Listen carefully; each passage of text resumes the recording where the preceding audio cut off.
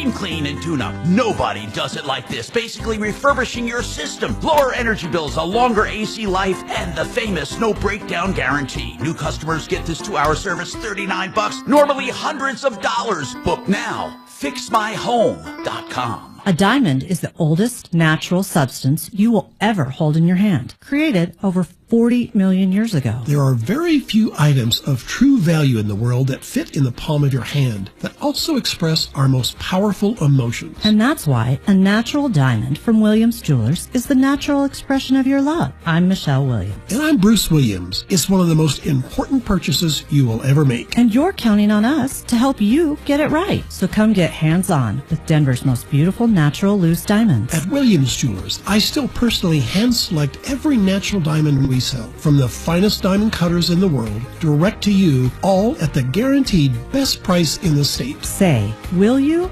with Williams? Where Colorado shines. Williams Jewelers, we can make diamonds a part of your life. Williams Jewelers in Cherry Creek North on 3rd Avenue between Fillmore and Detroit, the official jeweler of the Colorado Avalanche. Are you tired of the stock market roller coaster? How much money can you afford to lose in your retirement accounts? I'm consumer advocate Marc Mager. I want to tell you about the Guaranteed Income Account, a retirement plan that offers a 15% bonus, long-term care benefits, and guarantees you'll never lose any principal. If you have an old 401k or just want to diversify into a retirement account that is guaranteed never to lose money, check out mymoneymyway.com. That's mymoneymyway.com. Hi, Dan Cicchini for your kitchen update. Done right, go to drhi.com. Great cash incentives or a special financing rate of 0% APR with 48 equal monthly payments with approved credit. For details, 800-362-8370.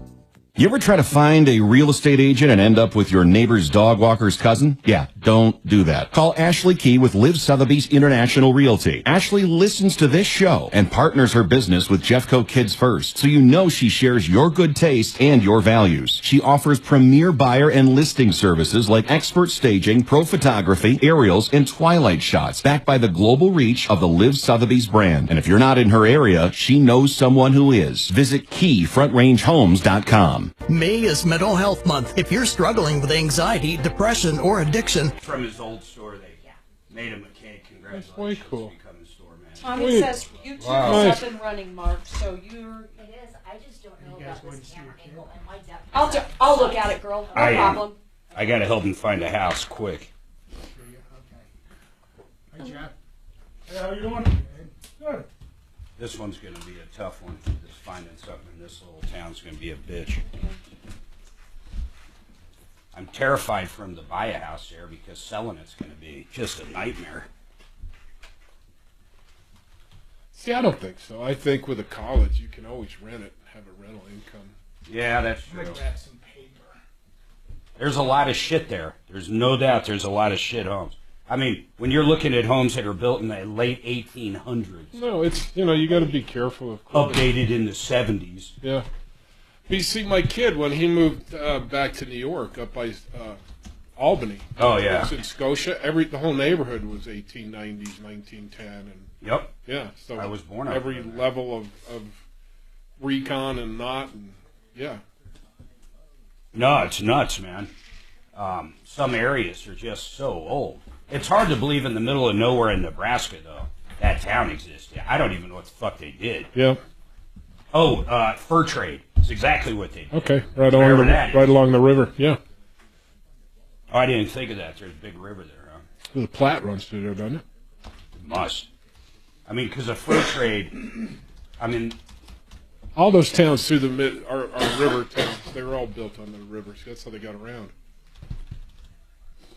Yeah, you're right. That's the only way they got around for the most part, huh? Or at least far distances. Yep. They didn't have self-driving Teslas back then. I still can't get over how good that thing does. Oh, you should have seen his face, man. He was like a 10-year-old that just got his first catcher's mitt. it was just, I'm just trying to and I'm waiting for it to screw up and kind of hesitate or do something. It drove better than I could. I mean, It's hard to deny that. It's Like, crazy. It drives better than any human. Yes. It doesn't have emotions towards other people. Or No. It just does what's I was just impressed, though, that it would set up other cars to either get around in front of them or behind them. And, I mean, it's thinking just how it's calculating constantly. Yeah, exactly. So it slows down a little bit and then hits the gas real quick and jumps in front of the car. Thanks for those because Mark had it set on psycho mode or whatever psycho aggressive mode or whatever that was. Oh, I'm gonna do it around the house. With your kids? Yeah. You're going to test your kids to see if they're going to steal from you. Yeah. It recognizes other turn signals, brake lights. I'm not exactly sure how it uses to calculate everything, but oh yeah. And it doesn't really fight, like even today, just coming up, it hits a turn signal, it wants to, it doesn't care really what lane it's in, unless if it's in the very far left lane and someone's up behind it, it'll move over to let him go, like if they're doing 100 or whatever. Mm-hmm. But what's curious is, if there's someone slow on the left lane, it'll pass anywhere it can. It just doesn't care, man. It'll go in and out of traffic to get back to the front and back up to the speed it wants.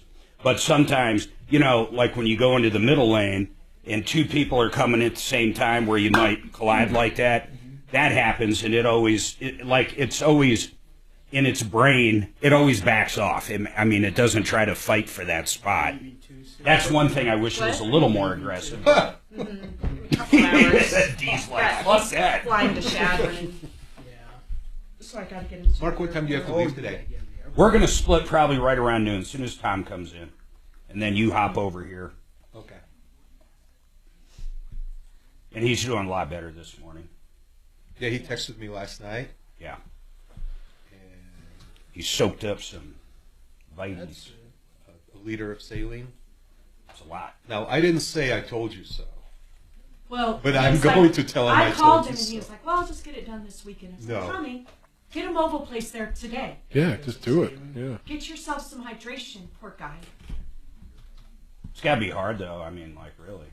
Is his sister still there? He's really just figuring out how his new digestive system works. She's flying in next week to see her. Her daughter lives out here in Boulder, so she's going to see her daughter in Boulder, and then come hang with Tom.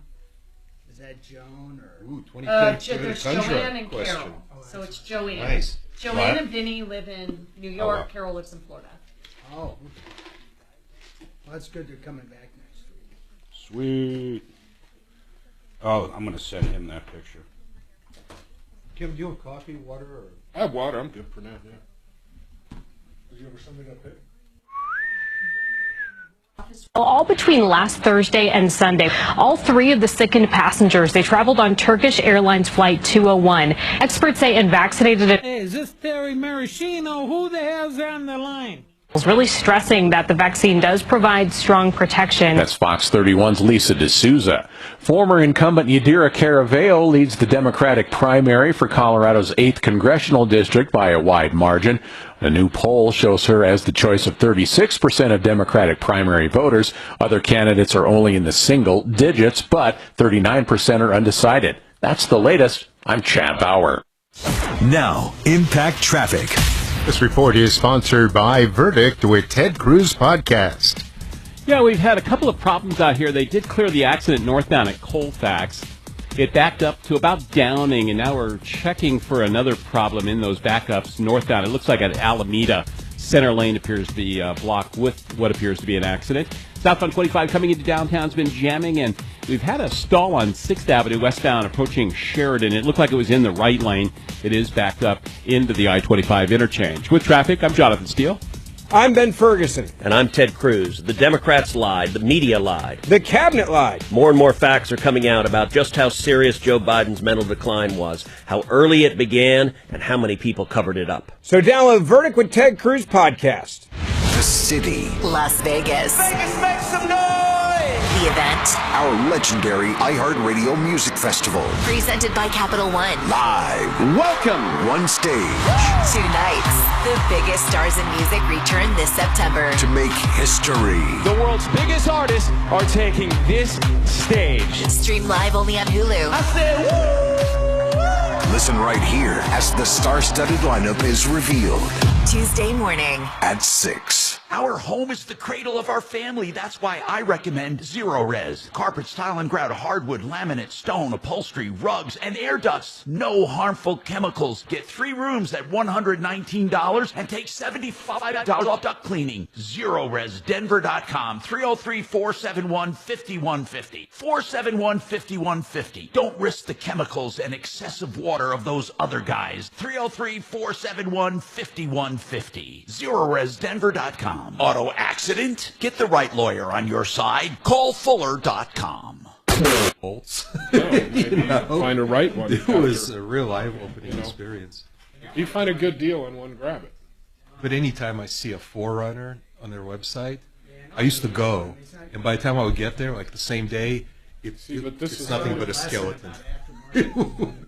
I think they get bribed by people who say, "Hey, call me. Here's $100. Call me the day before we put this online." Because I came in the morning a couple of times. It looks like it was Ripped off, bad news. You need advice so you don't have to lose. We'll come running just as fast as we can. Troubleshooter's gonna help the common man. This is the Troubleshooter Show. Now, Tom Martino. Welcome to the only show of its kind. We're here to solve problems, answer questions, take complaints. We're here to make your life just a little bit better. It's Car Day on the Troubleshooter Show. Man, do we like Car Day. I got my lovely wife, Suzanne, sitting next to me. Then we've got Deputy Bo over there getting his headphones going. Hello. We've got Kevin Calkins, Sheridan Auto Tech. What's going on, Kevin? Same old. Happy Friday. Happy Friday. Deputy Dimitri right across from me. Good morning. Jeff Vick, Kimber Transmission. What's going on, Jeff? It's the same in, day out. Same stuff. Shannon's on the other side of the glass. Kelly answering your phones. 2 lines open, 303-713-8255. That's the only number you need. You've been ripped off, taken advantage of. Bad contractor, need help with a landlord. You get it. Maybe your car was towed illegally. We deal with problems day in and day out, unlike any other show out there, period, end of story. And this hour is brought to you by Paul the Waterman, the best for less. I love that he says that, and he's not kidding. I shopped around big time. He's got a system right now that gets rid of forever chemicals. It softens the water, and it makes the chlorine level acceptable, okay? It actually does that as well. All 3 things for the entire house for less than $3,700. The competition is upwards of $15,000. Paul loves water. He lives it. He breathes it. He knows more about it than anybody I know. Paul the Waterman. Check him out at waterpros.net. $3,700, waterpros.net. Now, Fernando, what is going on with you today? Yeah, can you hear me? Yes, I can hear you. What's going on? Yeah, I called the show before. I was wondering about my car. I have a 2018 Infiniti, and I bought it from Dodge dealership, and I had it for about a year. I bought it with a warranty. It's an unlimited warranty. It's a lifetime warranty. Fernando, help me out here. I'm sorry. When did you buy this? The time frame is missing me a little bit. Yeah, it's a year now from this month. And who'd you buy it from? From Dodge. Well, what Dodge dealer? Who was it? It's Dodge Auto Nations from Colorado Springs. Okay, Dodge Auto Nation, you bought this 2018 Infiniti a year ago. So yes, you bought a warranty at that time with it, right? An extended warranty? Aftermarket? Yeah. Okay, and you said something interesting. It's lifetime? What does that mean? They said it's a lifetime warranty, so it's unlimited warranty. Well, I've never heard of anything like that, but I'll take it for what it is. Generally, they can call it whatever they want as far as terms of mileage and maybe even in terms of length, meaning 3 years, 5 years, but I've never seen one that is unlimited when it comes to repairs. In other words, they generally cap it at $5,000, $7,000. I've never heard of an unlimited one, but what's going on with it now? I assume it's a warranty problem. Yeah, so it's a warranty problem. So when I had the car parked in my garage. In the morning I woke up, there was oil and antifreeze spilled all over the garage. That's underneath. odd. So I was like, well, what's going on here? So then I called the warranty. I called the Dodge plate dealership, and I told them about the vehicle. They said, well, call your warranty so they can tow it to the dealership. So I said, okay, I'll do that. So I had it towed. I called the warranty. I had it towed to the dealership. Did you have it towed back to where you bought it? They didn't want it back there. They said tow it to Infinity because... Yeah, that's fine. So they towed it to a different dealership, and then this dealership, I assumed, wants to tear it down. Did they already tear it down to figure out what broke? They wanted the permission to tear it down, so they contacted the warranty place. Yeah.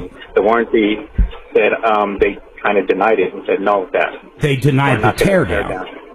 Yes. Yeah, this isn't really a problem. I'm going to have one of these two kind of explain it to you, but we get this call all the time, guys. Yeah, basically with insurance or warranties, they need to know the cause of failure before they can commit to a repair. So whatever it costs to get to the cause of failure is on the customer, period. That's all of them. And if the warranty actually covers whatever the cause was, correct, then they pay for the teardown. Yes. But what the dealership is saying is we don't want to tear it down and not get paid by the warranty company nor you. So that's why, and not just you, and not just the warranty you have. Mm-hmm. Every warranty does it. Every warranty Every single does one. it. Jeff, do you concur? Oh, yeah, 100%. You know, when doing transmissions, most of the time we have to tear it down.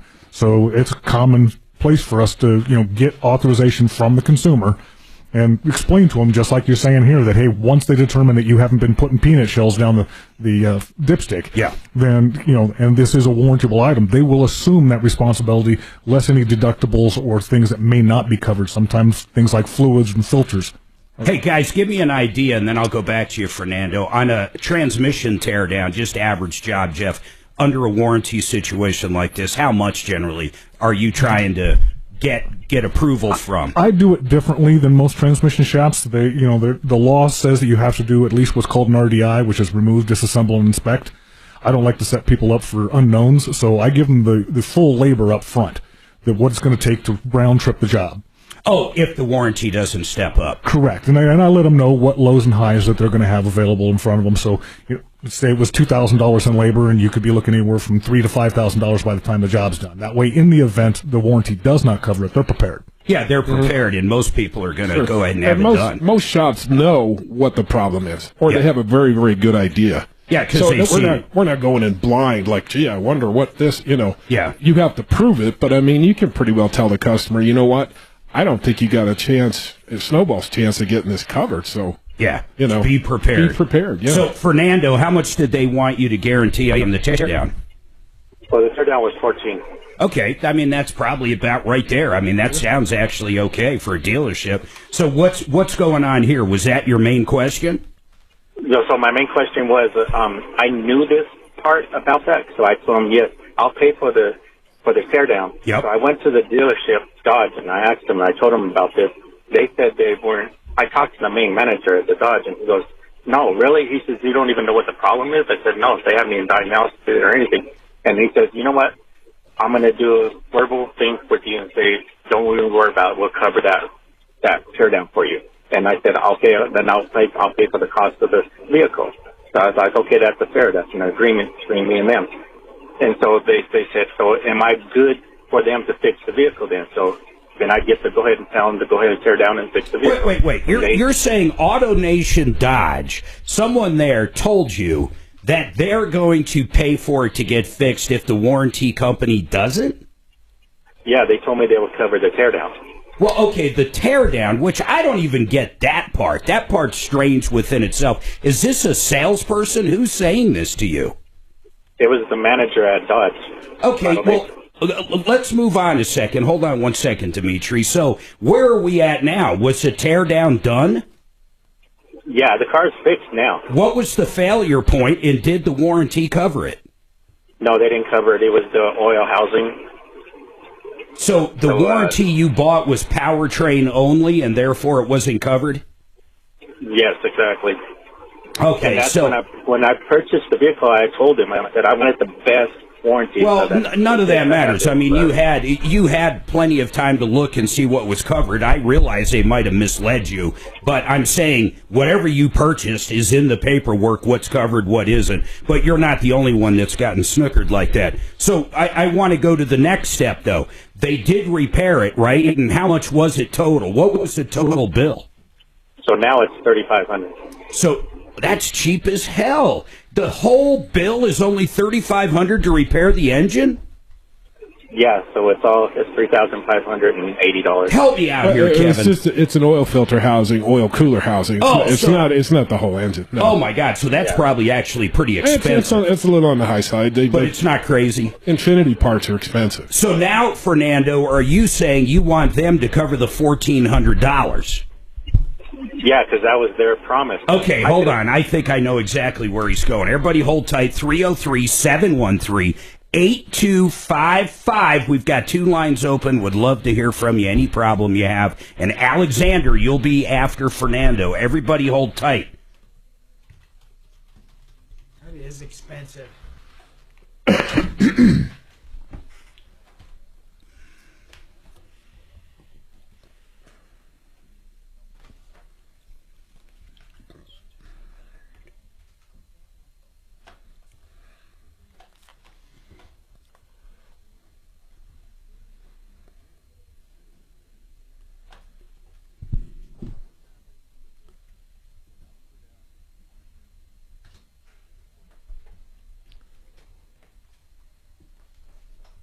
Matt Stanford, my friend, Paragon Services. He teamed up with Genesis, and I love what you want to talk about today, Matt. There was a lot of hail in Colorado Springs. There was a lot of hail in Castle Rock and Elbert County, Larkspur, and it is important to look at more than the roof when you're talking to your insurance company. Give me an idea of what you and Genesis do. The best way to do this is to call us when you think you might have damage. Either myself or somebody from Genesis will come out and do a full scope damage assessment. That way you know exactly what you're dealing with beyond just maybe the roof. We're talking gutters, siding, windows, decks, fences, all kinds of stuff, and even sometimes interior leaking. We'll take a peek in the attic.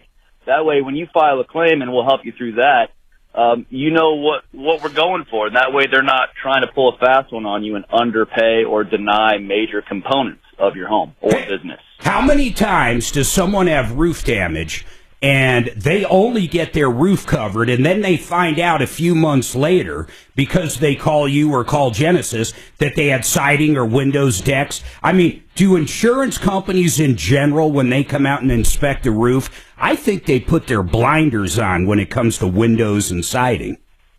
They kind of made up their mind before they even get there that they're going to try to deny or underpay. I think they get a nice pat on the back, in corporate for doing that, because it saves their bottom line. So I would say, to answer your question, most of the time people think, oh, I got a new roof, great, and they're sitting on $10,000 they had no idea about. Now, that's always a fight if you wait until you're denied. Yeah. As opposed to starting from the beginning with us, and then it's not a fight, it's a negotiation. Yeah, and I love what you guys do, and I love the fact you guys teamed up. If you had any hail damage, not only will they look at the roof, thanks, Matt, but they're going to come out and they're going to make sure your deck's okay, your fence is okay, your landscaping, believe it or not. Matt knows how to maximize every single nickel that insurance company owes you, and the guys at Genesis have teamed up with them. Give them a call for a free look, 303-679-8509, 303-679-8509. John Clay, CMG Financial, go direct to the lender. Don't play around with all these other companies. You might hear them advertise anywhere, but they're not the bank. They are not the direct lender. These guys at CMG do over $2 billion in lending each month. Reverse mortgages, 30-year fixed, the all-in-one loan, you name it, they do it. Check out John Clay's at partnerinlending.com, partnerinlending.com. Several years ago, like I started to tell you, I was down on Buddy's hunt down in Texas, and they shoot over feeders. But shot this buck, didn't get the best shot, but it was a kill shot. But he was, no, you're fine. He took off, so we had to go find him. I was just letting you know. Yep. Could not find him. I'm looked around for 2 days. I'm going to break an arm before Mark goes anywhere. The next Just don't lose him. I was out there, and we were walking around the Lease because we were turkey hunting, and there's this old semi-trailer that was up against this fence. Well, this deer had gone in between there and wedged itself, and it died standing up. So we found the deer a year later, wedged in between the fence and the. Couldn't get out. Antlers or doe? Yeah, antlers. Probably why he couldn't turn around. It was a Darwin moment. Well, it was a kill shot anyway, just a slower kill shot. Yeah. So he bled out before he suffered. Yeah.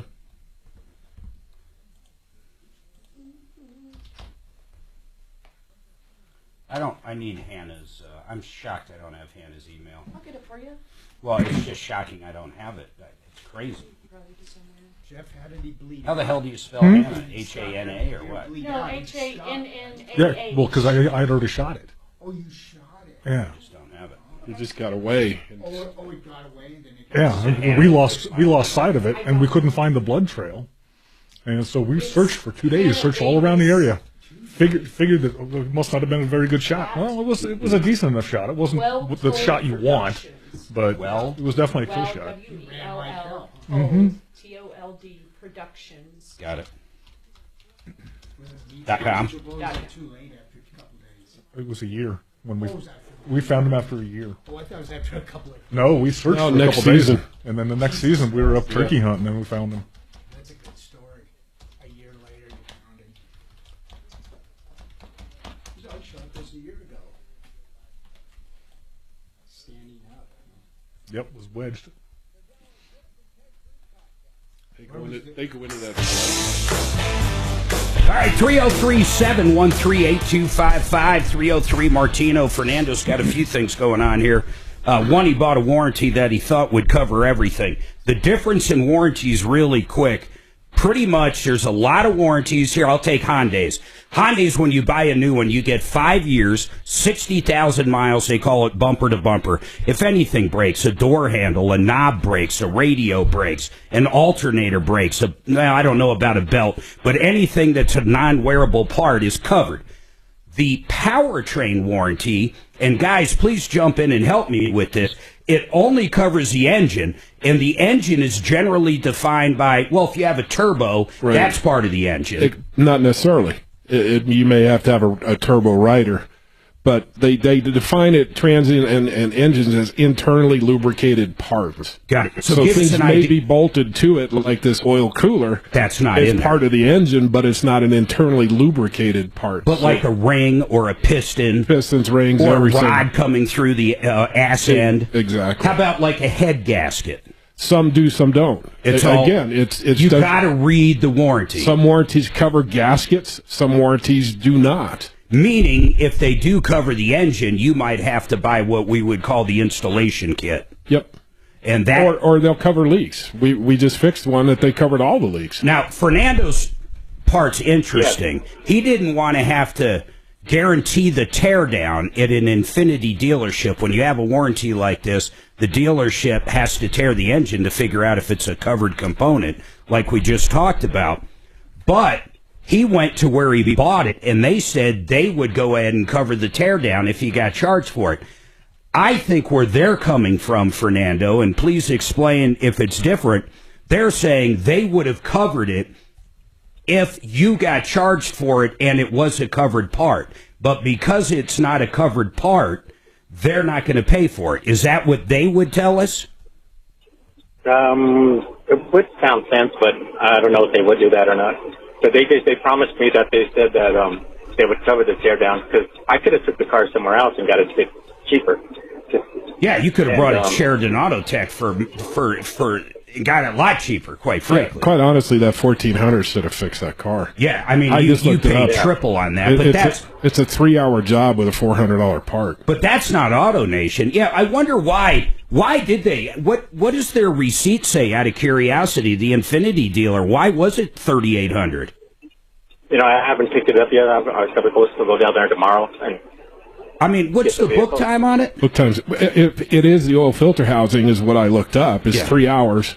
And list at Infinity for the parts about $400. Oh my God! I mean, that should be under that should be $1,000. That's why I said the 1400 should have covered it. Yeah, that's crazy, man. You got to really look at that receipt. I wonder what else they got him for. Yeah, well, did he approve all the repairs blindly, or did they send you an estimate? I did it blindly. But you gave authorization for this, knowing that it wasn't going to be covered. Yeah, that's right. Yeah. He sure did. I mean, he knew he was going to have to get the vehicle back. Yeah, you got a number, and they got authorization for that final number from you. Yeah, I mean, from a legal stance, that's fine. But if, it's still not right if someone says, yeah, just go ahead and fix it, even if it's not covered, and then they gouge you. And I'm not saying they did that, but did you know it was going to be $3,800? No, they didn't even know. They just told me. So you just gave a blanket fix it. Even if it was $5,000, they still would have fixed it? Pretty much. They told me that. Wow. They told me tell me the price after it was done. But you actually have to sign a waiver if you're given a blanket open, saying that, yeah, fix it, whatever it is, I'll take care of it. Yeah, but it was towed there, and they talked to him on the phone. You still have to have a blanket. You have to have it signed waiver for that. You might want to look at that when you pick it up, man. But that has nothing to do with AutoNation. We're talking about simply what Infinity is charging you for that part, if it's only that part. If you get there and there was other stuff they had to do, that changes this scenario 100%. We're just talking about the oil housing. And if that's the only thing they sold you and the only thing on the invoice, and it's $3,800, they bent you over. But find out when you get there, and if you have questions, you can email us. And then the other thing I'll say is, on the 1400, do you know who you talked to there? I have his card. I don't have it with me. Well, how about this? Dimitri, you want to make a call over there, or Bo? I don't know which one of you. Want to call over there? We'll get the guy's name and basically call over and say Fernando is saying you guys said you'd pay the $1,400. I don't even know why they would, but if that's what they told you, they should stick to it. You're going to do it, Bo? Yeah, I'll give him a call noon break. Excellent. So, Fernando, hold tight. Bo's going to get your information. We'll call over to AutoNation. If you have questions about the bill, in fact, real quick, when are you picking that car up, bro? Saturday. Why don't you, if you have any questions, now remember, once you pick it up and pay, it's going to be a lot harder to go there. But if you have any questions, what you can do is take a picture of the bill and send it over to help@troubleshooter.com, and one of us will look at it probably while you're there Saturday. I can't guarantee it, but we usually get those emails and check them all the time, so that's open to you as well. Kelly, make sure we get that info, give it over to Bo. And Alexander, what's going on with you? It's Car Warranty Day. 303-713-8255, 303 Martino. Alexander. Yes, sir. So I got a 2010 Toyota Tundra, and I bought it from the dealership back in November. And it's been broken down for about 2 months now. I'm sorry, let's go. What kind? It's a 2010 Tundra, you said? Yes, sir. That's the Big Daddy, right? The big Toyota. Oh, yeah. They have a great, I mean, those are usually bulletproof, but who'd you buy it from? I bought it from Off-Road Automotive up in Port Lupton. Oh, my God. Well, they're bankrupt. They're bankrupt. Okay. They're bankrupt, and they're just a horrible place, in my opinion. I like the protections of bankruptcy. I have no problem with that. I'm not saying there was anything fraudulent, but we've had numerous complaints on this place. This is the fourth in about 2 months. Yeah, it's constant. We had 2 in one day last week. They're trying to restructure right now, so the trustee will be involved. My best... Well, let's figure out what's going on with it. So before we even jump into the bankruptcy, you said you bought a warranty. Was the warranty through them and them only, or did they sell you a warranty through a third party? So it's a warranty through a third party. The warranty company is Dealer Loyalty Protection. I haven't heard of that one, but no big deal. So when this thing broke down, when did it break down? Broke down April 9th. And what were the symptoms? What happened when we say broke down? Basically, going on the highway, heading down to Colorado Springs, get around about County Line Road, and poof, white smoke. And then as soon as the white smoke hit, my engine shut down right when I hit the exit. Like within, I'd say, a good 60 seconds. Just turned off altogether. Rapidly. Yeah. So we figured out the cause and everything. And the other thing too is what was the cause? What was it? So turns out that the coolant cap on the radiator cap was faulty. So basically, after, I guess, time or whatever, it kind of just sheared off. What do you mean it was faulty? How long did you have this? About a year? No, 6 months. Oh, wow, 6 months. How many thousands of miles on it? I only put 6,000 on it. The other thing, too, is I've had the vehicle serviced twice since I've had it. All right, hold on. Let me take this break. I'm going to let these guys absorb everything that we know so far in your case. We got 2 lines open. Love to hear from you. 303-713-8255. 303 Martino. I'm good, thank you. Water. I'll take a water.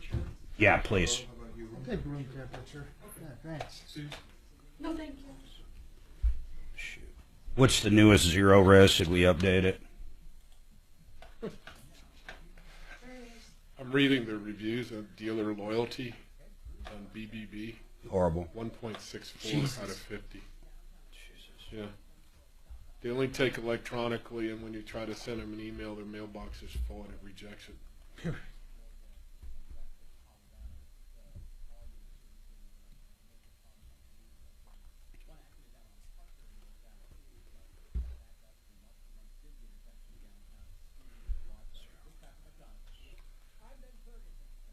Their little deal at the end of each one. We cannot make 100% of the customers 100% happy 100% of the time.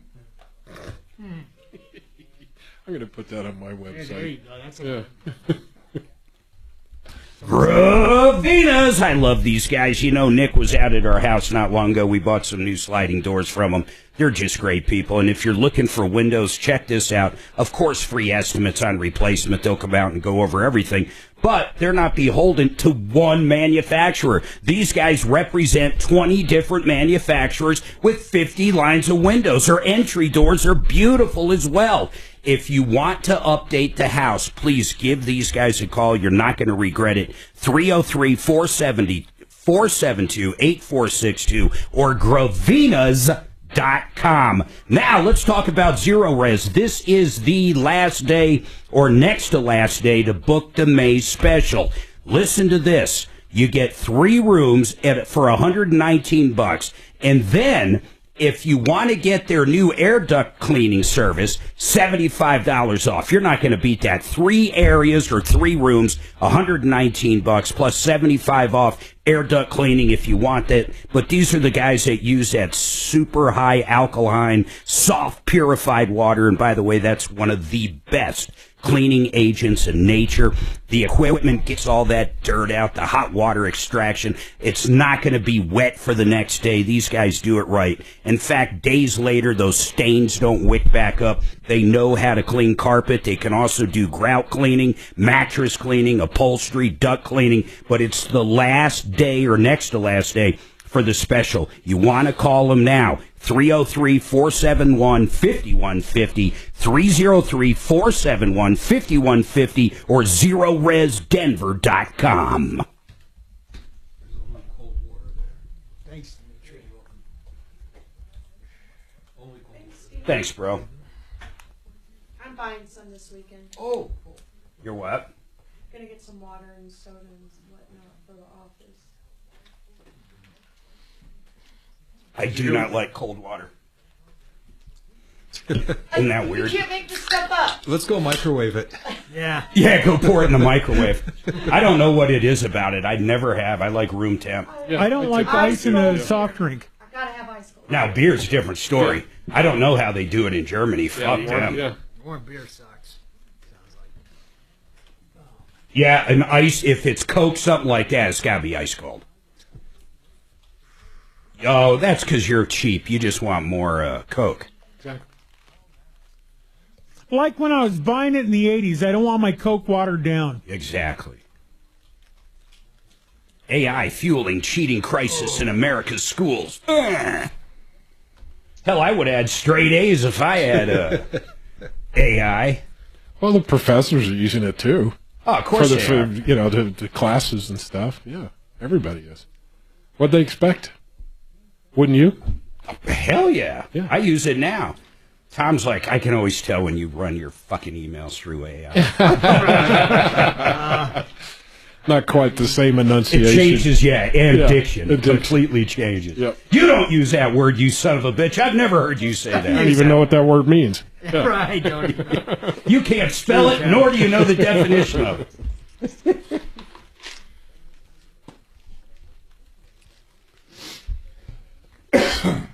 I wonder what did he say was wrong with it? The radiator cap, so that came off, so it overheated. He smoked the engine. Overheating it. Yeah. Mm-hmm. With the, but you would I never think heard of a cap. you would think he would have seen something. Yes. Okay. Yes. He was just trying to get home or something. Yep. Same old story. Just try to get to the next exit. A radiator cap? Well, the top of the radiator is plastic, so where it seals, it deteriorates after a while. Yeah. We had a guy call in, brand new Dodge, had less than 5,000 miles on it, and when we talked to the dealership, getting the tow truck to come, it's like, I don't even know what you call it. Not Hyundai calls it Blue Link. He's using whatever their system is on this Dodge, and they're like, "Well, what happened?" He's like, "Well, I was coming down I-70, and it started overheating, and I figured it was no big deal. We could get home, and then all of a sudden it stopped." So he literally acknowledged that he saw it overheating. He canceled his own warranty. And it was a fucking 3,500 diesel. Sure. Oh, my God. It was like $30,000 engine, man. Yep. And they denied it. I think we ended up helping him out a little bit. Dodge gave him something, but... That's why we always tell customers less is more. Oh. I was driving, it stopped, I pulled over. Yeah, exactly. You're not lying, you're just not, Yeah, you're not sharing. Yeah. So if the engine stopped on its own, that probably means the catastrophic failure. I have no idea what happened. It means the lubrication was gone and it's seized, right? I mean... Well, when it overheats, the pistons swell and start rubbing. Yeah. All right, 303-713-8255. Alexander bought a vehicle. What's the name of the place, Dimitri? It's that one in Fort Lupton that's trouble. Off-road 4x4. Off-road 4x4, and these guys are in a bankruptcy right now. If you're in Fort Lupton or anywhere, I highly suggest you don't buy anything from them. End of story. They're trying to do I believe it was a Chapter 11.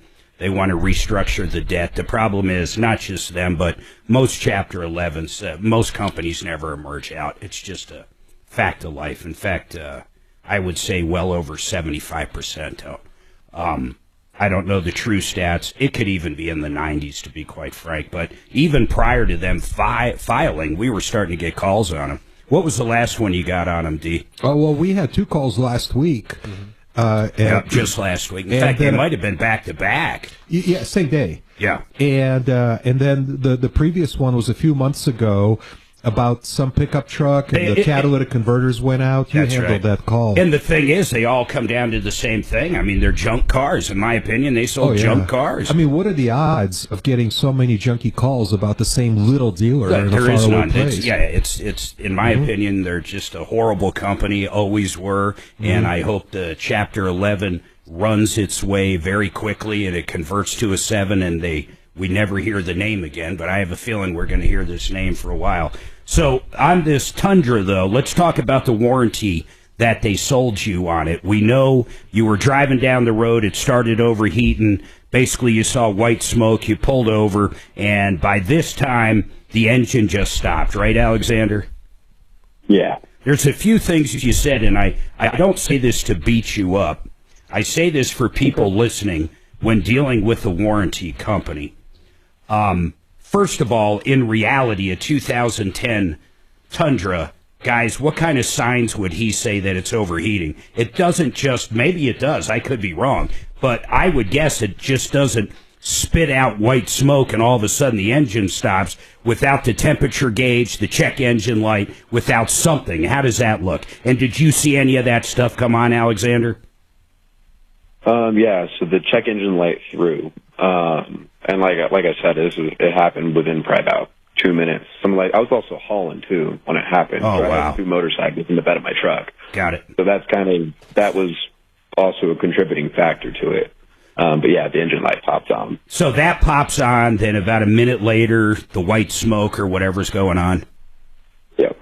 So guys, let me ask you this. When something starts overheating, like he's talking about, and if you lose a radiator cap, on this kind of vehicle, how long does it take? Just a guesstimate. How long could it take to overheat? I mean, 2 minutes seems... Yeah, it could be minutes or seconds even. I mean, even seconds. If he had a defective cap, it could have been losing a little bit of antifreeze as he's driving, not noticing it. Yeah. Starting to run a little bit warmer, and he's, I'm just hauling, it's not a big deal. And by the time the cap failed, it's because he was out of antifreeze at that point. Yeah, and particularly, if he had been leaking for a little while and that antifreeze had gotten low enough, well, the sensors cannot read temperature without the coolant actually covering it. If it's exposed to air, you're not going to read an overtemp condition. Oh, because there's simply nothing to read. Correct. And then let me ask you guys this. A radiator cap, he's saying was... Alexander, you said it was faulty or something, but it lasted 6 months. I mean, I don't quite understand that. Are they saying wherever you brought it, are they saying it's the wrong radiator cap, or what are they actually telling you? So here's kind of what the deal is with it. Is I don't know exactly how it was faulty, if it's a manufacturer deal or whatever the hell was wrong with it, but the actual neck of the cap, not even the cap itself, the neck of the radiator where the cap goes on, sheared off, completely just sheared. Yep. So the radiator, it's nothing to do with the cap. Exactly. No, the plastic the actual neck of the radiator. The plastic just deteriorated over time and it failed. Okay, I get that. That's catastrophic. It broke. It's plastic and it broke. How many miles are on it again? 170,000. So, yeah, I guess come on, it's a piece of plastic running hot fluid through it. Now, guys, Alexander, why does the warranty company not cover it? Is it only a powertrain or what? Nope. So I have the powertrain. I have the full warranty. So it covers just about everything besides normal wearables, tires, brakes, that whole nine. Yeah.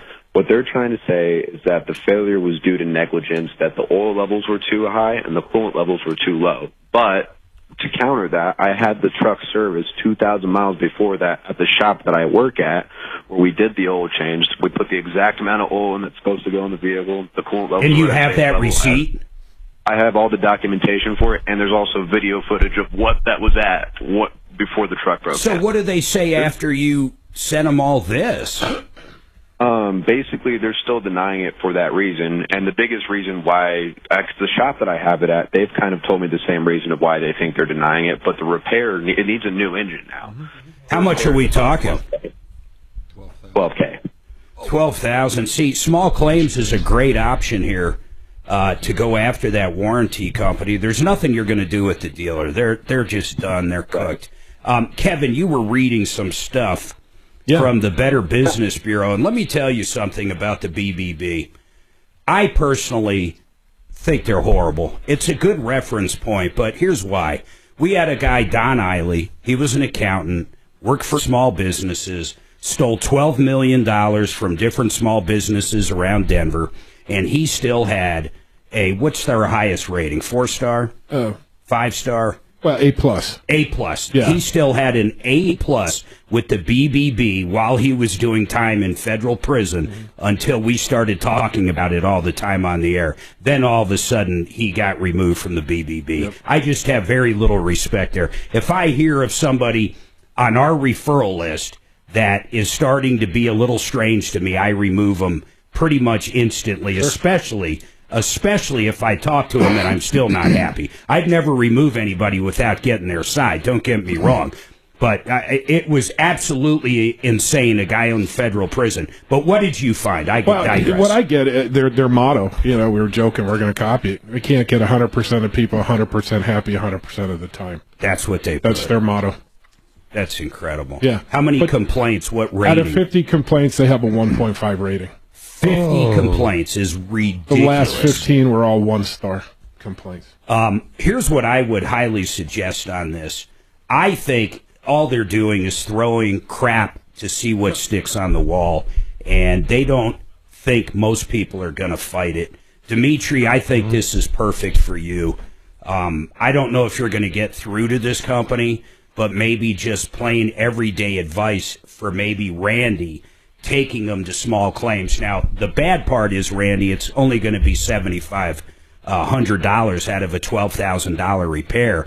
But that's $7,500. I don't think it's worth hiring an attorney, but it might be. You might need to look. It may have a mediation clause. I guarantee it's going to have. I guarantee it's going to have a mediation clause, and that's why I kind of want Randy to send the info over to Dimitri, because if it does have that mediation clause, what you're going to end up doing is actually not provoking. I was going to say revoking, but initiating that clause, and there's going to be a way to do that in there, and then you'll get to arbitration. But I really, truly think, Alexander, that that you should win this if the warranty covers it. So I'm going to have Dimitri reach out to you after the show or whenever he does. You need to send over that entire warranty packet, not just the cover page. I mean, he needs to look at the packet to help@troubleshooter.com. And he's going to kind of reach out to them, see if there's something he can do directly with them. I highly doubt it based upon everything Kevin's found on him, but maybe. I mean, we have definitely have done this before. And then if that doesn't work, he can help you with that other thing, not in a legal sense, but in a true sense, because he's done it 100 times. All right? Right. Thank you guys so much. Yeah, you got it. Hopefully we can at least recoup that $7,500. And once again, this off-road 4x4, if you know anything about them, if they have anything for sale, you need to know they're in bankruptcy, and it's just not a good thing. We've had numerous complaints over the last month. I mean, more than any other dealership in a short amount of time in a long time. Now, Randy's got a comment on them and a question. So, Randy, I'll get to you right after this. 303 Martino, we got some lines open. You need help? You know who to call, 303 Martino.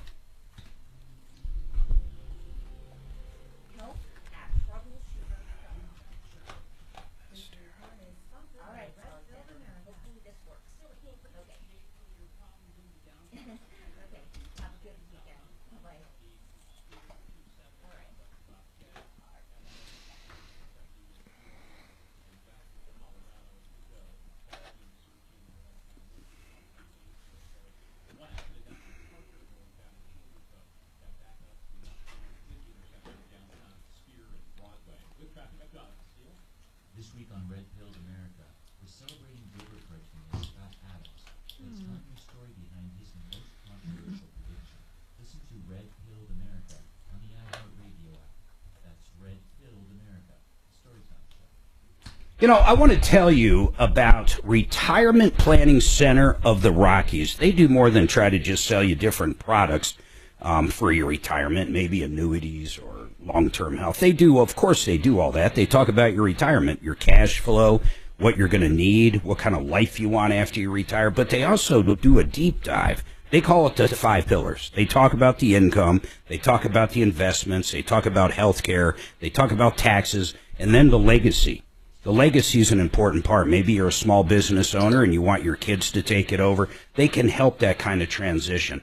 They literally put it all together. They can even talk to you about Medicare and the different supplements out there and the difference in the plans, insurance, long-term care, very, very important. Estate planning, they can help you with that. They do everything that has to do with your retirement. They'll talk to you as many times as you want. They'll tell you how they charge, but I'll tell you this, they're going to end up saving you money. They also teamed up with Tom in Wave 8, which is a really cool thing. So here's what I want you to do. Check them out at rpcenter.com. That's rpcenter.com. Another great company, Vestera Investments. These guys are for everybody out there, not necessarily if you're retiring, but if you just want a good investment. Barry knows how to go out there and find hot pockets across the country that are up and coming. You basically buy a property, you wait a couple years, it appreciates. We've got listeners making 40, 50% annual returns. He has also teamed up with Team Martino and Wave 8. VesteraTurnkey.com. VesteraTurnkey.com.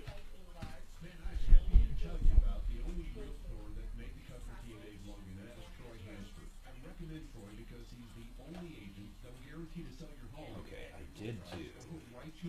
I got to do a damn McKenzie. He puts that in writing. He can make that guarantee because he spends tens of thousands of dollars generating demand. And right now he has hundreds of approved home buyers. What's that, sir? New trend, they go up and kick your front door at 3 in the morning. Who? Kids in Denver. Oh my God. They're like Sloan's Lake. They, like they're kicking the door in. Not just kick it, but I mean. Good luck at our house if they tried Oh, I'd let my dog out. Yeah, well, that's what I'm saying. You kick the wrong door, you're gonna. Well, see, the thing is, if your dog bites somebody, they can turn around and sue you. Yep. So if my dog bites You're you, assuming they'd still be alive. If my dog bites somebody, I'm going to drag your ass into the house and shoot you. I bet you. Can't shoot him on the front porch. Your Honor, he broke in. My dog held him down for me while I went and got my gun. My dog held him. I'm for me. Jesus Christ. We were having that argument again the other day. Yeah. Tom always says, oh, if you come home from a week's vacation, there's people living in your house, and you call the police, and they're going to end up staying there because they made residency. I'm like, yeah, they're going to that say does not happen in real life. What happens is you walk in, you see people that don't belong there, and you kill them. And they are dead because they were threatening you in their house. You felt for the safety of your life and family. I don't even think you got to say that. I would anyway. I'd hire an attorney. I would anyway. I wouldn't say anything until I had an attorney. Yeah, but I would cover all bases. It's just ridiculous, though, to think. Oh, the cops would just come in and say it's a civil matter. Yeah. And leave. But, sir, you reloaded 4 times. Yeah. And you switched guns 3 times, sir.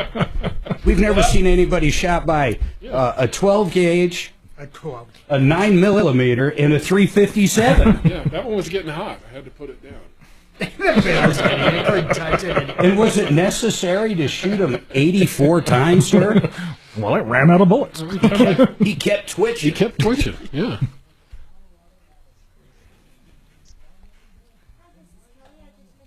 Kevin, why are these kids kicking the door? Just for fun? It's a social, it's a media thing where they video themselves doing it. Man, that is stupid. Yeah, that is the dumbest thing I've ever heard. Because that was in Sloan's Lake they were talking about. But to go That's up a and nice area now. Put your back to the door and kick the door as hard as you can, like a cop would, like in the movies. Oh. I was right. Listen to this. Survival rate of Chapter 11. Ready? 10%. I wasn't. 90% fail. Why do they even do it then? What's that? Why do they even do it? Just to prolong the inevitable? Prolong it. Yeah. It's more of an exit strategy than it is a... So they can clean stuff up. I'm and finally liquidate and do performing other better things. in the bedroom. Yeah. Is anybody there to witness it? What? Witness what? He said he's doing better in the bedroom. I asked if it's Shannon. How? Proudly announcing that I'm performing better in the bedroom. And I wanted to know if there's anybody else there to witness it. Did you switch hands? No, I'm sleeping like 6 to 7 hours. Oh. I'm performing much better. Compared to what? 4. Wow. My Whoop always, it always lets me know how I slept. The watch? Your watch? Yeah, like literally. Sometimes I think I slept good, and my freaking watch says, "No, you didn't, you prick." Does yours record your snoring? Mine does. No, I don't snore anymore, though. When did I quit snoring? Because of yoga. Okay, here you go. All right, 303-713-8255. Dan McKenzie, by the way. Man, is he a great attorney. Talk about protecting your legacy. You know, he does asset protection. A lot of people think of estate planning as basically a will. No, think of asset protection. Think about Medicaid coming after you and going through $500,000 you've acquired your whole life. He can help you with that. He can, of course, do wills and trusts. That's his main deal. But the asset protection, lawsuit prevention, power of attorneys, medical directives, you get it. He does all that stuff. He's an expert here on the show, and we really like him. If you have any questions, call him up, 720-821-7604 or coplans.co, coplans.co. Now, where are we going here? I got some lines open. 303-713-8255. It's Car Day. Randy, what is your comment on off-road 4x4 or automotive, whatever they're called? And you also have a question about something. Go ahead. Yeah, so my comment is I went and looked at a pickup there once, and they called me back the next day and was like, "Hey, we got you approved, 0 down, your payment's like $100 a month." And I was like, "Well, how'd you get me approved?" Well, we just made up a social security number and did the numbers. And I was like, what? That I is was like, I don't odd. want to do business with you. So they basically just ran it through some finance company just to get the numbers. And that is the oddest thing ever. I mean, these guys, hey, I looked it up, by the way. So according to an AI overview, while some small businesses survive Chapter 11 bankruptcy, the success rate is low. Studies indicate that only about 10% of Chapter 11 filings result in a successful reorganization. 90% end up in a Chapter 7 and are dismissed altogether. So the chances of coming out of a Chapter 11, and I'm not trying to poo-poo anybody out there, but it is extremely hard and almost never happens, especially if they end up owing the IRS money, employees' money. It's just crazy. Or if it's all secure debt. You don't have to play ball with these people.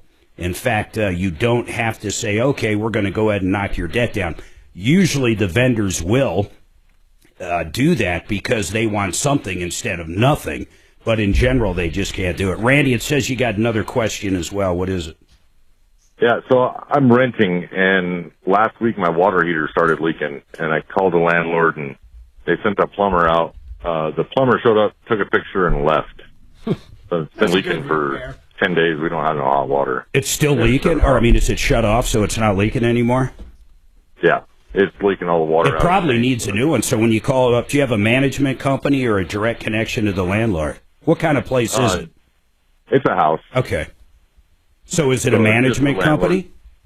No, just a landlord. So what's he telling you, or she? He just said we're waiting on the warranty company, but it's been 10 days.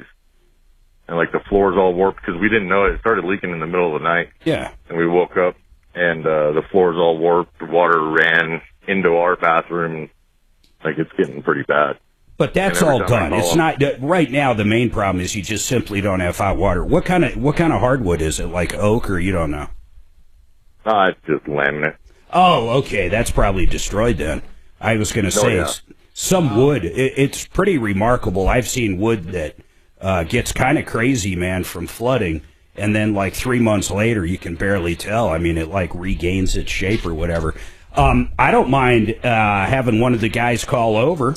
Bo, you want to call over? I got a question for Randy. Yeah, go ahead. So, Randy, where is the water heater leaking from? From the bottom of the tank. Is it dripping or spraying out?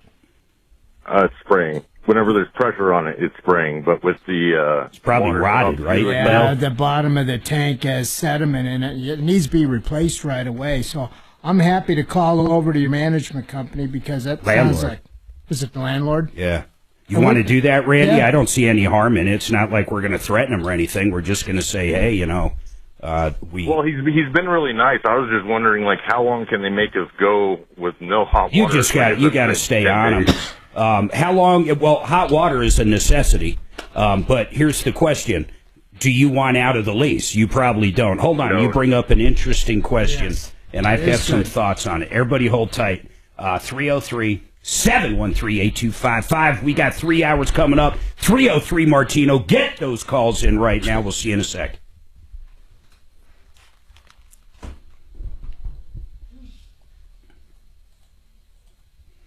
That's the problem. Most people are like, well, how long can I go? Well, you can self-evict if you want, but do you like the home? I mean, do you want to move? I mean, let's get real here.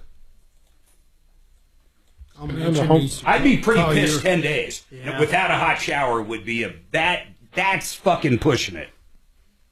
We get our tanks replaced within 3 days. 3 days is long. On your rentals? Yeah. Yeah, because hot water's that's a necessity. You can go down to Home Depot for what, $500 and get a hot water heater. Yeah, but if it's under warranty, why would you want to pay for it, right? So you can take a hot shower. Yeah, well, yeah. But why would you want your renter to take a hot shower? But I would then just send the bill to the landlord and see what you can work out. At least, Yeah, I'm interested. Call him during the break. Because they're not hard to put in. Crazy.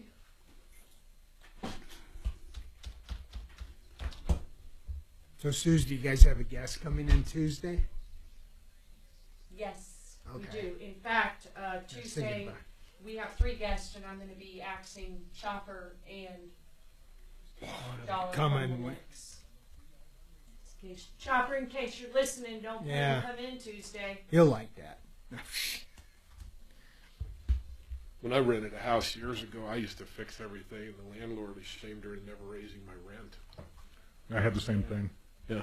Yeah.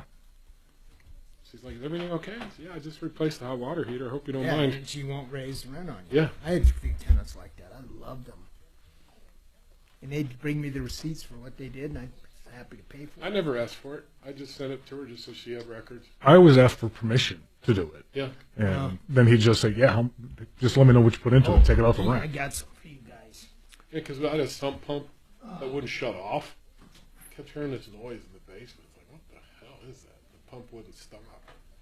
So, same thing. I just went down to, the parts supply, Granger, and just found the exact same pump. So they didn't have to change the plumbing or anything. $200, like, whatever. Now my basement won't flood. Say, Jeff, do you or Kevin want this picture hanging in your shop? This is my father-in-law's. He passed away and I'm cleaning out his garage.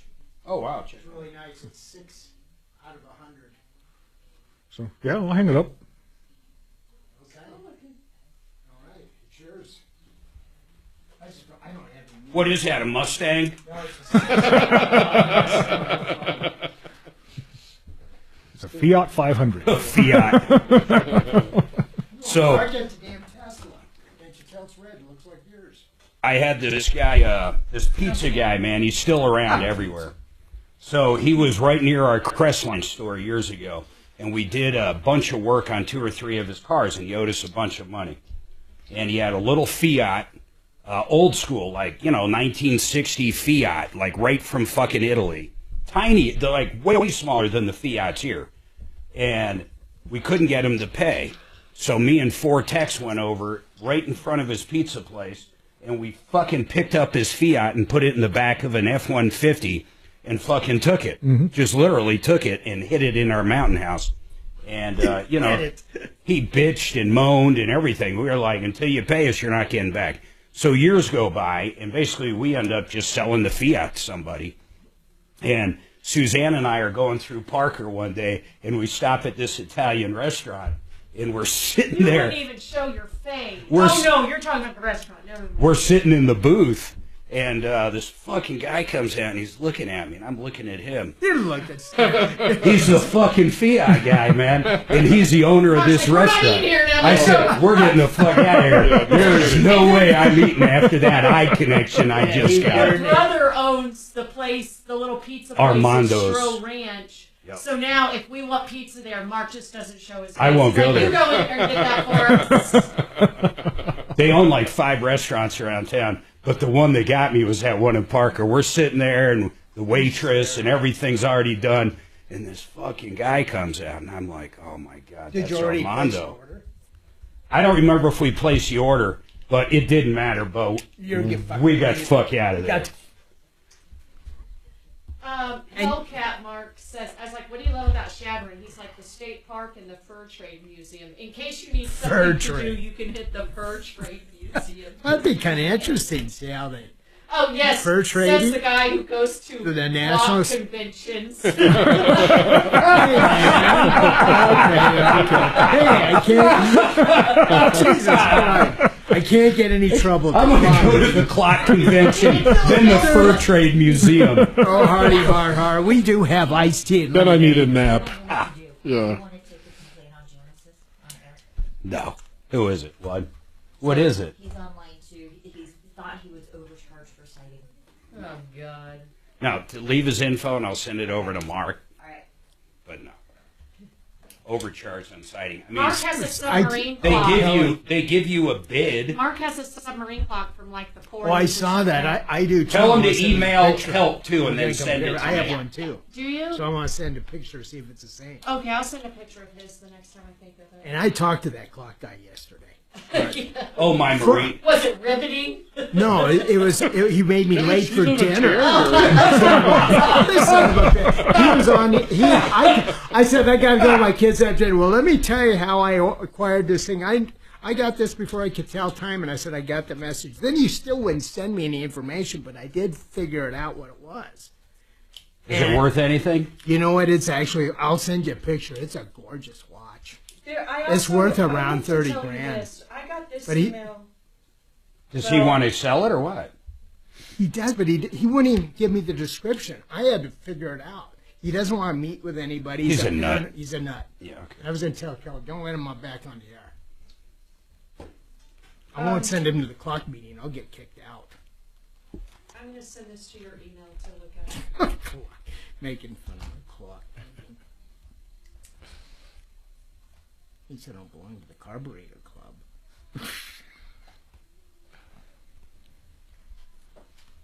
Hellcat even knows the name of the liquor store there. Beaver Liquors. Beaver. That's pretty good, Beaver Liquors. We're going into a bottle of Hooch and Beaver Liquors.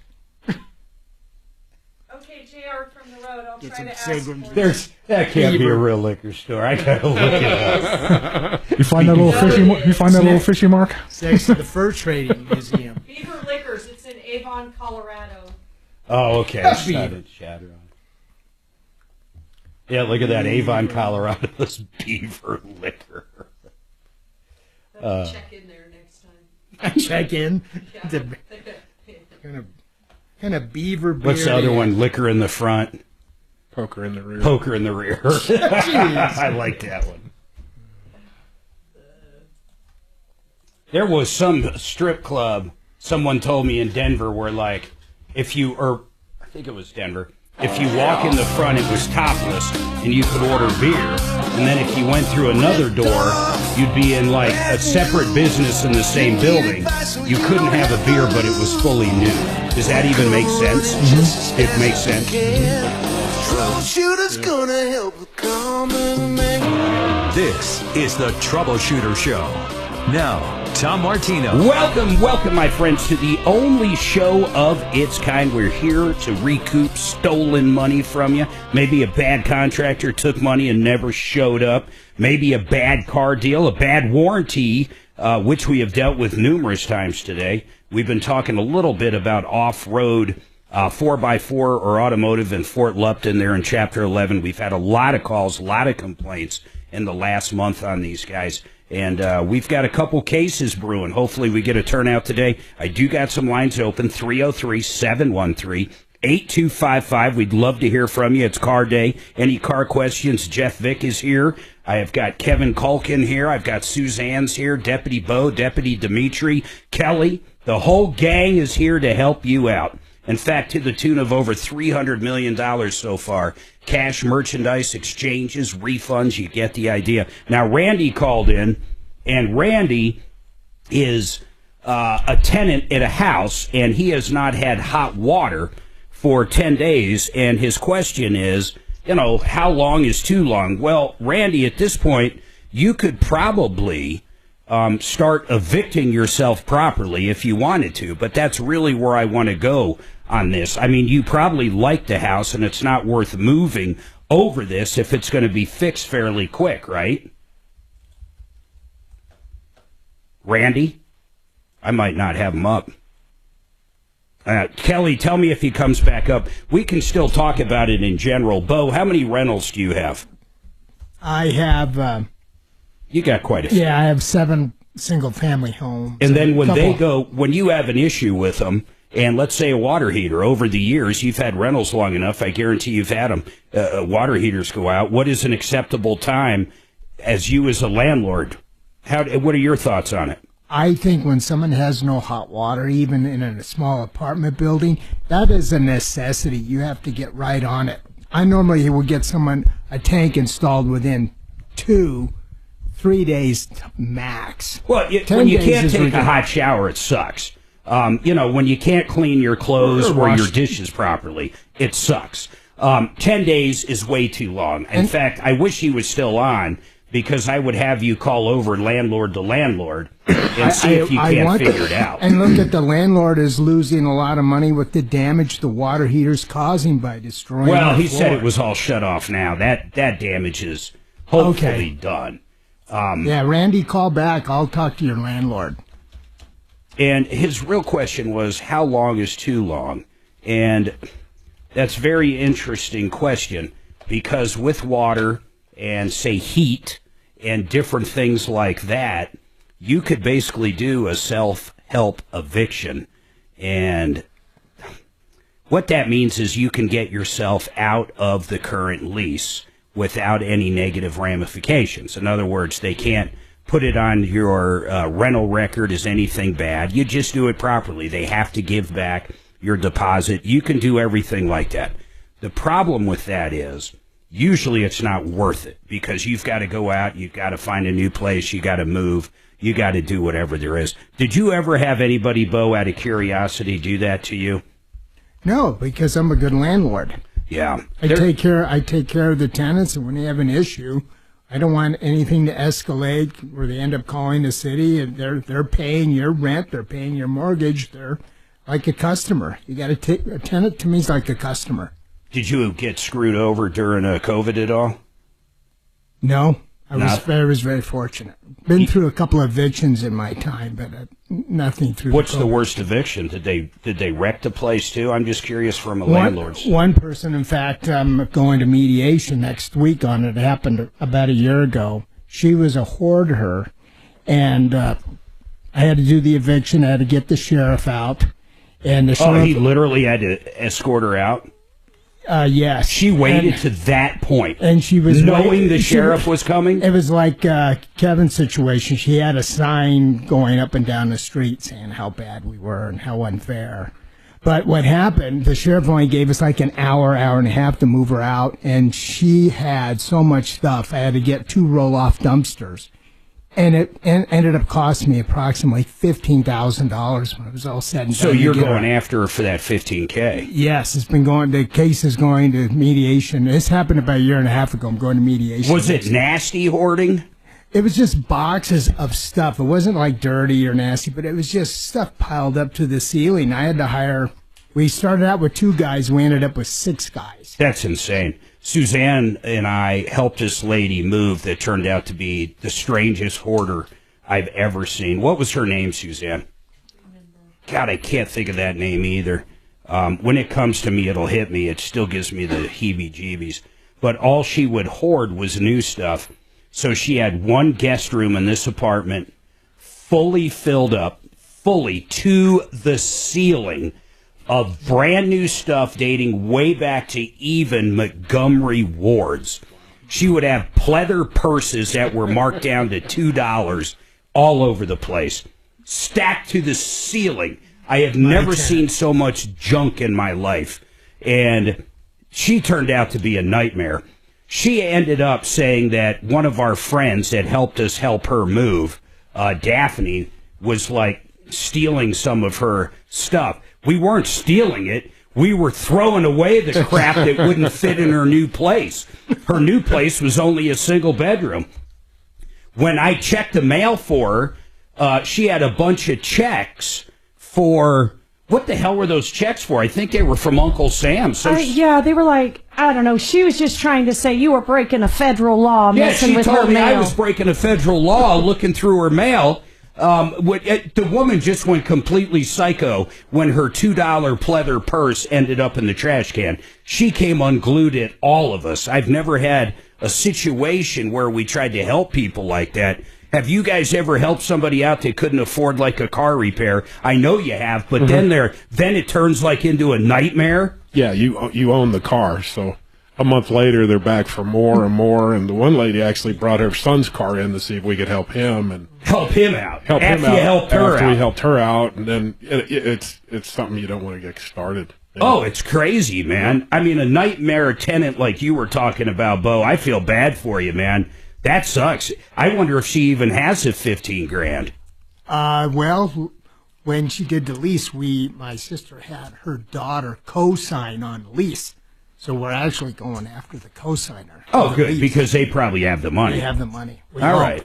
So, Kevin, Jeff, what's the worst you guys have ever dealt with as far as like an unruly customer? You guys are looking at each.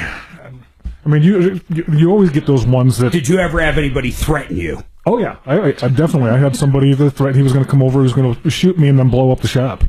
Wow. And blow up the shop. And blow up the shop. So not only would you be dead, but your shop would be blown up. 100%. That's a good one, man. I can't top that. I had a lady at my Montbello store. She got really mad. We left the oil cap off, and she came back, and, there was plenty of oil. It was only like 2 minutes, but there was some oil around.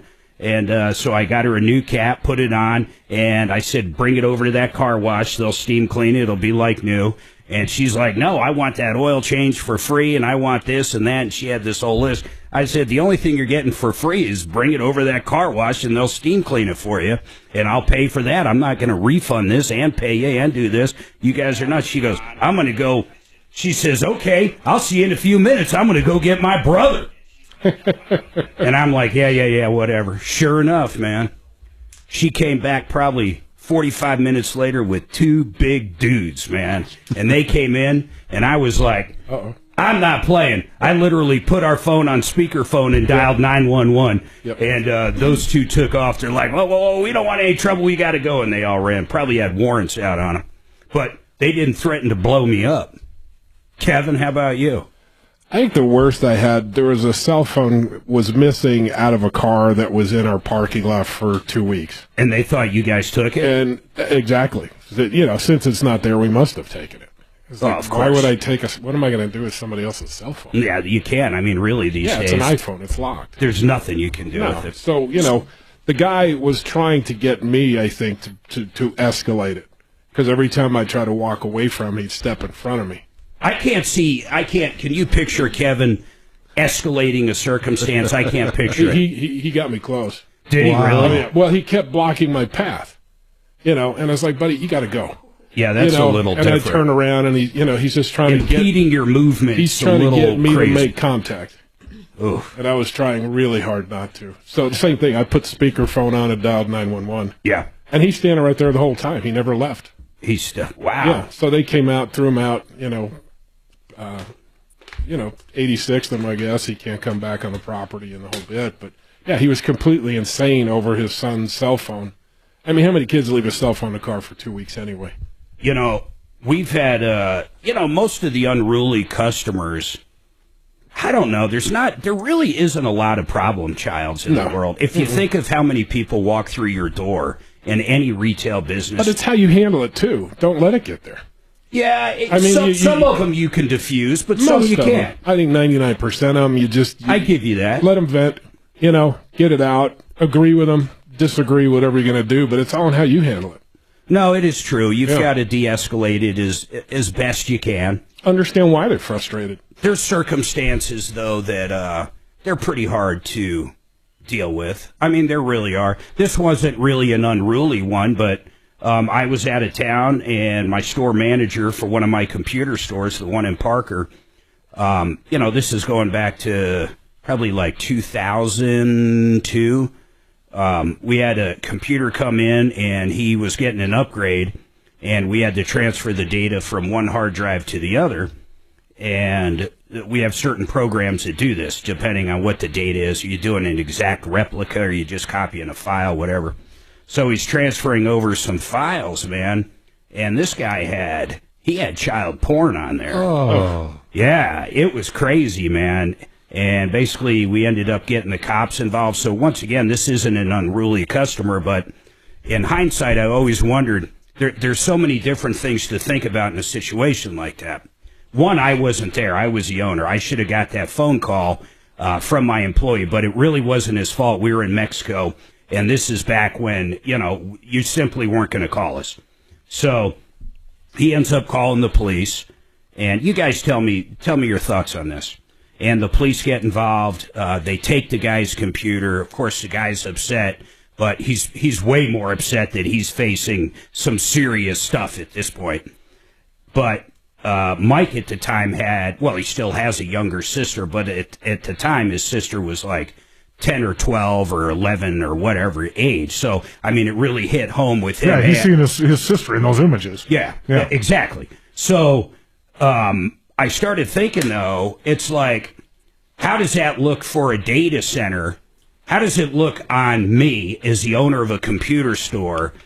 Like, you don't necessarily, when you transfer stuff, depending on how you're doing it, you're generally not going to be seeing the actual images. You know what I'm saying? There's ways you will see them. You can see thumbnails of them. There's ways you just see the title. And I never really asked Mike this. It might have just been the titles that he was like, well, that's a strange title, and then just looks at it pure curiosity. But regardless, really what I was thinking from the business standpoint, nothing to do with the scumbag that had these photos.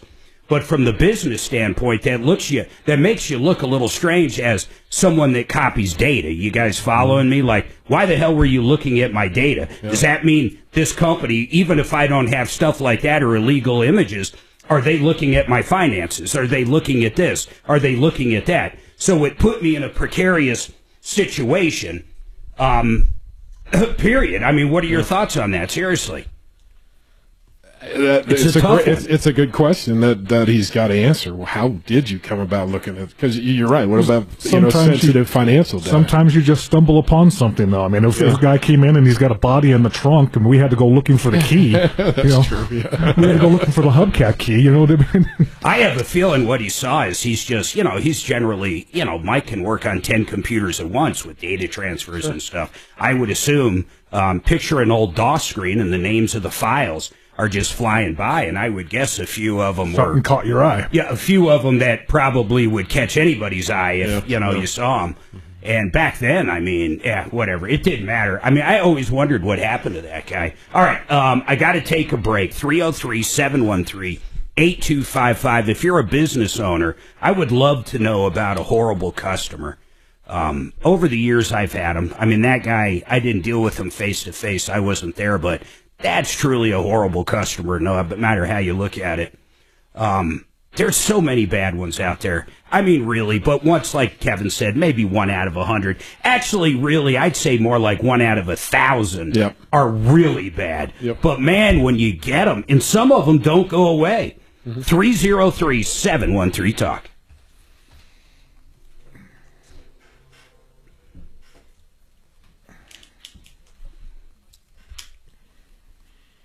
I had one that actually ended up calling in here on me. We had done a clutch inside his Mitsubishi, and he comes and picks it up, and something was off about the guy when he came in and picked it up. I just wasn't quite reading it. It wasn't getting off this guy. What was wrong with him today? But he pays for it. He goes outside, jumps in the car, and he's literally dumps the clutch and burns rubber all the way through the concrete pad. Oh shit! All the way up onto Jordan Road. Part of the way up onto Arapahoe. He makes it. Hold on. Did it ruin your cement? Go ahead.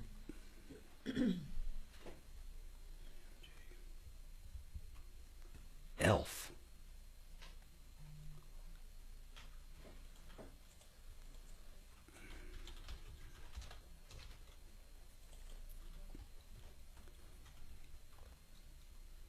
If you need a home loan or a refinance to pay off that high credit card debt, don't call all the middlemen, and you hear them advertise everywhere. You want to call the direct lender, that's CMG. These guys loan $2 billion plus a month, and that's B, not M. Now, here's the deal. They can do reverse mortgages and save you a lot of money. They can do 10, 15, 20, 30-year, whatever terms you want on mortgages and save you a lot of money. They can do cash outs, or interest rates are going to beat the competition. If you're dealing with somebody now, I want you to reach out to John, tell him what they're offering, and I bet he beats it. They are the lender. CMG Mortgage, John Clace, 303-882-6679. I'm personally using him right now for my son, 303-882-6679 or partnerinlending.com. Vestera Investments. These guys, Barry Miller has teamed up with Wave 8, Tom Martino's financial company, and they can help you find great properties around the country. You buy them, then you sell them when they go up in price.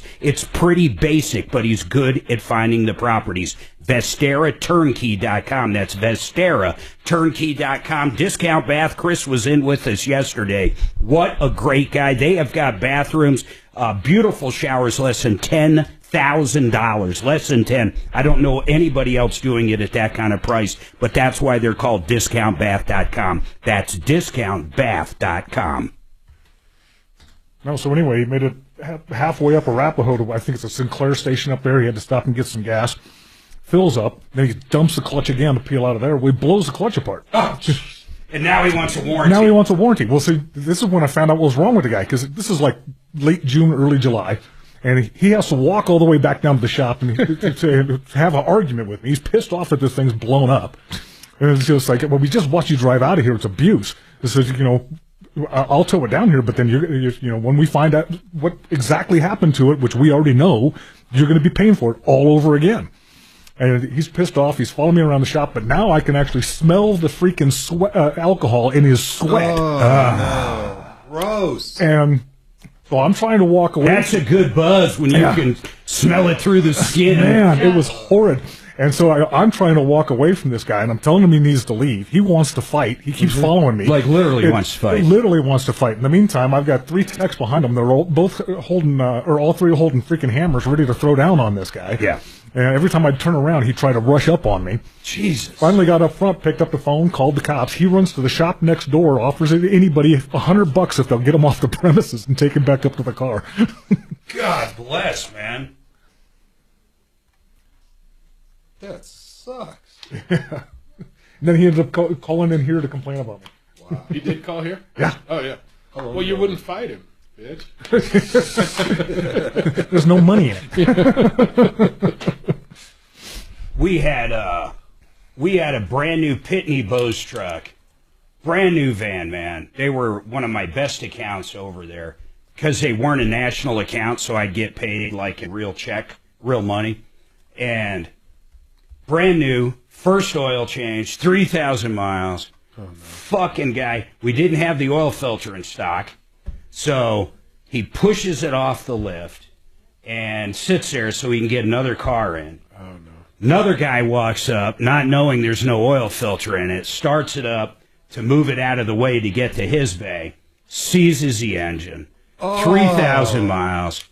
I had to turn that one in. It was like $15,000, $20,000. Oh, and then they're without the truck for 2 weeks or whatever. You know how many times I've told everybody, too, at that point, if you're waiting on an oil filter, the car just stays right the hell where it is. Or if we have to move it, you put the old filter on if it's even an option, not crushed, and you put oil in it, and then we move it, like if it's going to be a day or two to get it. But you just simply don't do it. All right, 303-713-8255, 303 Martino. You know, if you don't watch us and listen to us on YouTube, you miss a lot. You do miss the show within the show. These guys know what I'm talking about. There's no cussing behind the scenes ever. Right, guys? I'm amazed that you can turn it off and turn it on as well as you do. I've heard a lot of people say that. I don't know how I do that. Yeah. I really don't. Because as long as I know, you've only slipped the one time. Oh, man. Was that during break? Weird. No, it was on air right here. Yeah, I was trying to tell you about that the other day. What and did you're I like, say? No, I can't say what you said. First of all, I doubt this happened, but if it did, what happened? You had a caller who used, it was either the S word or the BS word, and so you had to nix him. So you put him on, you put the I pause remember back, this. And then Tom says, why, what happened? And you said, he said... And then you actually said the word. Mark, this was like in the last 4 or 5 months. That's unbelievable. So I dump him because he says SH. Yep. And then Tom wonders why I dumped him in Tom's remote. Yep. And says, what did he say? And then, you said it. then I simply say the word and had to dump myself. No, you. It was called Dragon fixed you. Dragon caught it. Yeah. But then you just walked out of the room because you were just mortified. I think I literally turned red, didn't I? You did. God, that's bad. I left here one time. Real quick, then I'll hop to the phone. So there was another time, it's been well over a year. On break, I was talking to Tom. He was remote, and I hit the damn on button. And you guys know this. If it's blue, you're on air. And we're a live radio station. When that light's blue, you are on air. And I said the F word. And because it was during break, my board op was not in there. He was hit in the head, and it went out. There was no doubt it went out. I marched right to the principal's office and told her. In fact, she's probably never had a host in her life walk in and admit exactly what happened before someone rats you out. But it happened. I went right there. But the funniest part was, I'm leaving after the show, so it's 2 o'clock, and I walk out the front door to the Circle. Dave Logan's walking in, and he is laughing his ass off. Good job, Major! I've heard, we've all screwed up on air saying something, but I never heard anybody do it right during a commercial. Good job, high five! And he's laughing his ass off. He's just happy it was you and not him. Yeah, I know. Yeah. And he told me in that same conversation he was doing a live remote somewhere, probably a football or basketball, some game, whatever he does, and he did during a live broadcast. He said something he shouldn't have, but I'm not going to remind him. Hey, Neil, what's going on with you, man? Was that for Neil? Yes, Neil. How are you, sir? What's your question? Hey, good, Mark. Thanks. My question is this. I've got to upgrade computers, from Windows 10 to Windows 11. Yeah. And so I'm wondering if you would have any recommendations on someone that might be able to guide me into the computer that I need for what I use it for. You mean what kind of system should you buy? Yeah, what kind of a system? What kind of stuff do you do? Oh, I just do like emails, online shopping. I have online banking accounts. Just so you're not doing any kind of weird video rendering or anything crazy. You're not a gamer. No. It's just the basic stuff. Do you want a small one? Well, I would really like a desktop. I have a Dell 25-inch desktop right now, and I'd kind of like to stick with a desktop. Yeah, I would. I'd go to Micro Center. They sell a lot of Dells, and I'll give you an idea of what processor. I'm just seeing what they have in stock while we're actually talking. Hold on, I'm sorry, man. I love when I do stuff like this on the air. I bitch at Tommy like, hey, we can work on that at a different time. But basically you need like a $400 system, man. And Micro Center will have a nice Dell. I do like Dells as well. Or buy it directly from Dell. But really, you don't need anything. Well, if you're getting a monitor and stuff, I'm not talking about that, but just the box. And you could even get a small form factor now. Meaning you don't necessarily even need a desktop. They have I'm not saying a laptop, but they have little things the size of like a book, like a small dictionary that work very well. I mean, they work perfectly. That's what I have at my house for it now. And there's multiple brands that make it. Dell makes one as well. Then they have a medium form factor that's like a big dictionary, like a hardback dictionary, but you don't need a full tower. There's no purpose in it. And they're all going to come with the newest version of Windows. But really, you don't need anything. Whatever you get's going to do everything you're doing. You know what I'm saying? Right, yeah. And I would also need someone maybe to help me set it up and to transfer all my stuff from my old computer to my new computer. Would you? Who do we have on there? Mark, I don't think we have anyone, but doesn't Micro Center do that? Oh, yeah, Micro Center does do it. All you got to do is bring the old one in. They do it for a very cheap price. Absolutely. Here's an idea of one that would just be perfect for you. It's called a Power Spec. It's not a Dell, but it's built by Micro Center. It's a good... I've bought these before in the past, but basically it's an Intel Core i5, and 16 gigabytes of RAM, 500 gigabyte solid state drive. This thing's going to blow anything away you can imagine. It's $599 out the door, man. I mean, that's kind of the price range you're in. Anything over 600, you're just wasting your money. You're not going to see a difference from what you do. But either an AMD Ryzen or an Intel Core i5 or above. So an i7, an i5. But that's all I'd look at for what you're doing. It's going to be so much better than what you have. You're going to be so happy it's crazy, man. You don't need a $2,000 computer. So I'd head down there. If you're going to buy it that day, bring your box with you now and tell them what you want transferred over. They'll do it all for you, man. And then where is this place located, Mark? Micro Center. It's in the Tech Center. It's basically I-225 in Quebec. Is that right, guys? What is it? No, DTC Parkway. DTC Parkway and 225.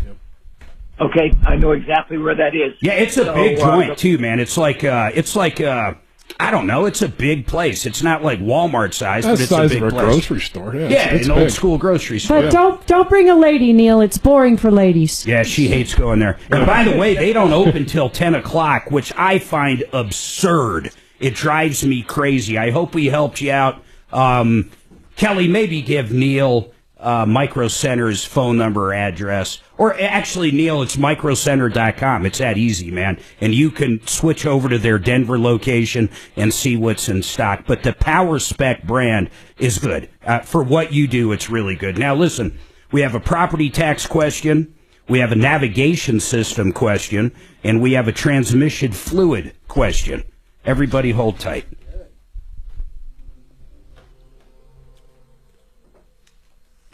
So you guys don't know this, but we're out of here at noon. Or maybe you do know this. Yeah. I think you even told the listeners, man. I'm already at the club drinking a tequila mentally. Yeah, you have to before I get on death air. Your pilot Daryl and his other brother Daryl. Was I talking about that last week? Yeah. Yeah, because you actually looked up the history. It's horrible. Yeah. And then Dimitri started looking it up and telling me more and more accidents he found on him.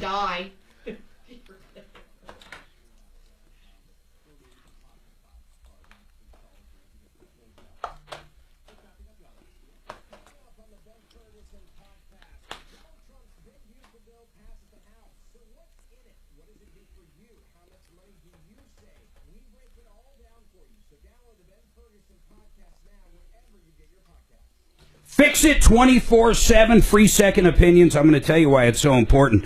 The pricing between the exact same furnace and AC between different companies is unbelievable. If you have a quote you've been looking at, say $10,000, $20,000 for a new system, you got to call these guys for a free second opinion. They might be able to beat that price by big bucks. FixMyHome.com, FixMyHome.com. It is so important. Make sure you shop around when it comes to new systems, furnace, air conditioners, free second opinions, FixMyHome.com. Zero Res Denver. You've got 2 days, today and tomorrow, to book this May special. You don't have to have the carpets cleaned, but you have to book it by tomorrow. And it's 3 rooms, starting at $119 or 3 areas. And then if you want to get your air ducts clean, and if you haven't done it in a while, it's time to do it. They'll take an additional $75 off the air duct cleaning. 3 rooms, $119. But you know these guys, they use the high alkaline, super soft, purified water. It's safe for pets, safe for kids, but more importantly, honestly, it works. It gets rid of all the residue. It gets rid of that pet dander and dust. It gets rid of the dirt, and it does not leave that dirt-attracting residue whatsoever. And those carpets, they do it so well, they don't wick up a few days later where you see the exact same stains. ZeroResDenver.com. You got 2 days to book it. ZeroResDenver.com. Did you hear what Bo's doing with his fake hundreds? No, what? He's going to put them around his house to see if his daughters steal them. Well, hell. You already made my daughter nervous wreck at your house with it. She called me twice. That's right. Yeah. Yeah, then she sent me a picture of it, and I didn't blow it up. And I said, oh, my God, they must have I said, just hide it under the couch and pretend it's not there. I'm not going to touch it, Dad. I don't think I our want to kids try would it. have the nerve to take a... Now, I know Adeline, I put like a couple of 5 and a couple of 1s on the dryer, and the next morning they're missing. Oh, God. But Kids take money. I don't care who they are. Yeah, they do. And if they say they don't, they lie, too. I don't think our kids would just take a $100 bill laying on the couch. Maybe not 100. They'd be afraid we'd know. 20s are easy. No, I'm Yeah. Parents don't miss a 10 or 20. Alcohol and take that off. You're terrible. No, The worst our kid ever did, that son of a bitch, I wanted to kill him. It looks so freaking. We found a bag of marijuana. When I say a bag, like a Ziploc of dope, and a fake gun under his bed. So 2 things. 1, are you just dumb? Like, are you the dumbest 16-year-old that lives? He was 16 at the time. Gangster. And it was the worst weed I ever seen. It was like old school Mexican dirt weed. And I'm like, what the? I didn't even know what to say. I'm like, what the fuck are you thinking? In fact, I think I went up and snagged his car. Yeah. I said, you're driving me up to his job. He worked at Walmart. It's the first year he worked there. Drove up. I had the spare key, grabbed his car. I said, you got a lot of explaining to do when you get home, and you got a long-ass walk if no one gives you a ride. Because I just found a bag of dope and a fake gun under your bed. You still have the fake gun? No. So he says, look, Dad, first of all, it wasn't mine. There you go. It's not mine. Wasn't mine. Why is it under your bed? I'm holding it for a friend. Okay, that makes it yours. I'm holding it. That was the worst thing that kid ever did. I wanted to kill him. You know what's funny is till this day, our kids have told us everything they got away with or didn't get away with as they got into their 20s. Confessional era. Yeah, during their confessional Yeah, we era. used to love to drive my mom nuts like that. She thought she was the worst mother on the face of the planet. Yeah, exactly.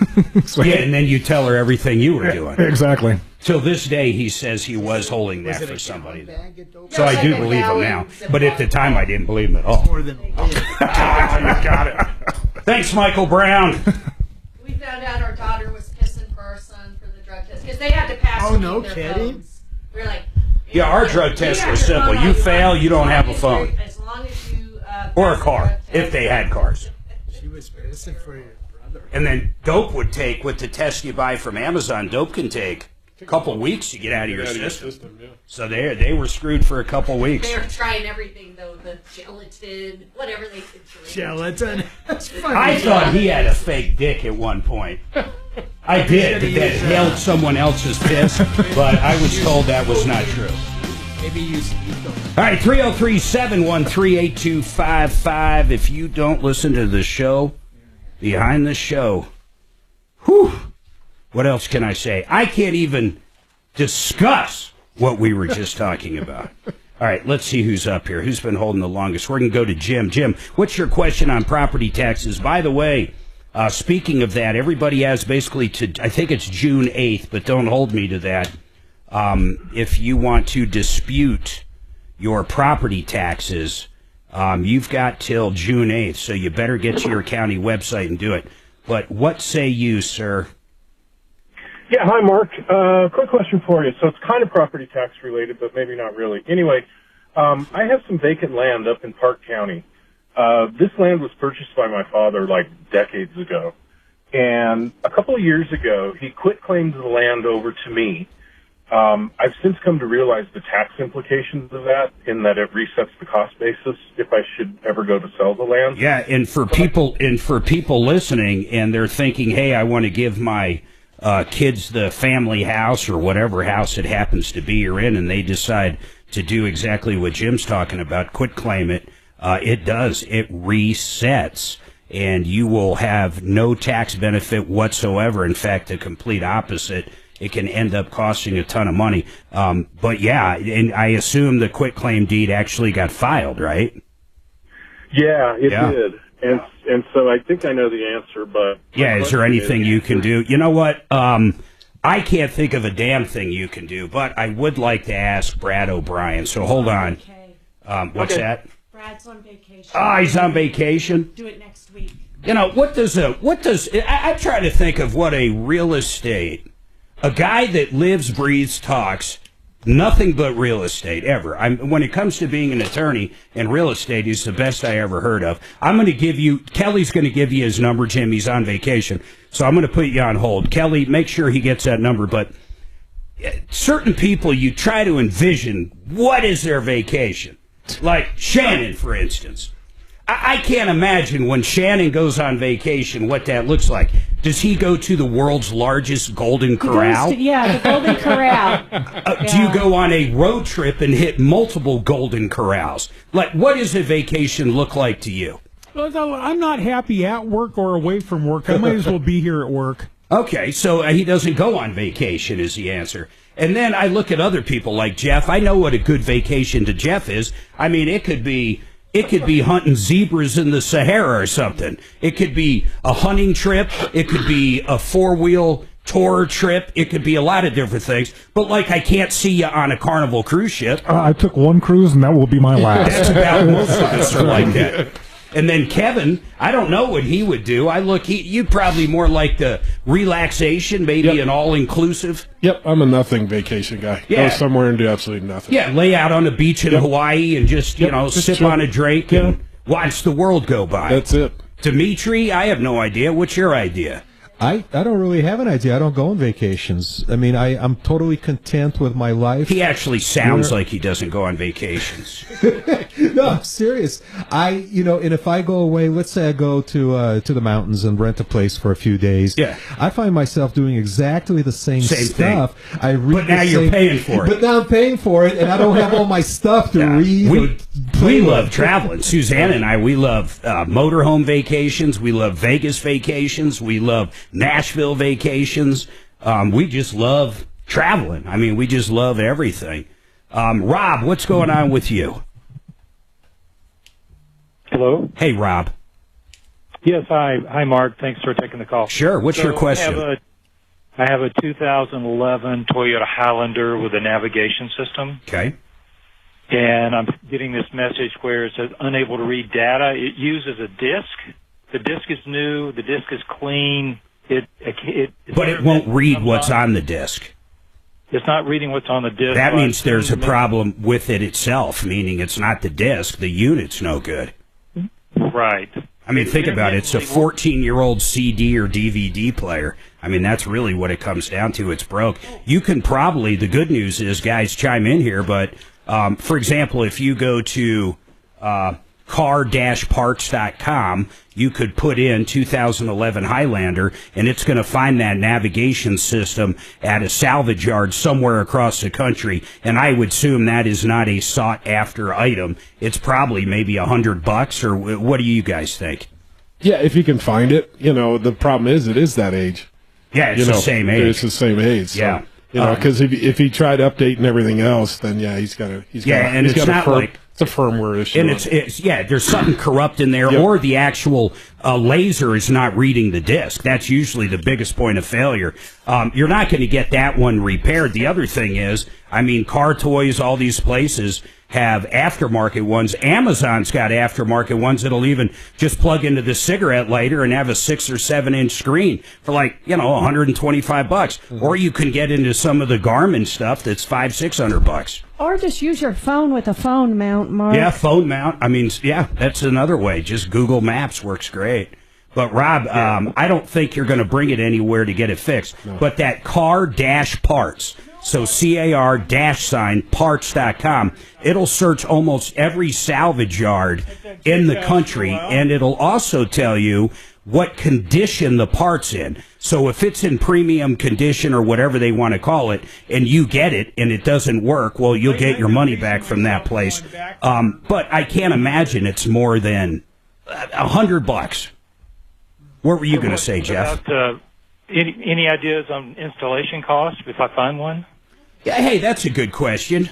I mean, I don't think it's a big deal. I'm looking them up real quick. They're about $300 because they come as part of the radio. Oh, it's the whole. It's the whole assembly you get with or without navigation. So it's $300 with navigation. Yep. And then, so Rob, I mean, $300. If you're going to keep this Highlander, that damn thing probably go 500,000 miles, and you like the system, $300 isn't bad. Kevin, I mean, I don't think you guys would do it, but I mean, I don't know if Car Toys actually. Car Toys does a lot of that kind of thing. They might swap it out for you if you call them up and ask and they're them. very good at it. That's all they do. Yeah, but if he goes and gets a newer system, that $300 will go a long way. So, Yep. You know, you can get a newer system that's going to benefit you a lot better. If it can fit into that hole. Somebody will have something that fits into that hole. Yeah.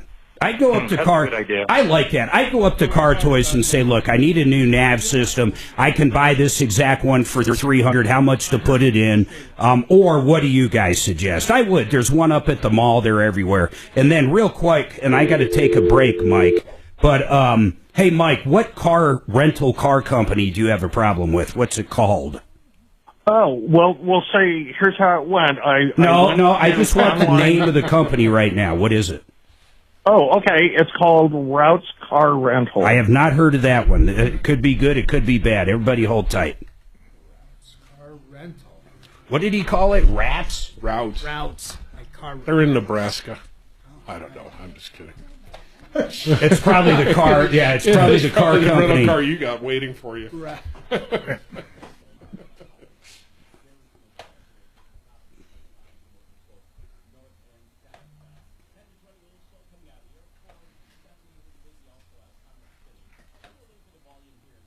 in Commerce City.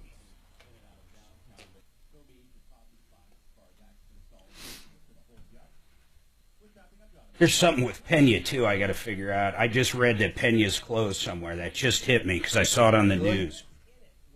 Usually it would never affect me, but it affects me today, I think. They were doing construction on it yesterday. Was it just yesterday? Mm-hmm. Okay. I was out at the airport. John Fuller Law. You need a personal injury attorney. I'm going to tell you he's the best. I've used him twice, both times. He got us 100% max. In other words, every bit of insurance both those drivers had. One T-boned us, one rear-ended our daughter when she was younger. Both times car totaled. He helps with that. He just helps in every way. And you get his personal cell phone number. You have any questions. He's got a great team he's surrounded by, but when you want to deal with the attorney, you can call John. And he's like a coach. He's going to tell you what to do, maybe more importantly, what not to do. He's going to maximize the case. He's going to even negotiate bills down to put more money in your pocket. John Fuller, Fuller Law, 303-597-4500, 303-597-4500. So I want to tell you guys something funny as hell that happened this week. I'm sitting here doing a John Fuller spot, just like that. Oh, my God. Suzanne's sitting there. I heard it. And then You did? in the middle of the spot, Suzanne goes, oh! She just like started. Startled. Like someone pulled a gun on her. And I look over, I'm like, what? I'm in the middle of a commercial. And it was so startling to her, it threw me off. I had absolutely no idea what the hell she's looking at or seeing. It was so bad when I went to the next commercial, I simply told on air, I'm all on air doing this. I go, well, this is live radio, and I'll tell you right now, I don't know what's going on, but I can't do this commercial. I'll do it in a minute. So I say that on air, and then it hit me like a tank. Instead of giving John Fuller's phone number out, I gave Martino's cell phone out. Like 3 times. So he had it on the screen next to Fuller's name, but it was 1 digit off, and I'm like, huh. Instead of it, so I Googled the number. It's like Health One. I'm like, maybe I wasn't told something about this phone number he was giving out.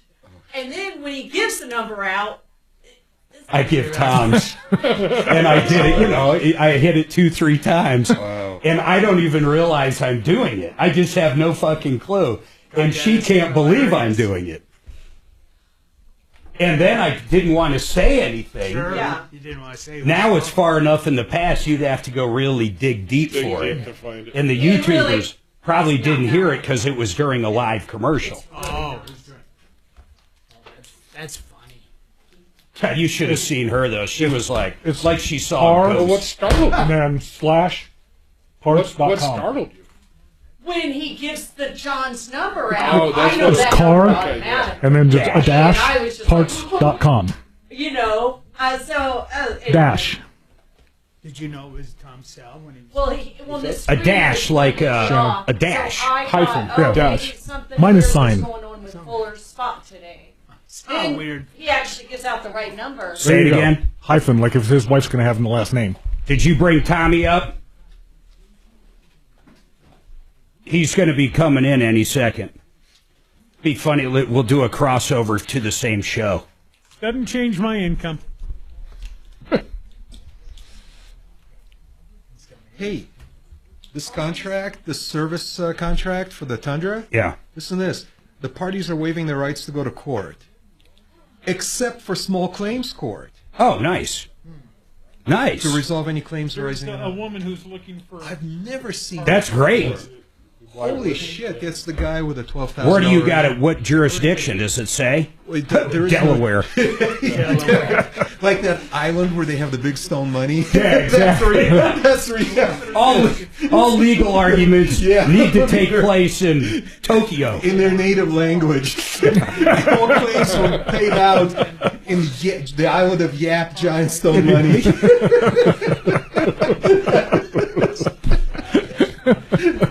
That'd be like the Luna Clause. If you have a problem with our warranty, we don't care. It ends with thank you. Luna, keep money. Thank you. It really says thank you. Luna decided. It was the best written clause ever. By the way, guys, we're coming to the top of the hour. The pizza's here, just so you know. Best of luck. You have a great weekend. Because there's no way they ever would have put a rebuilt motor in anyway. I haven't gotten that far yet. I'm going page by page, and I encountered. Yeah, they're going to Don't go. exist. Yeah, use it. Get the heck out.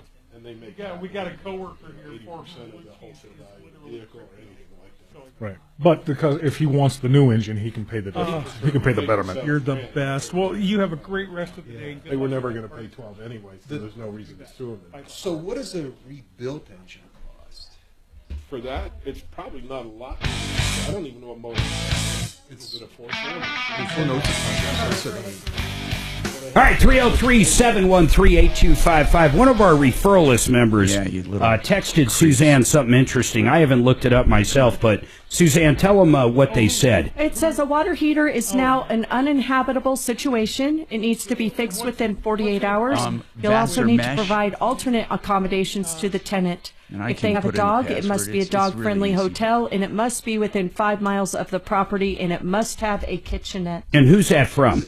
This is from Denver Real Estate Moguls. Oh, that's all they do for a living. Yeah. So when I say they know what we're talking about, and the only reason I'm bringing this up, we had a caller that's been going 10 days in a house without hot water. So hopefully you heard that. What's that, Tom? Statute now. So they have basically 48 hours given. Shall I pot you up? Do you want to interject yourself now? Or something, but 10 days is completely unacceptable. He should be putting you up in a hotel. Gift cards are nice. You could just do a gift card. Their stuff. So hopefully that. I'll pot you up. Now, Mike, what is going on with this rental car company? Well, so what it was is I went to a service called Economy Booking, gave them all my information, address, phone number, everything. So they knew I was from Colorado. Yeah. I book a rental car. Don't know who the company is. So what is it like? Is it like one of? Hold on, Mike. Is it like something like Priceline? You go through and agree, and you have no idea who the company or airline is till the end. That's exactly what it was. Was it Priceline? So, yeah. I mean, I've not done Priceline, but I know how it works. Yeah, and, no. Yeah, but, I mean, But Mike, how did you go through it? If it wasn't Priceline.com, who was it? Oh, it's called Economy Booking. Thank you. So, what happened at the end? You figured out what? Well, so Economy Booking sends me to this Routes car rental. I thought you said Rats car rental. But Routes car rental, and what city is it in? Where are you even doing this? Well, this was down at DIA. Got it. So we were driving to Nebraska, and I didn't want to take my own car, so we rent a car, and so I get to Routes Rental, and they say, "Well, we won't rent you because you're in state." And it's like... Okay, hold on. Listen, we've got a lot coming up. We've got one line open, 303 Martino. Tommy Boy's coming up right after the break. 303 Martino. Patrick, Cheryl, Mike, you'll be going to help you out with this rental car and a lot more on Car Day right here on the Troubleshooter Network. Do you have the bin? Huh?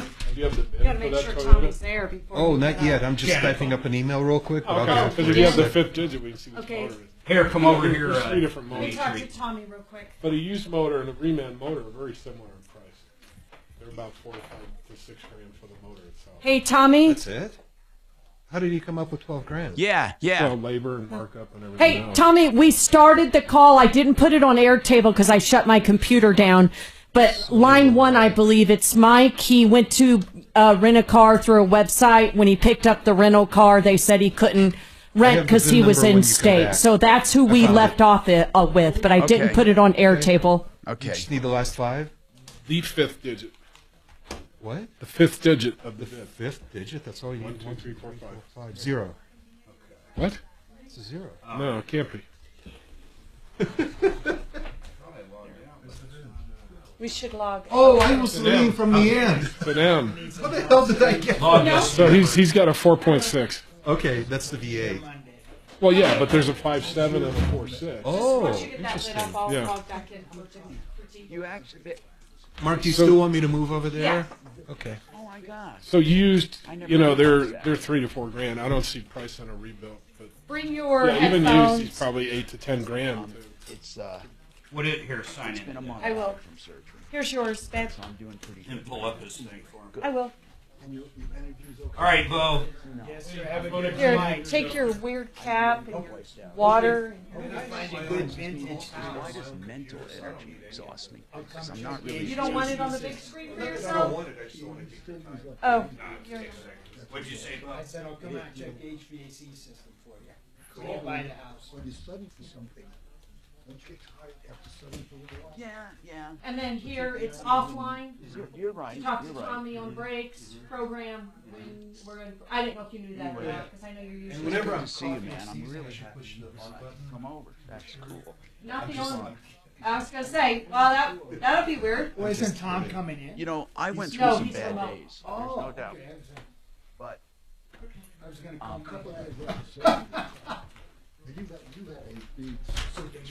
it's the most invasive. It's called the most invasive surgery. So. Okay, you guys have fun. All right. Hey, thanks. Yeah. Do you know that Deputy Doc is with me?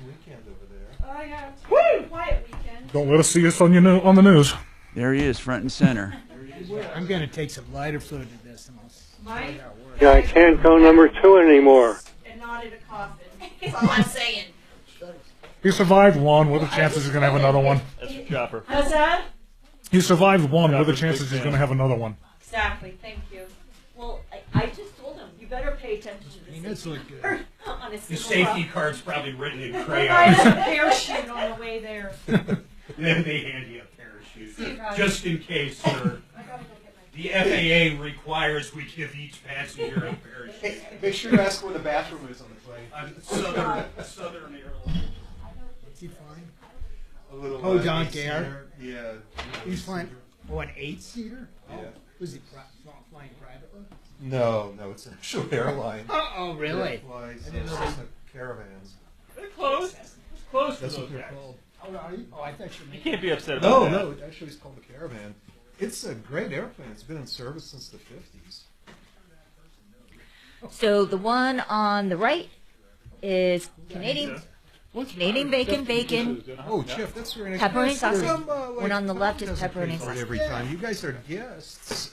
And, I'm glad you're So- taking my picture, Jeff. Thank you. Mm-hmm. I'll come over to the shop and change it up. There you go. Wow.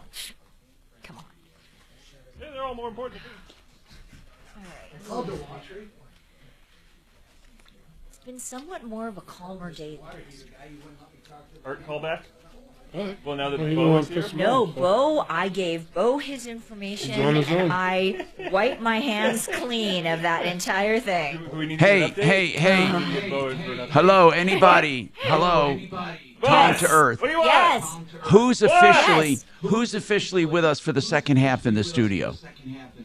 Dimitri, Jeff Vick, Bo, and Kevin. Your mama. Okay, gotcha. Good. And I have Deputy Doc here. Sorry. So all women calls come here. We do have a woman on. Okay. Yeah, Kelly. So who did we leave off with? Who should I go to? Mike? Mike with the issue with the rental car company. Gotcha. Totally interested for the training session, so I'll respond as soon as I get Yeah. Thanks, man. You have a great day and an even better weekend. And how many in-house spots did he do? None. Son of a bitch. He just burns me up. I think they were all delayed from the holiday. Yeah. So they're behind a day.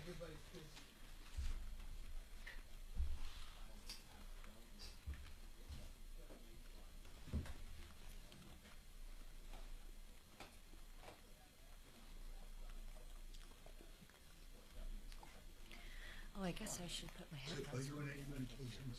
Oh, yeah. I'm on them. Okay, Protonics.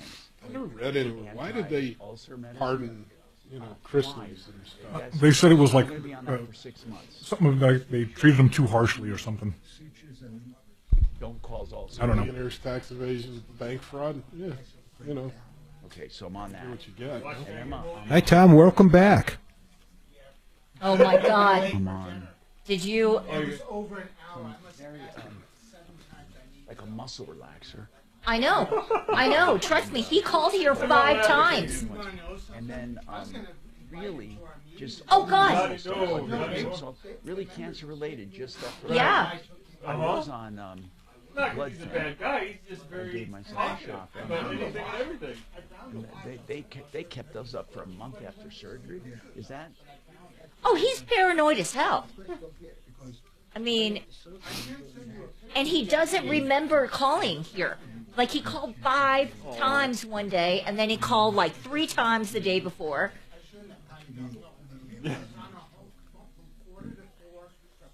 Kelly, is Art calling in again? Yeah. Oh, great. I don't blame them. I mean, I was pulling my hair out, and I'm like, okay, I gotta go, Art. I gotta go. Okay, all right. Shannon's yelling at me. I gotta go produce the show. I can't send you any pictures because you're going to show it to somebody. And I go, well, dude, if you want to sell what, you're going to have to You're gonna have to. somebody. Yeah, somebody's gonna have to see it. I don't want you to know where I live. And I go, I don't want to know where you live. Send me a picture. He went, so I found one on, and I sent it to him. He said, Is this bingo. it? Yeah, he said, bingo. That's what I said, bingo. I did find it. Oh my God. I'll show you a picture. It is a Is it a good one? Okay. Unbelievable. Happens in Denver does not stay in Denver. Downtown Denver is dying. Can it be saved? How do we save it? Join me at 4.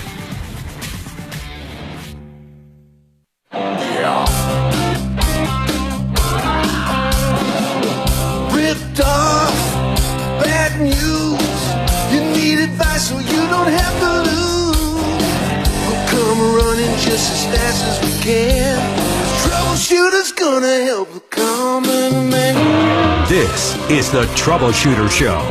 Now, Tom Martino. Hey, Tom Martino here. It's Car Friday, Car Day. Welcome. We got Kevin Calkin, Jeff Vick from Jeff Vick, Kimmer Transmission, Kevin Calkin, Sheridan Auto Tech. We love these guys, and we have a host of deputies. We have Deputy Bo in the studio along with Deputy D for Dimitri, and then we have Deputy Doc here with me. If you're streaming, you can see both wide shots, and we're side by side. Now, listen, also, since it's Car Day, let's talk about One Clear Choice Garage Doors. Those are the people that will be at your door 24/7 for any garage door issue, or just make a regular appointment. There's no easy way of putting this. They're the best. Go to their website. All their prices are there. Everything they do for your garage door, from an opener to a spring to a hinge to a motor to a whole complete opening system or door. OneClearChoiceStores.com. Welcome. Let's go to the phones. Mike had a problem or an issue with a rental car company. So I'm going to start fresh, Mike, because I wasn't here with Mark I think he took you initially. So, Mike, let's talk about your car problem. What's going on with the rental car? Okay, well, I think it's pretty simple. I am going to drive to Nebraska over the, 3 or 4 day period, and I don't want to take my own car. I want to rent a car. I go to a website called Economy Booking. They quote me a price of $163, and they take all my information. Then I go down to pick up the car. I wait in an hour line. I get up there. They say, oh, we don't rent to people in state. In other words, because I'm from Colorado, they won't rent a car to me. They won't rent a car to me. But hold on. That's just very strange. Why is that? Okay. That just sounds very strange to me. They said it was something to do with, they had problems with stolen cars. I don't know what it is. But it does actually say on their website, both in Illinois and in Colorado, Routes, a rental car company, will not rent to someone in state who lives there. I don't get it. So in other words, so what's the big deal? Then say, okay, and go somewhere else, right? Well, except Economy Booking sends me to this place, knowing that I'm from Colorado, and they send me to a place that will not rent me the car, and now they won't give me a refund. How much did Economy Booking charge you? $163.88. Now, can you explain to me why you went through this place called Economy Booking and not directly to an agency? Because I'm foolish and I wanted to get ripped off, I guess. Well, no, Economy Booking. Economy Booking is kind of like a third-party site, like for booking airlines or hotels or stuff like that. Does Economy Booking? Yeah, they're an aggregator. Right, that's exactly what they are. So Economy Booking charged you up front. Did they say what that charge was for? Well, I was, was it to rent a car, or did they say it was for renting a car or for their service?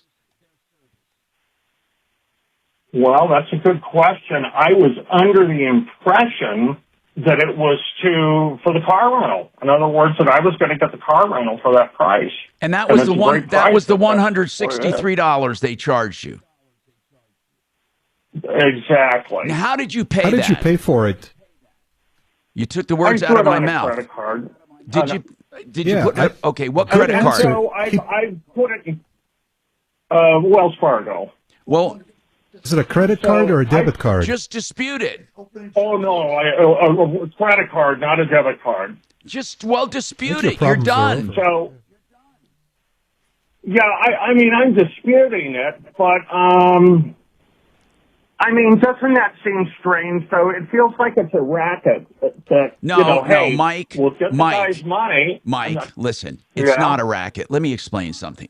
First of all, I don't like third-party booking. I don't even like them with Expedia and all those. I don't like them, but I do use them. Here's what I want to tell you.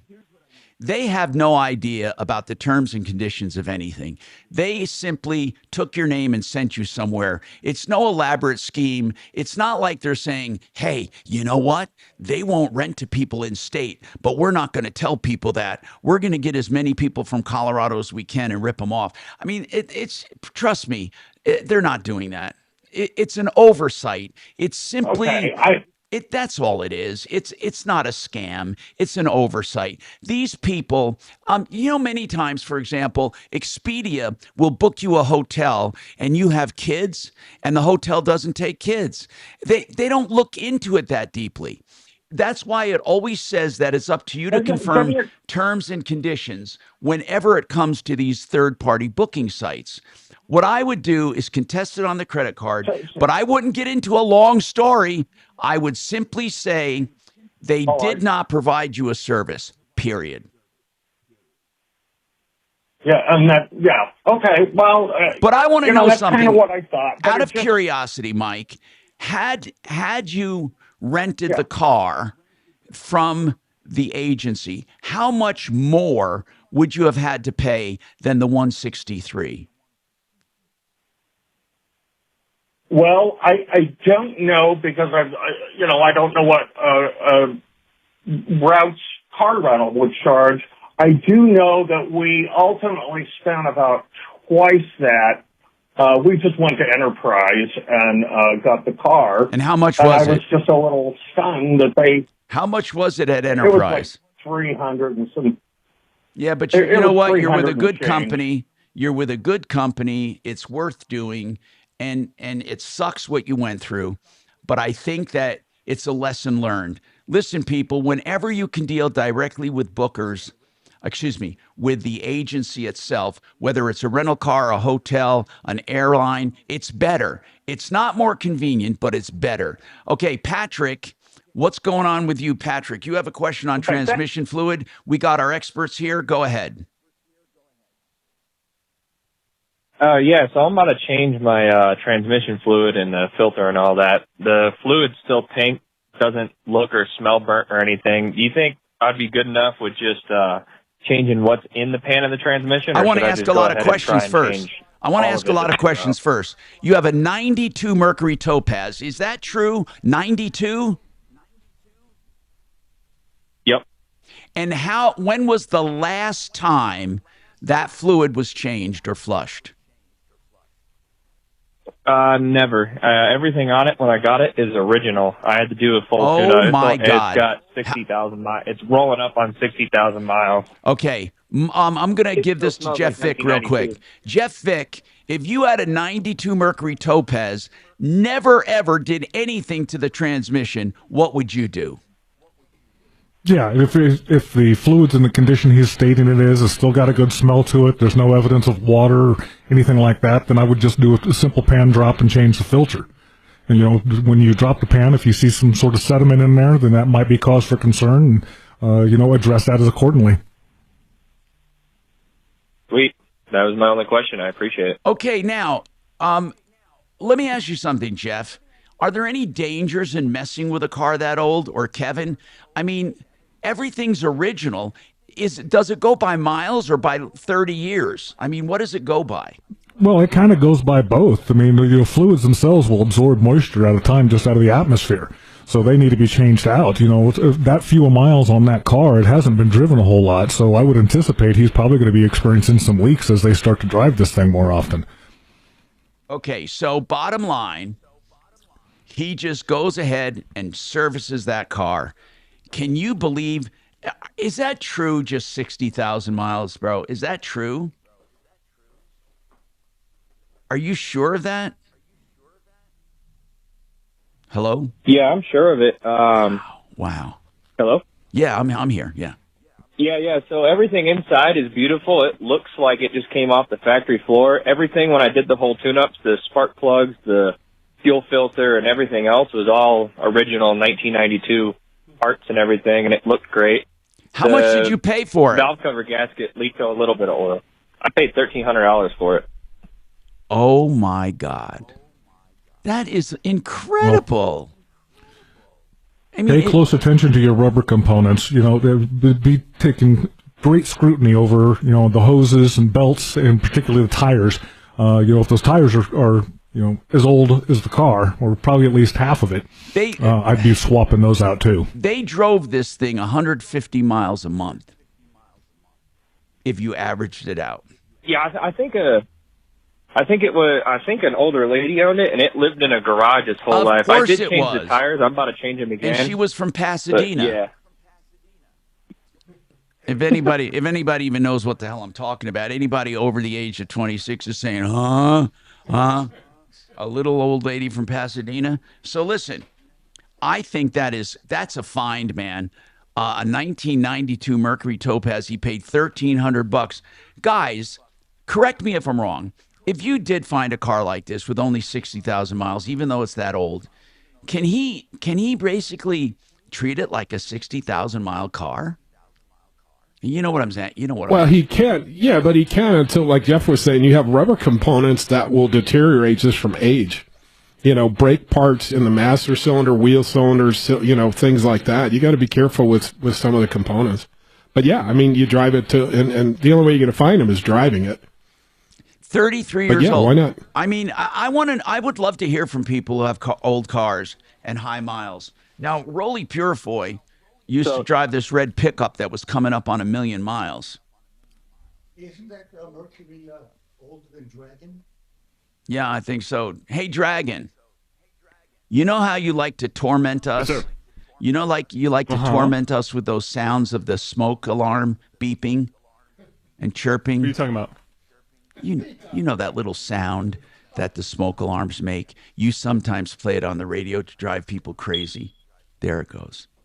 Well, no clue. Do you know what they're selling? And Bo probably knows this. But I've never seen them before, and I came across 2 of them in the last month, where there are no replaceable batteries. You replace the entire unit, and it's good for 10 years. Bo, have they been around a long time? Lithium. But the detectors that are good for 10 years, you can't change the battery. They just came out a couple of years ago. I like that. And it's really idea. good because most of the batteries, I like the long life of those things. Yeah, and then it forces you to get a new one anyway, because don't smoke detectors get old after a while and their ability to sense gets less and less? Yeah, they have a little heat sensor, and it's like any sensor. After about 5 or 6 years, it deteriorates. Okay. It doesn't pick up as good as a... It's Car Day. Compass Insurance Group will do a free insurance checkup on your car, house, and anything you own to make sure you're not paying too much. It's a true objective look at what you're paying. 303-996-9000, theinsurancehelpcenter.com.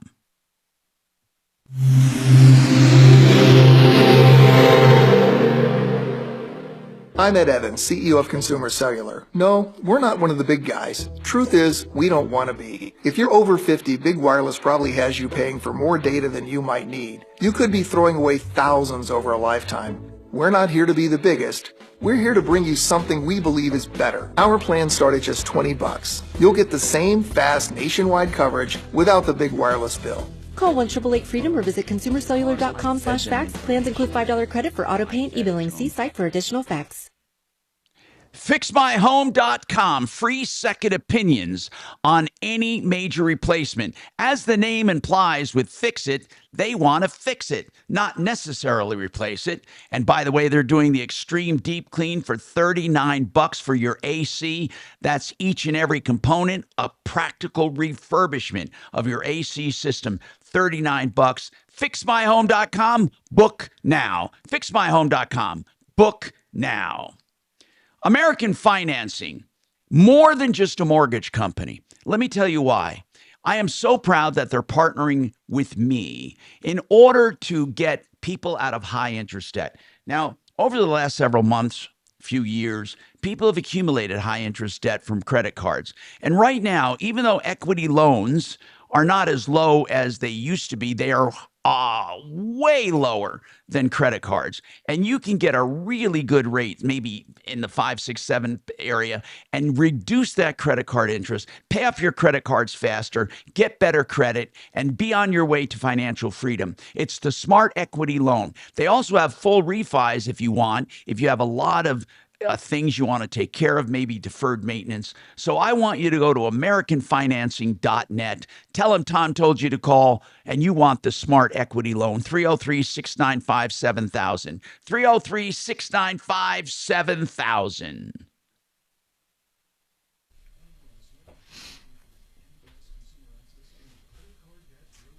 Okay, so.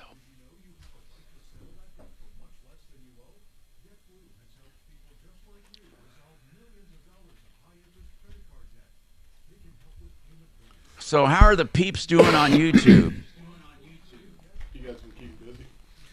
We had been. This has been a really good month.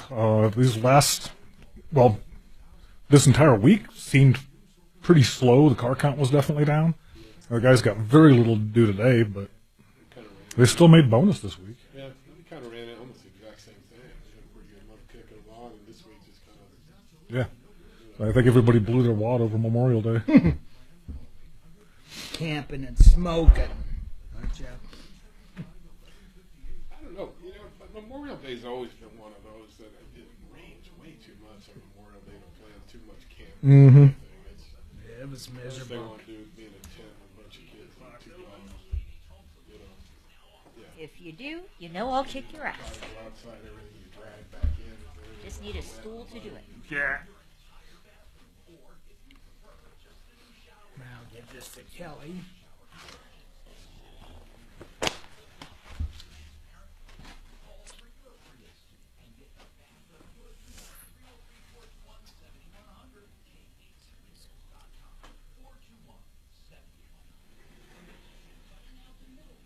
Hey, Jeff. Sir. So, when you're gutting an animal, how big is the incision? It depends on the animal.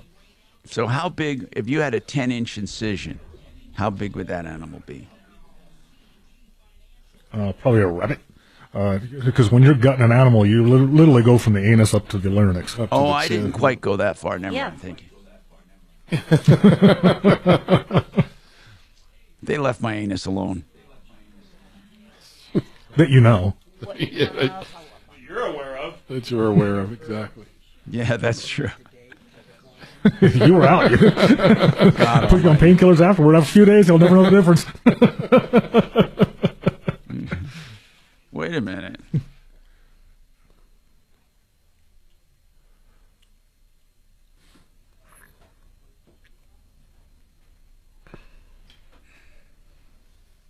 Energy starting to bounce back? Yeah, a bit. A bit it is. I'll tell you what it is, okay? Is that I don't think about it until it slaps me in the face. So I go, yeah, because you run into a wall. I go, and then all of a sudden I'm reminded, wait a minute, something just happened to you a month ago. So I don't think about it consciously until all of a sudden, boom. So I go in waves. I go up and down and up and down. How about the weight gain? Oh, this is what's impossible. Okay, 25% of my stomach's gone, and then part of my pancreas, which metabolizes food, and the gallbladder's gone, which helps metabolize fats and stuff. So first of all, I can hardly eat when I do eat. Oh, okay. It stores it. What does it do with it? Oh, okay. Stores bile. Yep. Anyway, here, long story short, Jeff, I can't eat enough at a time to make any meaningful change, and then I don't like eating. I mean, my whole life has changed. I have to literally force myself to eat, except every once in a while I'll get an urge for like turkey and dressing, or I'll get an urge for like Jack in the Box taco. It's crazy. Cool Fiduciary Advisors, TrajanWealth.com. Hey, Tom Martino here. Welcome to the show, 303-713-TALK. 713-8255. Cheryl, you're calling for a friend. What is going on with you, Cheryl? What's happening? Okay, so my friend and coworker is 81 years old. She's had some heart problems and everything. 2 years ago, her apartment leaked, and they moved her, or they gave her a different apartment because of the mold that was growing in hers because of the leak. Did she call us? And, did she call us before? No, she hasn't contacted you. Okay, so they gave her another apartment, and then what happened? So a month ago, the roof leaked and ran down the walls, into the carpet, the ceiling, everything, ruined a bunch of her stuff. And she has been trying to get them to do something. How long has she been in that for the apartment? last month. And this apartment, 2 years. The apartment complex, 12 years. Okay, gotcha.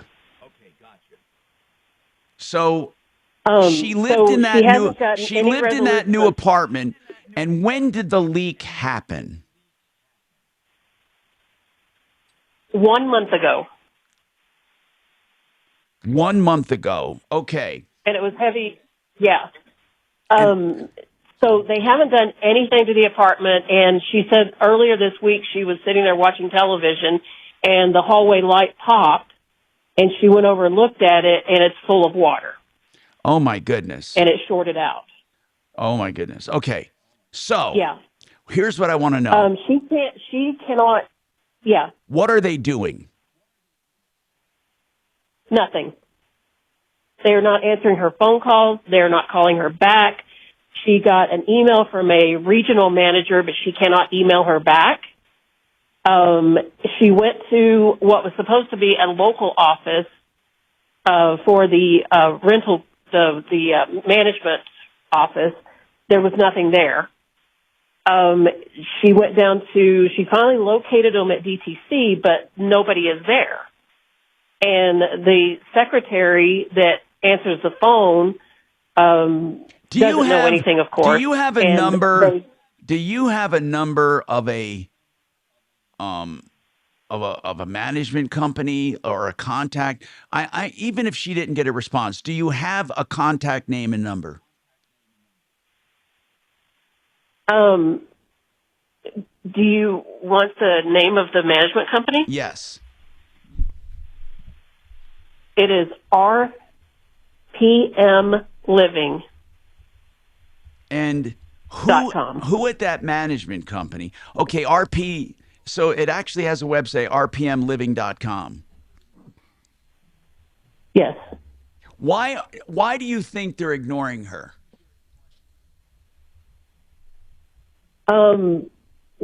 We really don't know. Because she is not physically able to do all the packing up and everything and moving again.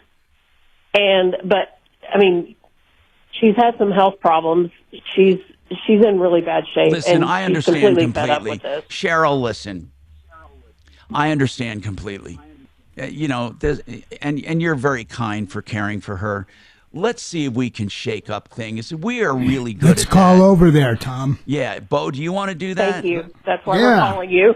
Yeah, It's up you know my what, alley. Cheryl? That's That's why what we're we calling do. you. Want to take it? I listen, and I don't want to toot our own horn, but toot toot, I'm going to. The bottom line is this: we make noise for people, and I know there are a lot of, Yes. since I started this 50 years ago, there are a lot of consumer reporters and all that, and the more the merrier. The more the merrier, but we make noise, and we're going to make noise on this one. We're just going to make noise. So you hang on. Deputy Bo's going to talk to you and get the information we need. Okay, 303-713-TALK, 713-8255. Okay, DenverRegen.com is treating neuropathy. It is a very good thing with stem cell therapy. And it's way, way more effective than a lot of other therapies. If you have peripheral neuropathy, DenverRegen.com. Hey.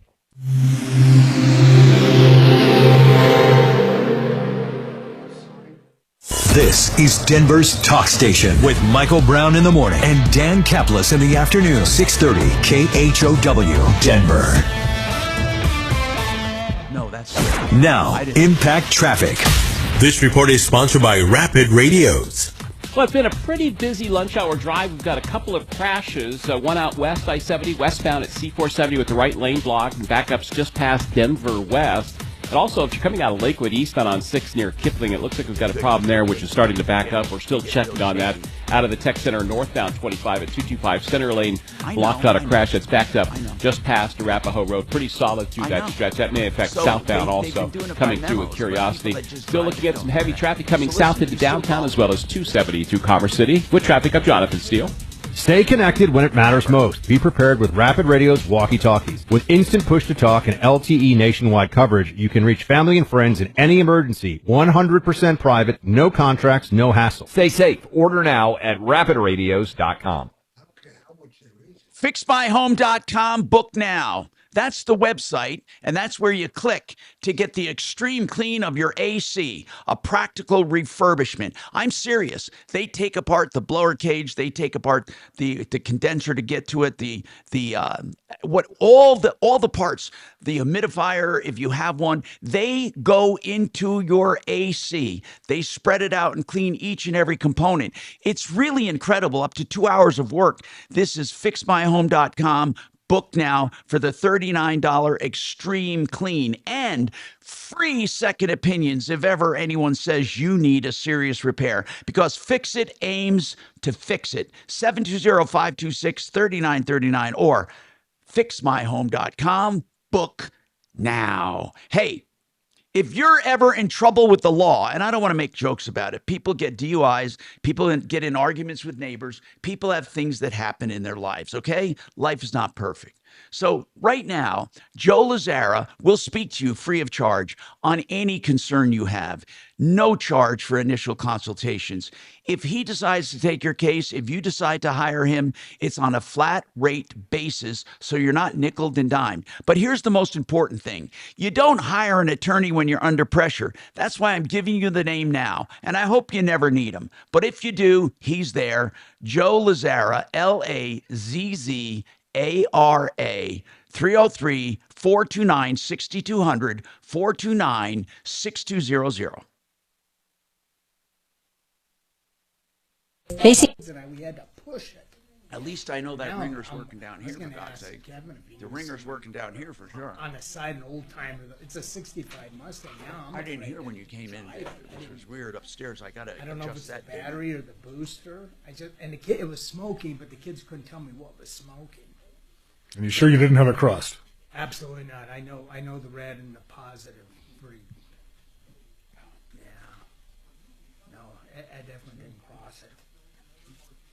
I know that would sound like So it would be crossed, but no, I definitely didn't have it crossed. But I don't know if the battery's bad. I haven't been back to China. I was so frustrated, I almost went to urgent care over the damn thing. Fuck, you can't afford to lose any more fingers. My kids had to drive me. I mean, I couldn't. I just don't know why the car was losing RPM as I was driving it. And I put a new alternator in it about a year ago. That doesn't mean it's good, and then you had to give a separate voltage regulator on that one, so the regulator could be bad. Oh, isn't the regulator in the alternator? Is it regulator? Not on that, it didn't. Ford, yeah, GM was back. It's a Ford. Right, GM would have the regulator in it, but Ford 65 Mustang, you've got a separate regulator on the fender well.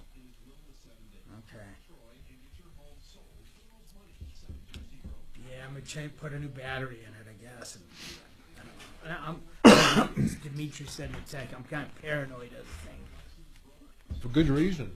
Yeah. Don't park it in the garage. I found in my box the other week. Luckily, I didn't break down on Alameda. I was going down. One of those orange plugs you used to have, so you could plug in full field Mm-hmm. to check and stuff. Don't park it inside the garage until you figure out what the problem Oh, is. I'm not even going to. No, I'm not fucking doing it. Unplug the regulator, My plug kids, it in, and Dimitri, it hurts so freaking bad. same My thing you kids do had with to a drive jumper wire. home. Sucks, man. What is How long it's been But since I don't I've understand been what told. caused it. Find the old dwell meter in there. I got one. But there's no way. But I used to use the dwell meter to work on carburetors. Mhm. Because you can set the mixture control solenoid with the dwell meter. Mhm. Yeah.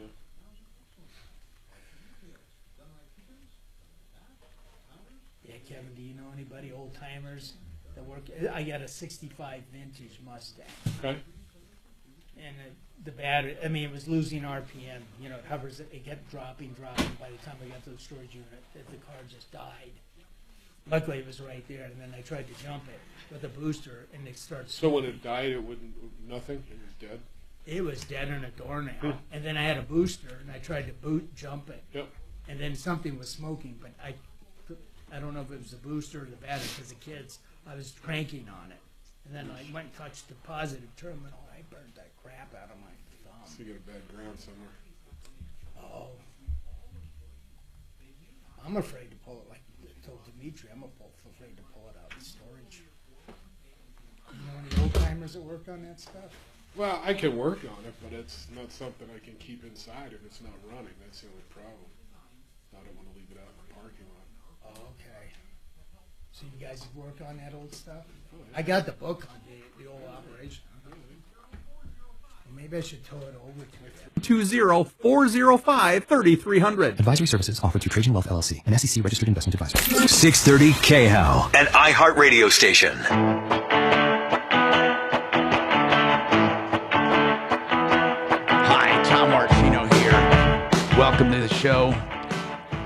Harry wants to talk about, or Harry has an issue with a house rental management company. Let me explain something with rentals right now, okay?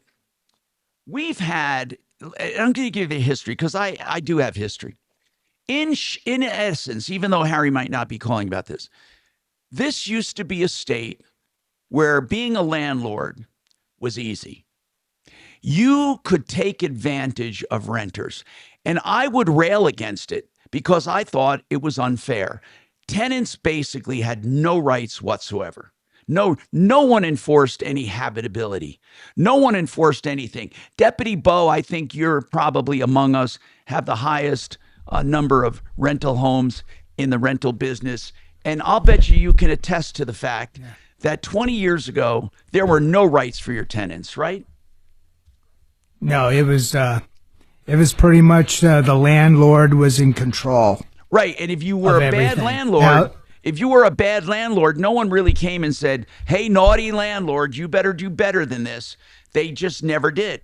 So you got away, and I'm not saying you, but when you're a bad landlord, you got away with it.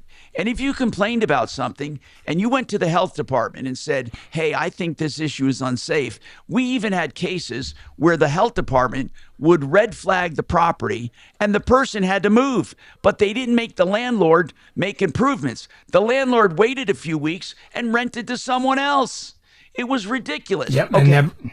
and never fixed the problem. Exactly. So in a way, I think it's good that tenants have more. I don't like it, but I'm glad tenants have more rights. Now, here's what it's I want to just talk because of about. the bad apples. Then it went through, I think a big shift happened during COVID where tenants started getting more and more rights. But it might have happened a little before that, but it was more like very subtle. But after COVID, there were a lot of emphasis put on standards of habitability. What does that mean?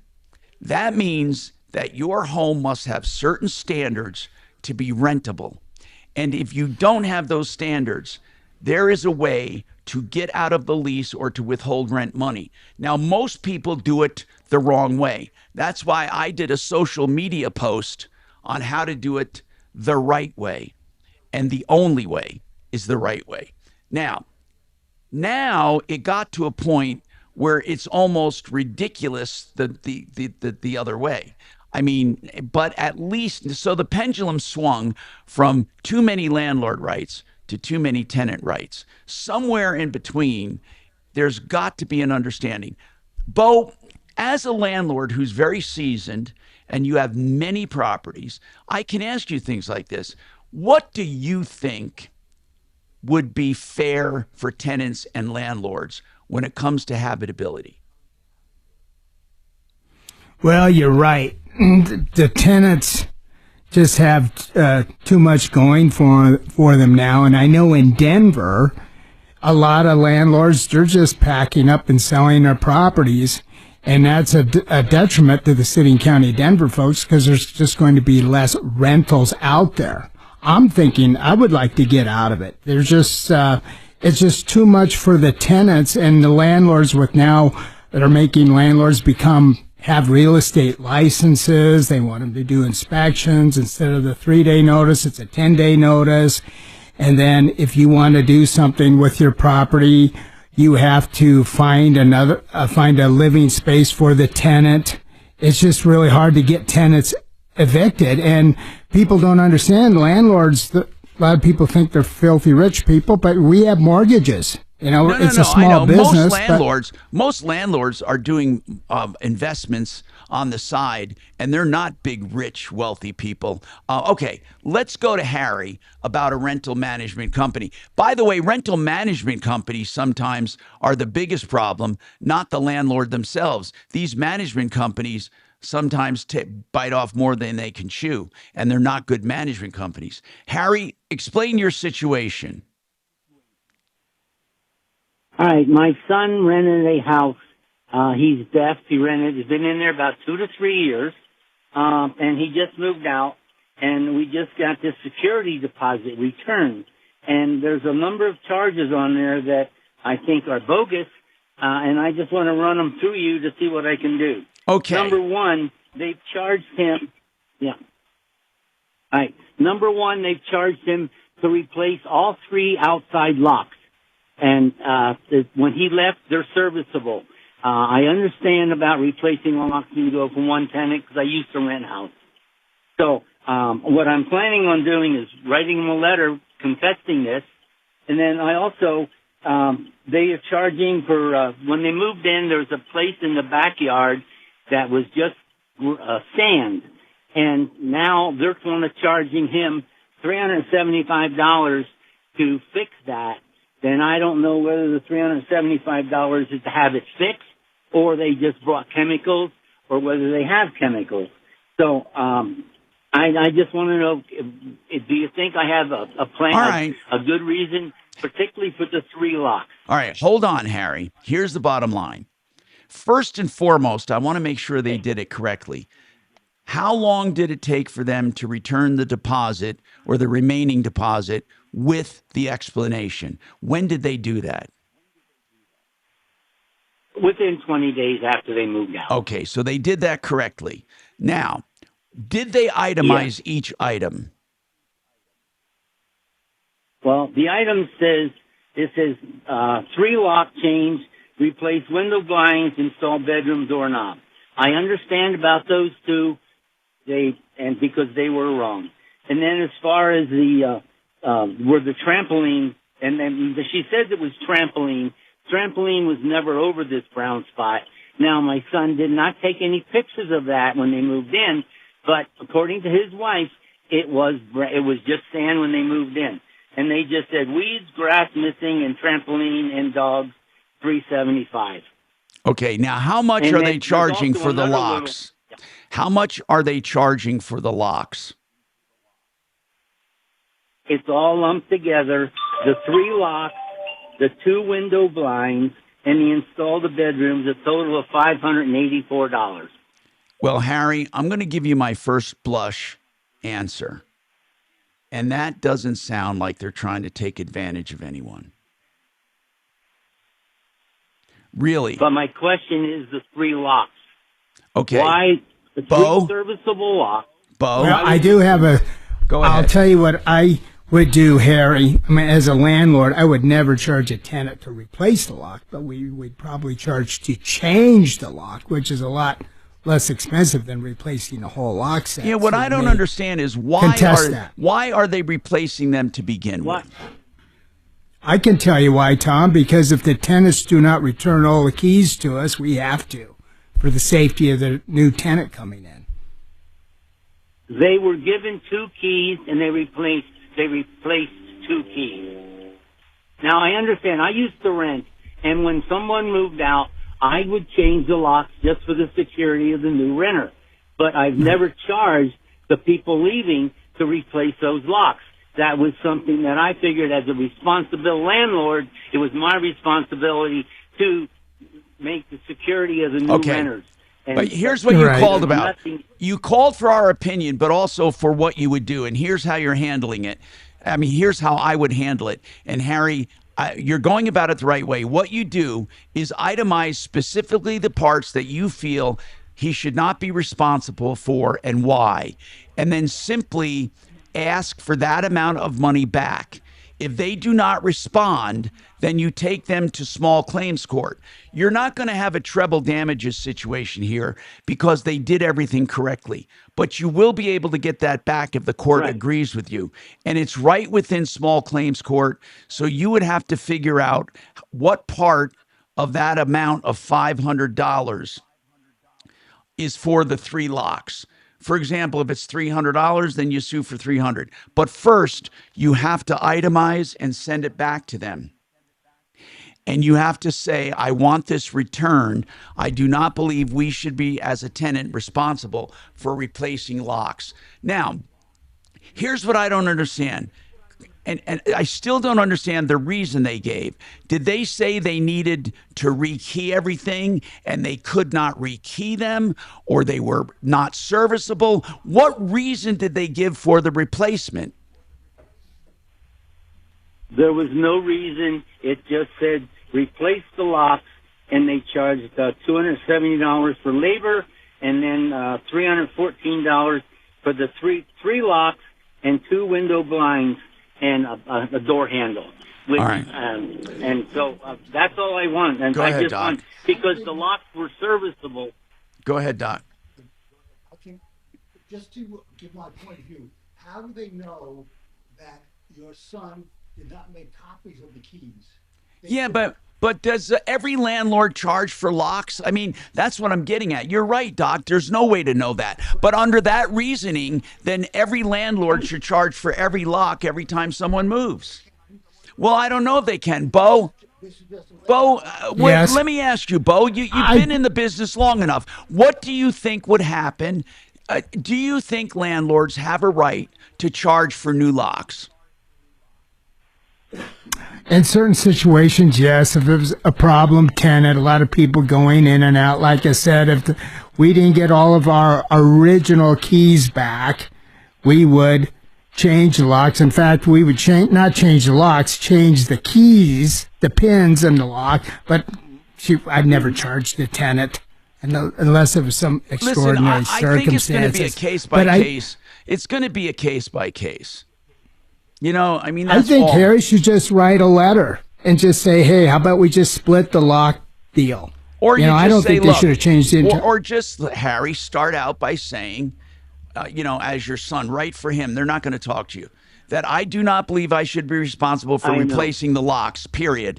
I want that portion of the deposit returned to me within 10 days. That's it. Okay, if you don't get a response, go to small claims court.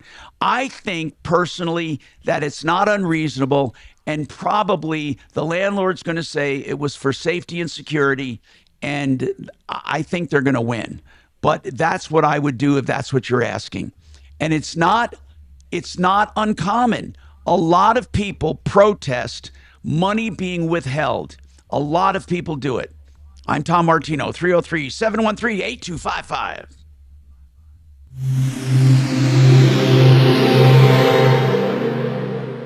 I know. Now, Impact Traffic. This report is sponsored by Rapid Radios. Down on the south end of town at 25 northbound at I-225, we've got a crash blocking 3 right lanes with stop and go back from Dry Creek Road. This one's seen about 30 minutes of delays before your Friday early afternoon commute. 6th Avenue eastbound, a crash at Kipling Street Route. This one's seeing slow traffic back from Union Boulevard. Nowhere to blame blockage, of course, we'll keep you updated. Over on the far west end, I-70 westbound, a recent crash at East 470 has been all cleared up. With traffic, I'm Mark Swan. Stay connected when it matters most. Be prepared with Rapid Radio's walkie-talkies. With instant push-to-talk and LTE nationwide coverage, you can reach family and friends in any emergency. 100% private, no contracts, no hassle. Stay safe. Order now at rapidradios.com. Okay, good. Testing. Retirement Planning Center of the Rockies. You know, even though the name says it all, people ask, what do they do exactly? Well, they coach you for getting ready for retirement, and they coach you through retirement. So if you're 30, 40, 50, people start thinking about it around 45 or 50. Whatever age you are, you call Retirement Planning Center of the Rockies. Here's what I would do. I'd say, hey, what do you do? What can you do for me? They're going to ask about savings, investments. They're going to ask about 401ks, Roths, IRAs. They're going to ask about insurance, long-term care, estate planning, and they're going to put together a little plan and say, here's what I think you should do. All of that's free of charge to tell you what they can do for you. You can ask them any question you want. You can ask, how do they make their money and how do they save you money? rpcenter.com. That's rpcenter.com. 970-663-3211. 970-663-3211. Call and ask what they can do for you. Hey, Gravina's can do windows, siding, and doors for you. Gravina's has the greatest selection of windows, and I mean that. 50 lines of windows. Think about that. All styles, shapes, and all price ranges. Whether it's your dream home or a fix and flip, they can do it. Gravinas.com, the heritage every company dreams of, from the dad to the son Larry, and now Nick taking over with Larry at 950 West Evans. That's Gravinas.com or 303 Gravina, 303 Gravina. Jesus, I've never had that fucking door. I've never had that door ring more in my life. Okay, I'm trying to think. I want you to tap on the mic again now. Just keep doing it. Okay, I hope that helps. Okay. Now talk into it, testing. Okay, you got it? Wait. Yeah. Woo, there he is. Tom, how's your voice? I got it. I got it now. I had you down too low.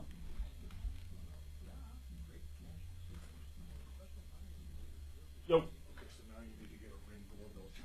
Tom, how's your throat? Yeah, you can hear it, right?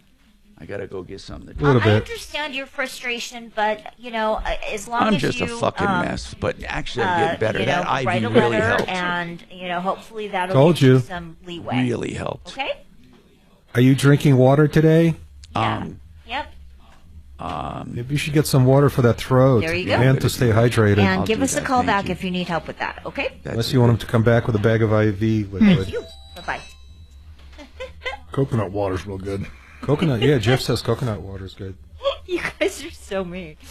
He is mean. I heard what he's doing. He's mean. He's a mean person, and deep down he's devious and mean. Who? Who? Who are we talking about? Who are we talking about? Button pusher. The button pusher? What? Oh, this is a cool... I just saw this community for helicopter pilots, and you know what it's called? It's pretty cool. It's called The Collective. Oh, I totally get it. Yeah, and that's the control, and that's pretty cool. The Collective. Are you a member of The Collective?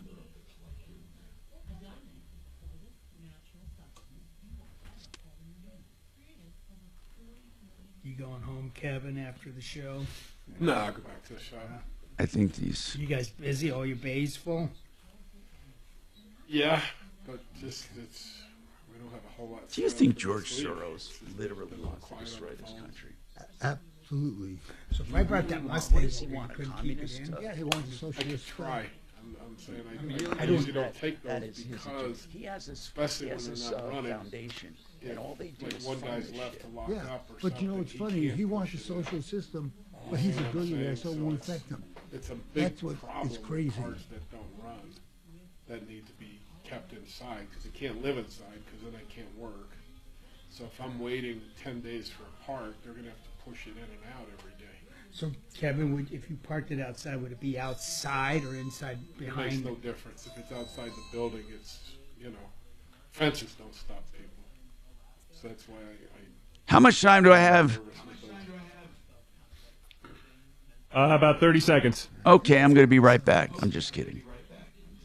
Okay. Jeff brought up a good point about the Shut up. regulator. Maybe I should just buy. So how do I bitch about my son's final report card as a senior?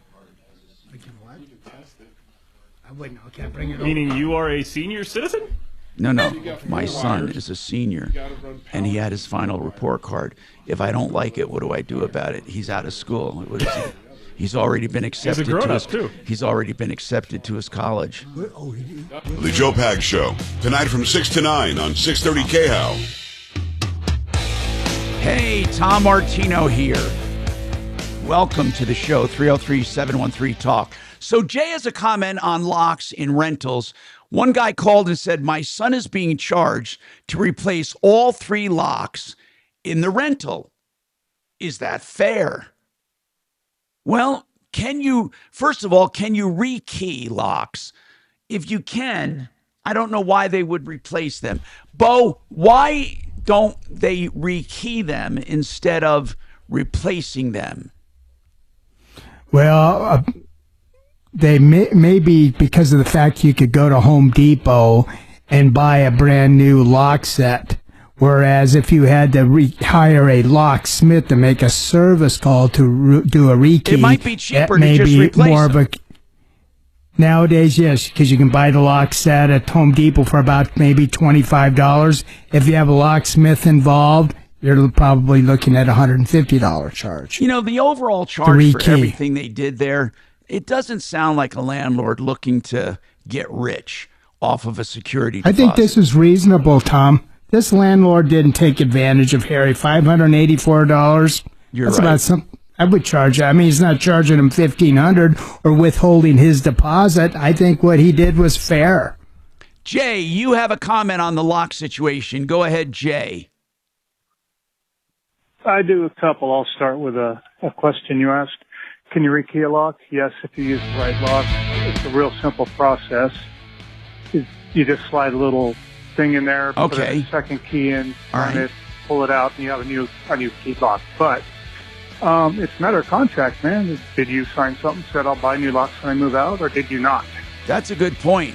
That's a good What's point. What does say? the lease say about security deposit applications? I'm running out of time, Jay. If you have more, hang on. We got more show coming up.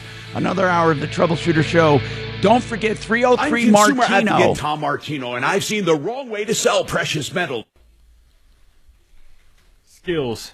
That was skills. Okay, I'll be right back, bro. Here, I'm going to turn up the monitor. And your mic's on. Okay, I'll be right back. Kevin? I just want to seal this. Does the I'm gonna get voltage some water. regulator just I'm good. regulate, make sure there's 12 volts going to the battery to keep it? Is that No, it senses charging. It actually engages the alternator. Oh, it tells the It alternator. tells the alternator to charge. Because the alternator's not charging even though it's running? No, because it doesn't apply voltage. The alternator needs a voltage application in order to kick.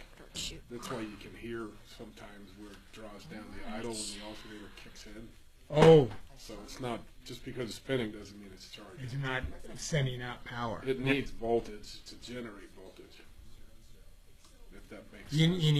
you need some power for the battery. It needs something to trip, the points. What if you only had 4 or 5 volts going to the alternator? Would that be enough to kick out? Because it's like a rotator, like a motor. Well, I mean, you wouldn't have 4 or 5 volts because if the alternator was working, it would be charging. Okay. Unless the battery's so shorted out that it can't charge through the battery. Okay. That's the other possibility. If the battery's bad enough, it can't charge. Yeah, it's only a few months old, but I just wish I knew what was smoking. That's a good thing. Yeah. My kids just could not be. I'm not going to get on them, but I wish I would have was there, but. Probably got that little ground wire comes off the battery and hooks to the side on the fender. That thinner one is probably what smokes. That's usually what does. Okay. Look for I'll look it over. That comes off on the negative side that's hooked to a frame ground. The little green where it goes to the ground. Yep, that's probably melted.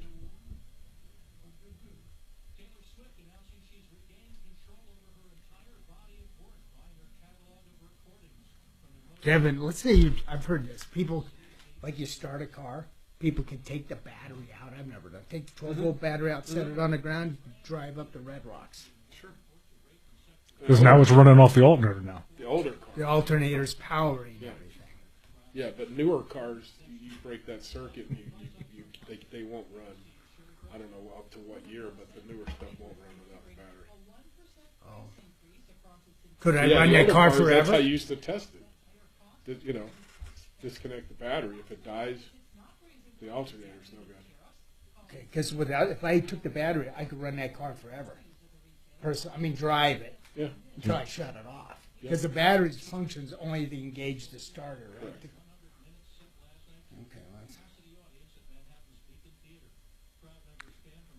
Okay, Just know in case the battery's dead anyway. No, I was just thinking of how, I was just trying to wrap in my head how it works. Oh. I mean, what the alternator is supposed to do. And it's just It runs the car. It does more than just charge the battery. Yes. Mm-hmm. And I remember from auto mechanics, I put my voltmeter on the battery while it's running. If it's like over 12 volts, like 12.5 volts, that means the alternator's working. If it's 12 or under that. Pretty low for today's standards. Yeah, today's more like 14. Okay, with 14 volts. With the okay, because the alternator's got to overcome, be more than. What you want to do is test the battery before you start it. And then after you start it, if there is no change, the alternator's not charging. Because when you start it, the alternator should raise the voltage. Over 12. Over whatever it was where you started. Oh. So if you check the voltage on your battery before you start, it's 12.2. Right. When you start it and it says 12.2, you probably don't have any charging going on. It should go up at least a volt or half a volt after you start it. Does the alternator have to overcome 12 volts to charge? I guess what I'm saying, It's not a true 12 volts. It should be reading 12.6 or better. On what? On your battery. On the battery itself? Mm-hmm. Should be more than 12? Yeah, if you're at 12, you're on the bottom end going the wrong way. Okay, and then with the alternator engaged, it should jump up. It should jump up. It should most likely read about 13.8 after start off. Okay. I'm going to try that this weekend. Okay. 13.8 to 14.8 would be normal. 13, even on an old car? 14? Not until you load it. You know, you'd have to start putting some loads on it in order to get that kind of voltage inside that car. There's no part of your memory. Oh wait, you're not. The old vacuum tube radio. But seriously, you Google on here, full field alternator. That was the deal. All right, I'm going to write that down. I'm not sure when I joined, it was a $60,000 full field alternator test. Plus, thank you. Well, no, when I joined, it was like 500 a month. 400. But now, I don't know what the initiation fee is. Plus that a month. That is one of the more expensive clubs. No, I was talking to somebody who belonged to other clubs, and it's about right in the middle. So will people pay almost $100,000 to set up a club? Well, they're paying 60 plus. No, I mean the first initiation fee. It's 60 up to 100. Wow. It can be, yeah. Like Cherry Hills is probably $100,000. But people pay it, there's a lot of rich people in Denver. And then after you pay the $100,000, then you have to pay every month. Right. And then of that payment, you have to eat a certain. No. Oh, you don't? That was the good part. There's no. Dimitri, you want to see that guy's? I talked to Mr. Watch guy yesterday. Oh, Aaron? Yes, that was a mistake. He just crazy. He kept me on. I was late for dinner. I must have told him 6 times I had to leave. He kept me on the phone for over an hour. Hang up. I didn't want to do that. I don't mean like without a It also depends on whether she's I gotta go. Yeah, it's like, okay, gotta go. Even my kid said, "Dad, who the hell was that? How come he couldn't get up?" But he wouldn't even. That's it. I actually found it. He was too paranoid to send me a picture, so he gave me enough description, and I even found the original sales brochure for it from 1950. It's a gorgeous watch. Is it expensive? Yeah, that one sold at Boehm's for $43,000. So it wasn't, but it's not a $100,000 watch, but it's pretty. 43. So what? I don't understand the whole watch thing. Oh, I know. Yeah, well, They only made I don't 50. even wear one because I've broken so many of them. I just, He paid I did all the research. He paid $900 for it in 1950. Which what was a car? Let's see here. Ours So was $2,000. Current value. That's why they called the Mustang the poor man's muscle car. Yep. It's the same price as the Volkswagen Beetle. The Mustang was? Mm-hmm. Oh yeah, it's cheap. Oh, Mustang was considered the poor man's muscle car. Mm-hmm. They wanted a sporty-looking vehicle that could fit the average family at an affordable cost. Oh, so it's equivalent to $12,000 today. So it's actually a really shitty investment.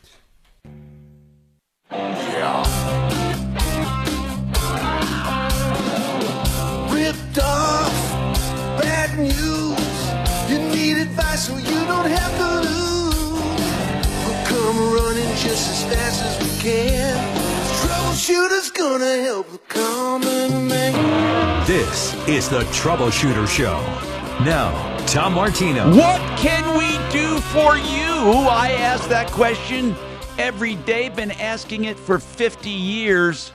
45 of those in Denver. The longest running talk show on radio with the same host still on the air. That's right. And thank God for my health. You know, obviously, I've had my challenges. If you're just tuning in, I was diagnosed with pancreatic cancer.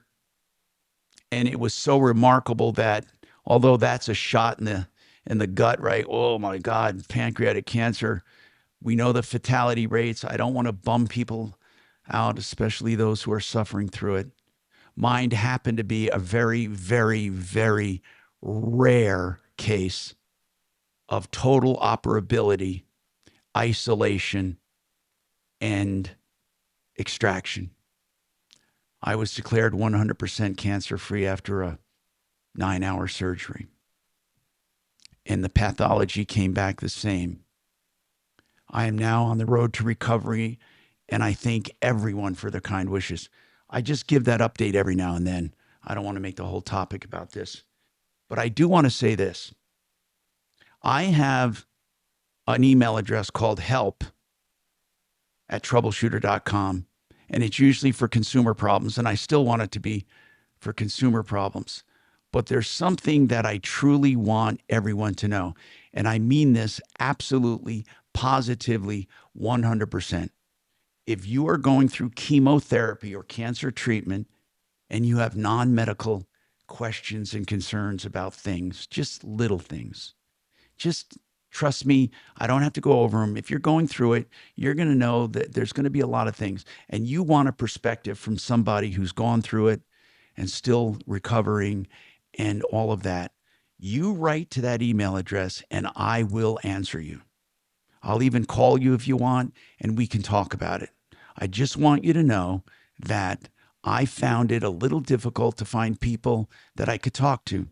So I said, you know what? If I get through this, I want people to be able to write to me and ask me questions, and I'm going to help them. It could be a simple question like, what do you do when this happens? Or what do I do about this? Again, I'm not going to get into the details because you know what your situation is calling upon you. So anyway, that is a way that you can get a hold of me. Also, you can text me. And you can text me about consumer problems. You can text me about financial investing, of course, through my Wave 8 Wealth Management. You can text me about cancer treatment, chemotherapy, or any kind of issues you might be having, and you want another perspective from somebody who's going through it with you. Here's the number, 747-999-5280, 747-999-5280. Okay. Jay was talking about locks. And of course, you can rekey a lock. Nobody cares how you do it. You can rekey locks. He said, so you can rekey a lock, you don't have to replace them. Some people like Bo said, hey, as a landlord, I can tell you that many times it's cheaper just to go buy a cheap lock and replace it. So the whole point was, why was this guy charged for new locks when he moved out? Have you ever rented and were you ever charged for new locks? You know, I never even thought about it before. I don't think I've ever been back in the day when I was renting, I was ever charged for stuff like that. But in any case, somebody else mentioned security deposits. What they said was a security deposit is supposed to be for non-payment. Some people call it a damage deposit. What exactly is it? It can be both. Damages can be non-payment. So bottom line is this. When you sign a lease, in the lease are the terms and conditions of that security deposit. Okay, today is car day, by the way. We have Kevin Calkin with us from Sheridan Auto Tech, Jeff Vick from Kimmer Transmission. And we have questions for them. I got some texts for them. We also have Deputy Bo in the studio. And I believe Deputy D, or did he step out? Is he still there? Oh, no, I'm right here. Okay, good. Deputy D, she left your name off the call sheet. I think she's snubbing you. I don't know why. Or maybe just one too many mimosas for her. You guys are supposed to watch those. I noticed you guys didn't No, I have him. Go ahead. Tom, I have him on because he's got a follow-up, not because I'm listing all the deputies. Okay, so Deputy Bo has a follow-up. Okay, so this was a call from April 16th, HVAC, Jennifer. Thank you for all that information. That helps me. So what's going on with Jennifer? What was the situation? Is she on, or is Bo going to give the whole follow-up? No, she's not on, Tom. I just wanted to follow up. If you recall, she did call on April 16th. She called into the show. She was, if you remember, she talked to you. She was having problems trying to get an HVAC company to come out and install. Fees were too high and expensive, and she's buying a smaller. First of all, was she buying or renting? No, she bought the property and she wanted to put in add-on air conditioning. a condensing unit, and she called a couple of companies, and they wouldn't even come out and look at it because it was a condo. Yeah, it's very difficult to get Complex. people to work on condos. Right. So what we did, I did a little research, went on the referral list, called a couple people. I told her to give Smith Plumbing and Heating a call down in Colorado Springs. They have very good reviews, and I actually talked to them first. And Jennifer called me a couple weeks ago. They did come out, the sales or the estimator's named Brad. He was very professional. Gave her a very good price. I think it was middle of the road. But the main thing is they had no problem installing a unitary air conditioning system in the condo. And she was very pleased with our referral. Why do they? She's Why happy in do the job companies have such a problem with condos and townhomes like that? I mean, because like Plumline Services, Fix It 24/7, a lot of our good companies, they will not work on what do you call it? Congregate living or condominium? Yeah, the common. Yeah. Well, what we is did. it? I don't. Is it the venting? Is it the flue? Is it the? I mean, the units could be totally independent, and they still don't want to work on them. Well, yeah, I'm sure you have to get permission from the HOA, and some HOAs require you come to the HOA meeting to discuss it, the installation, and then you're penetrating, other tenants' walls and roofs, and it's just a pain in the butt too. I mean, it's just a lot more involved because you have to get the HOA involved normally because you're installing liability, something. I would imagine, if a neighboring unit says, "Hey, you screwed up this while you were doing it," and then they get into all of that. And then you get the letter from the HOA 3 months after the installation stating that you shouldn't have installed it because it's HOA or common property. I understand why companies don't want to do it. All right, but now, Smith Plumbing did. Tammy's on the line. But Deputy Bo, thank you very much for looking into this. Appreciate it very much. Deputy Bo is also an accomplished landlord, and that's really saying something. Bo, I'm telling you, being a landlord in Denver is no longer attractive, or in Colorado. And that's why Vestera Turnkey is doing so well, helping people in other states, helping them buy in pockets around the country where appreciation is going strong, landlord rights are strong, rents are strong. Bo, if you were getting into the rental business, would you look at Colorado right now? Absolutely not. Colorado is there's just too many rules and regulations, and everything is priced out so high. In fact, when my leases come up with the tenants, I'm going to be 1031 property. My property's into Vestera. Yeah, he has a very good plan. I believe you and I already did one together, didn't we?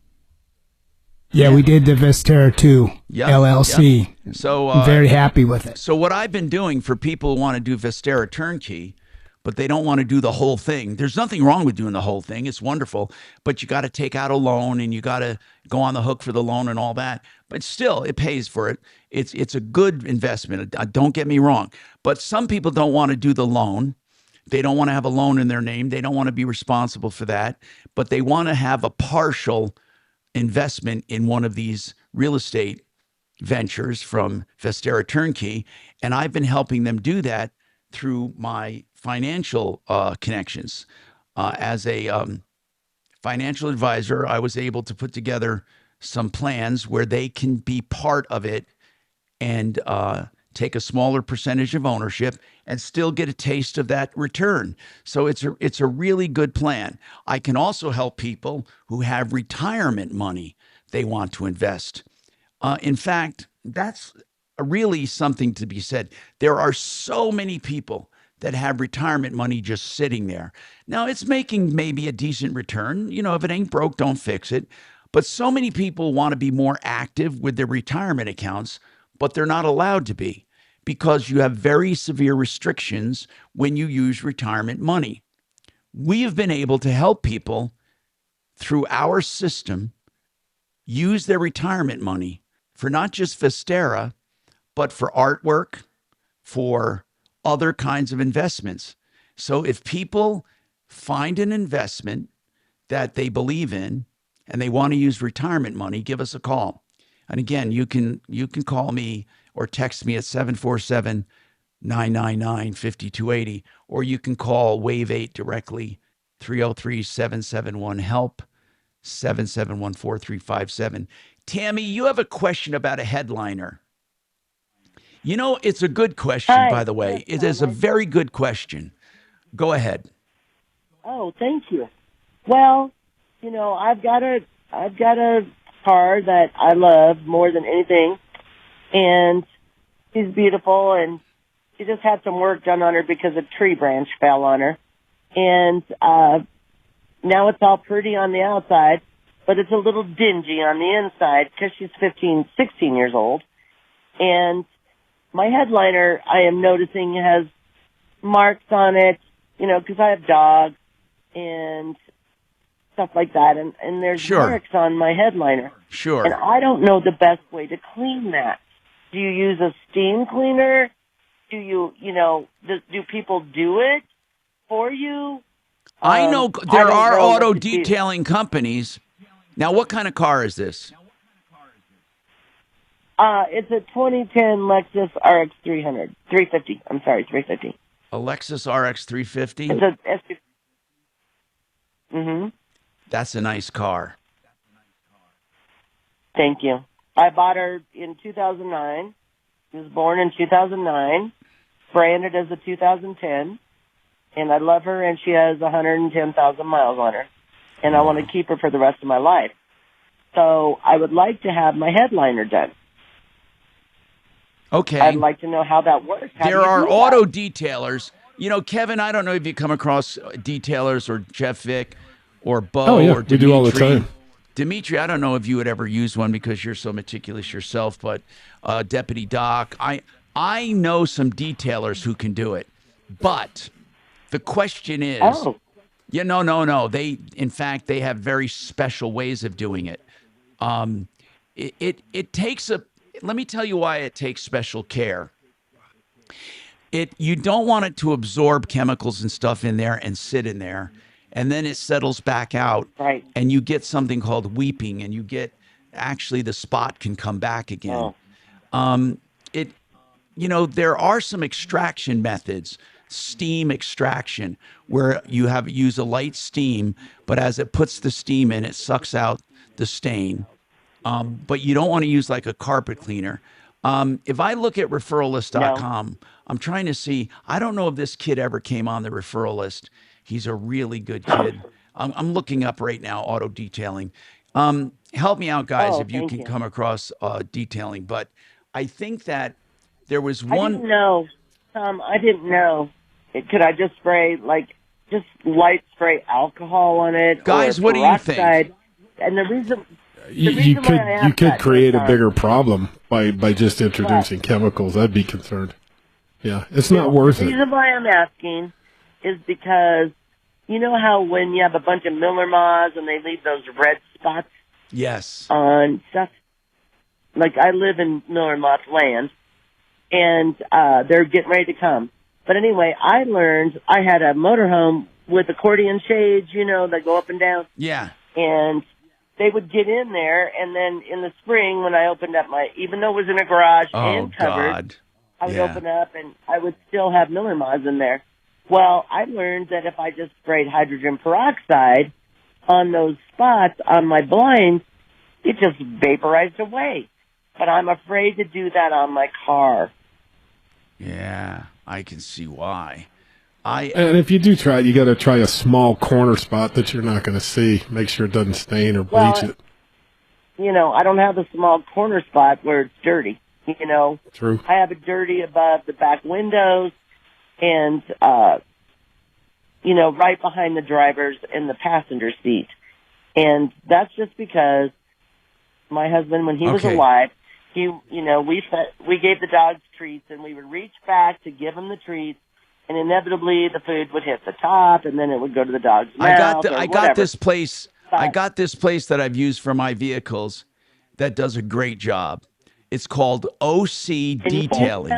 You know, OCD is an expression we use for people who are over the top with organizing and cleaning. So he named his business OC Detailing. It's really, he's a great young man. He'll Great do, time, buddy. this guy will do a great job. So I'm going to give you the number. They have 5-star ratings all over the place. OC Detailing. OC Detailing. And his number is 720-648-8292. God, does he do a great job for me. He can do inside, outside. He can do a whole detail. He can do part. But one thing I want to tell you, let him give you a price for the whole thing and then the one thing. And I'll tell you why. Because part of the price you get is for him to come and set up and mobilize. Because they're mobile, they come to you. So part of the price is getting there and setting up. So what I'm saying is you may want to have more than just the headliner done once he goes through that trouble. But get a price for both. He is really a good kid. I'm telling you, he came out of high school and he says, you know what? I do this so well. I just wanted to make it a living. So he did it. He brought on his brother and some friends. They do such a great job. So here's the website.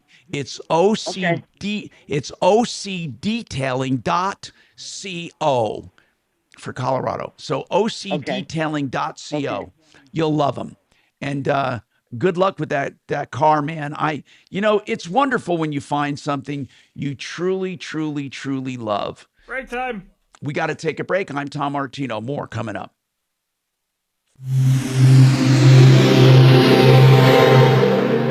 If addiction, trauma, depression, or anxiety are making you feel alone, the Raleigh House is here for you. With 2 locations in Denver, our team of professionals at the Raleigh House provides a premium level of care, offering inpatient and outpatient services. The Raleigh House can meet you where you're at. Our substance abuse and mental health services at the Raleigh House can provide a place where you can reconnect, find your purpose, and heal. The Raleigh House can help. Visit theRaleighHouse.com to get the help you need. That's TheRaleigh house.com.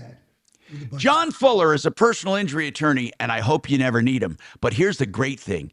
If you do need him, or you're not even sure you need him, if you get into an accident, a loved one's in an accident, someone you know, you need help, you need information, John Fuller is the only personal injury attorney who actually answers the phone or will take a call on the initial phone call without you having to commit anything. All you have to do is say, I want to talk to John Fuller about my case. You can ask about the case, all the details of the case. He'll give you information. He'll tell you what he would do. And it's all no obligation, no charge. If you hire him, there's no out of pocket. It's all on a contingency fee basis. He collects, then you collect. That's it. You collect only what you have to pay afterwards is when you collect. Here's the great part about it. Information. 303-597-4500. Get your information. 303-597-4500. Okay, let's talk about information of another kind. What can I borrow against the equity of my home to get out of high interest debt? What will it save me and how fast can I get out of it? American Financing has partnered with me to come up with a smart equity loan to help people who have high interest debt. Here's my point. If you have high interest debt, that high interest is going nowhere. It's benefiting no one except the creditors. You need to get rid of it and then start your road to financial freedom. What I mean is this. Once you get it in a separate note that you can manage, you can pay for it faster, you can pay for it normal or slower, but you have room to breathe and your credit immediately improves. So get that high interest debt off your monthly payment schedule and get one easy payment that you can manage with the Smart Equity Loan. You can also do other smart things like get a complete refi if you need some cash out for deferred maintenance or something like that. The point is, American Financing has the program for you. 303-695-7000. 303-695-7000. AmericanFinancing.net.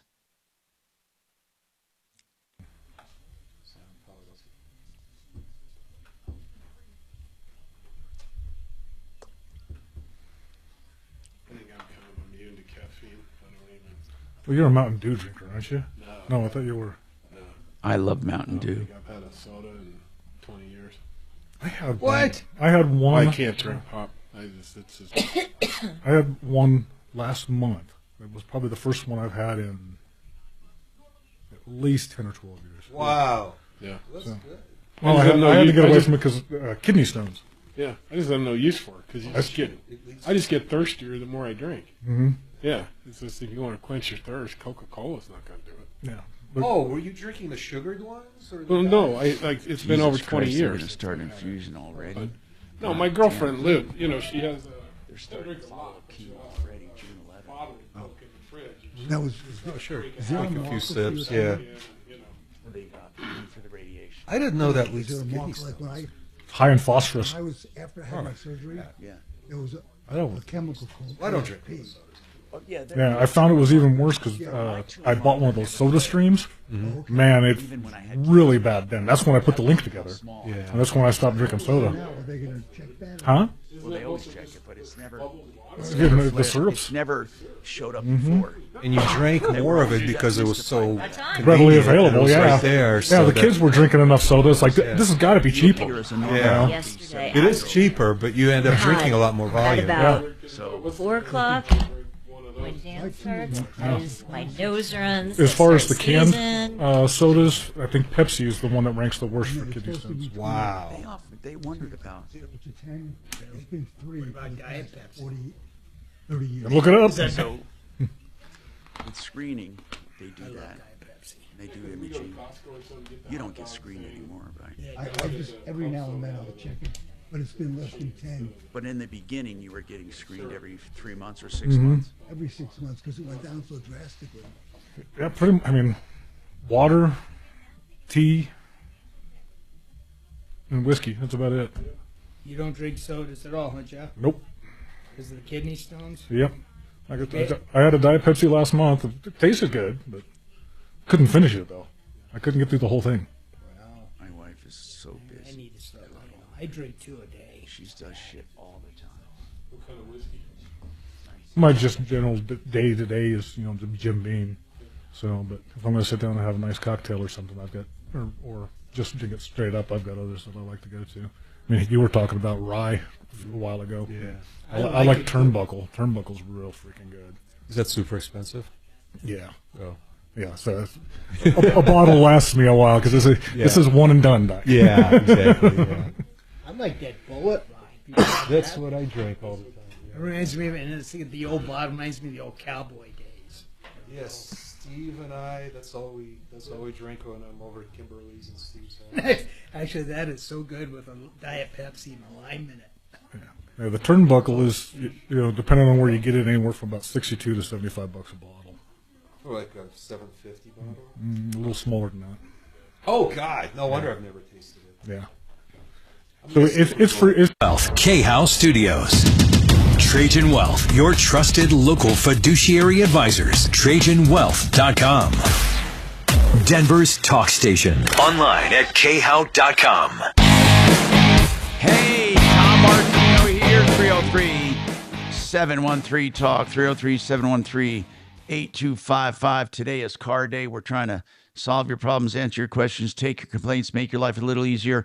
K&H Home Solutions, by the way, has painting pros as well. If you're looking for painters, that wonderful, dependable 65-year-old company for window siding, doors, and more also does painting.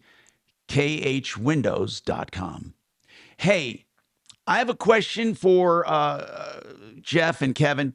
When we were talking about that transmission in that older car, they said they heard that it's trouble to open up because this guy has an old car and he's never had a problem with his tranny, but he was told he can stir up trouble if he flushes that transmission. Any truth to that, guys? That's the old wives' tale from back in the 50s and the 60s. I mean, transmissions would usually make it, 60,000 miles and then you were yanking them out of the car. Most people didn't think about changing the fluid until they were actually having a problem, or, they were getting up there in mileage and they thought they were going to do it some good.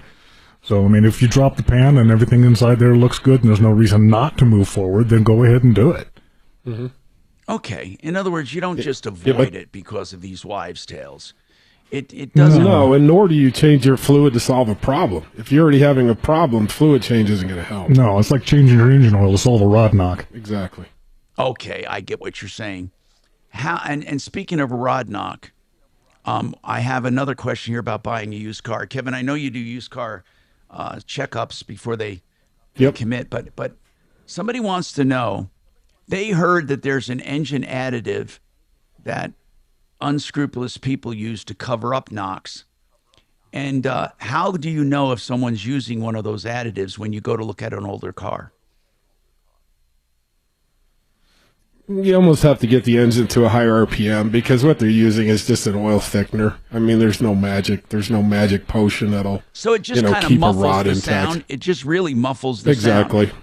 But if you get Just it a up little to a more high viscosity. operating temperature. Yep. Okay. Now. And then get a little high RPM going. You'll hear it if it's there. Okay. 303 Martino, 303-627-8466. Rick, Rick is getting really specific here with an error code. My goodness. Rick, go ahead. Tell us what's going on, Rick. Break when we can, but Okay, so the car is a 2011 Mitsubishi Outlander Sport, and I have my own little, one of those cheap error code readers. And when the check engine light keeps coming on, I'll clear it and it comes back on within a few days. And what's happening is it's the P0456, which says it's a small evap leak. So I've replaced the gas cap, I've replaced the spark plugs, and my next thing was going to be the purge valve, but I can't get to it myself, so I'll have to take it in. But I just also wanted to know that whenever I come to a stop at a stoplight, the engine RPMs, it goes down like it's going to die out, and then it goes back up, and it keeps doing that. And I can actually stop it if I just tap the gas pedal a little bit while I'm sitting at the stop. Okay, then it guys, stops it. But that's isn't this usually when one of the error code codes? Comes on. Isn't this one of the codes, guys, that can be solved with a gas cap? Yeah, but he said he already did that. Oh, I think he's most Yeah, likely I tried he's that. most likely on track with that purge purge canister or the solenoid. One or the other's not closing all the way. What causes Okay. that? Is there Yeah, a way I just to can't is there a get way to to it. fix There's it, or only you like just a- replace it? Just remove, replace. Mm-hmm. Yeah. Okay. And break time. if I can ask you guys another question, there's a Yeah, car hold that I'm on, and we'll interested come. in buying. Hold on, I got a little backed up here, and I don't mean whatever. I got a little backed up here, so we'll come back to your second question right after this. Number 2 anymore. Hold on. That was a good drop. This Oh, thank you. Talk Station with Tom Martino now. Dan Kaplis today at 4, 630 KHOW, Denver. Now, Impact Traffic. This report is sponsored by YRefi.com. Well, some good news on the south end of town. I-25 northbound. A crash at I-225 has been all cleared up. Still seeing some slow traffic back from Dry Creek Road. About 6 minutes of delays for folks heading into the metro area. Just north of there and off highway, we've got a crash Hampton eastbound at South Monaco Parkway. That's just east of I-25. Does look like some stop and go around the area. To DIA, I-70 east and westbound, flowing free with no complaints. With traffic on Mark Swan. Is private student loan debt ruining your life? It doesn't have to. YRefi refinances private student loans that others won't touch. And they don't care what your credit score is. Just go to YRefi.com. That's YREFY.com. Recover your hair. Isn't that nice? Well, we know about hair transplants. They happen all over Colorado and Denver and the United States. But did you also know they do them in Istanbul, Turkey? And I'm not joking here. They are so inexpensive there from real medical doctors that you can pay for your plane fare and a hotel stay for a long weekend and get it all done for pennies on the dollar compared to America. Listen, before you shake your head, come on, really? I want you to check it out. RecoverYourHair.com.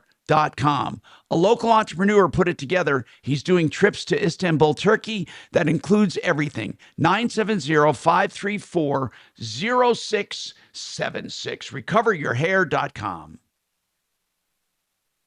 You tried the Planters sweet and spicy? Oh, no, because it's got sugar or some kind of a sweet. Oh, really? And I'm ultra low carbs. Oh, don't do that to me. Okay, so I can eat that because it's got so few net You carbs. mean person. More carbs than it should. Yeah, if you subtract the fiber from What are you talking about? carbs, I know what you're That doing. noise. but that does have It has sugar in it. It's like a freaking this. Yeah. What is sugar? You just shattered his world. No, Dimitri got me on peanuts. I don't think. Why do they put sugar in peanuts, for God's sake? So ingredients are peanuts. Low carb.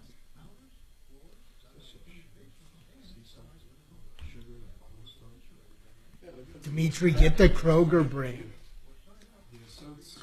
Yeah, you're right. I never bothered to read it because I just care about the net carbs. No, I'm with you. And it's real low. It is, but it could be even lower. Yeah, no shit. Yeah. Because I was eating peanut butter, you know, like just Skippy or something, and that's all. I started reading the label. Yeah. Like, good God. Yeah, And all the emulsifiers and all the.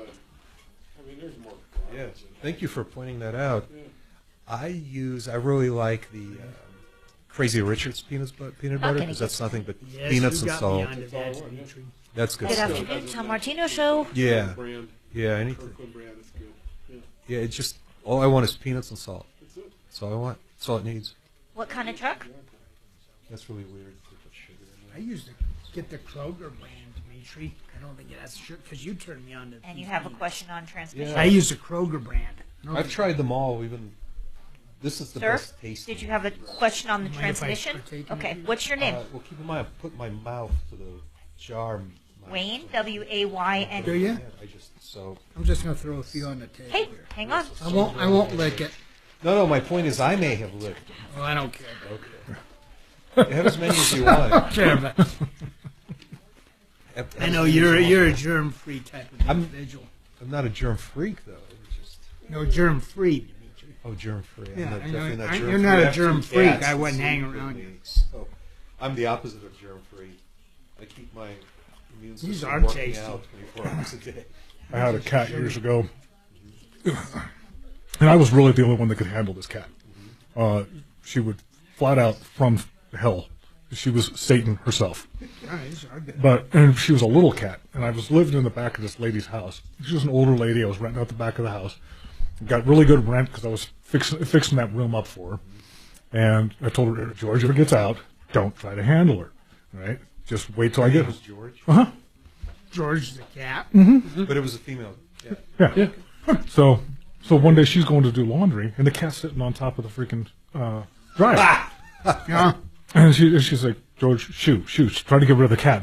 She's just sitting there. She just mews at it real nice and sweet, you know. And she's like, okay, well, I'll just move you. She picks her up and she kind of purrs for a second. She goes, oh, you're not so bad. Nope. Bit down into that woman's hand, down into the bone sheath. Yeah. And had such an infection, they were talking about amputating her hand. Oh, yeah, cat bites are extremely dangerous. Mm-hmm. Oh, man. Dirty cat. So, Doc, where do you So get the they're the non-hair best dye? animal Hair you can dye? have for your immune system because they're so full of dangerous germs, or just germs. You're constantly fighting something. Constantly, your immune system is always on its toes, and so you're statistically, if you look at the numbers, people with cats get sick the least. Just Partnerinlending.com. Partnerinlending.com. Hey, I'm Tom Martino, your troubleshooter, 303-713-8255. Renew Home Innovations, the most beautiful walk-in showers you're ever going to find. With sheet porcelain, no maintenance, beauty, suitable for the biggest dream home you can find, or reasonably priced for even your intermediate homes. RenewHomeInnovations.com, 303-904-2000. Okay, now let's go back to the phones. We got a lot of people here. Rick, you have an error code. And guys, can you finish up with Rick? We have a lot of people need to talk. Yeah, I thought we did. The purge telling us probably right path to go. Okay, so remove and replace. Yeah, I would just, yep. And I just wanted to run by you guys what your opinion is on I was looking to buy a 2014 Subaru Crosstrek hybrid. And, I'll get it checked out and all that stuff, but I just wanted to know what your In thoughts general. are on the CVT. And if I have to worry, in general, and if I have to worry about the battery, it's got 120,000 miles on it. Yeah, you do have to worry about I'd say you the definitely battery. have to worry about the battery. You absolutely have to worry about the battery. Yeah, as far as Can that be checked? Well, Can they check that? they can't check them for longevity. They can check them for function. So here's the problem with batteries. It's not like they give you a necessary indication they're going, unless it's pretty obvious, like it doesn't hold a charge and the cycles are getting shorter and shorter and shorter. Yeah. Guys, do you know any way he can predict the life of that battery? Not really, but in my opinion, after 10 years, they're on the decline. So he is definitely in that decline phase. No, you really have to factor that in. Okay. And Yes. what does that battery cost to replace? Okay. I'm not sure on a Subaru. Yeah, I'm not that familiar with Subaru's hybrids. He also asked about the transmission, and I've said before, in my opinion, I think the Subaru CVT is probably one of the toughest on the market. But along with that durability comes tag. In the event that you do have to replace that transmission, you're talking $10,000 or $11,000. Holy crap! It might be a pass on that vehicle. I want to go to Andrew about locks. He has a question on locks. I'm not sure if it's house locks, car locks. Andrew, you're up. What's going on, Andrew? Yeah, I was just kind of going back on what you guys were talking about earlier about if a tenant moves out, if you have to change out the locks. It seems to me like there's liability there if somebody were to copy the key and come back when the new tenant is in there. If they entered the facility without breaking in, actually, and with the key, there would be some liability. So it seems to me they would have to change out those locks when a lease was up or a new tenant moved in. Is that correct or not? Andrew, you're correct. You're absolutely correct. It could be negligence. But the question isn't so much, was it wise to change them, but who should pay for that? Is it a cost of doing business for the landlord? I see. It should be. I would think it would be part of the deposit, but okay, and that's exactly what that guy did. Thank you, Andrew. But my main deal was, I think the more I think about it, changing locks, in my opinion, is the cost of doing business. I don't think the landlord, each tenant should be charged for each set of locks, unless you spell it out in the beginning. Wayne's got a question on a transmission on a 68 Chevy truck. Wayne, go ahead. Yeah, I got a 68 K10 that I want to take the 5-speed manual out and put an automatic in. And I've been bouncing between a 700 R4 or TH400. I really want the overdrive. I don't really go 4-wheel drive with it, but I was reading that the 700R, I need a special adapter to hook up a 205 transfer case. Yeah, You guys definitely. know anything on that? Yeah, you would have to go through some place like Advanced Adapters. They should have one that would actually marry that. Okay, and then do you guys, if I find... No, I was Go just ahead. going to ask, do you get a lot of trouble when you change out from manual to automatic? A lot of trouble? No. I mean, there's obviously a cost factor involved there, and it's a timely production, if you will. Mm-hmm. So, but as far as getting a lot of troubles, as long as as long as it's done right, you do it right, good. yeah. And then if I get, a used transmission and bring it to you guys, you can upgrade it and give me, I'm probably going to pull a trailer with it too occasionally. You can upgrade it. What are we looking at on a price on that? That's going to be, we'd have to take a look at the whole project. I can't pull a number out of the sky on that one. So we'd have to take a look at the whole project, see what it is we're starting with. Not with, I just mean the transmission. Oh, just building the transmission itself. Depending on what we're starting with from, going to Bones Factory, and then what kind of upgrades you really decide you want, because, you literally can spend as much money as you like. But doing a decent build on that, probably about $2,400 to $2,500. Okay. So that's not bad. I was looking at the Monster transmissions, and they're running about 27. Yeah, so look at Monster's reviews before you look at that. What's wrong with Monsters, Jeff? they've got a very, very high failure rate. They're terrible on their warranties. There are complaints about them all over the map. We've got something called the Transmission Brotherhood, where we share information with each other, fix each other's problem children, and they definitely have a reputation within our world. All right, we got more coming up on the Troubleshooter Show, 303-713-8255.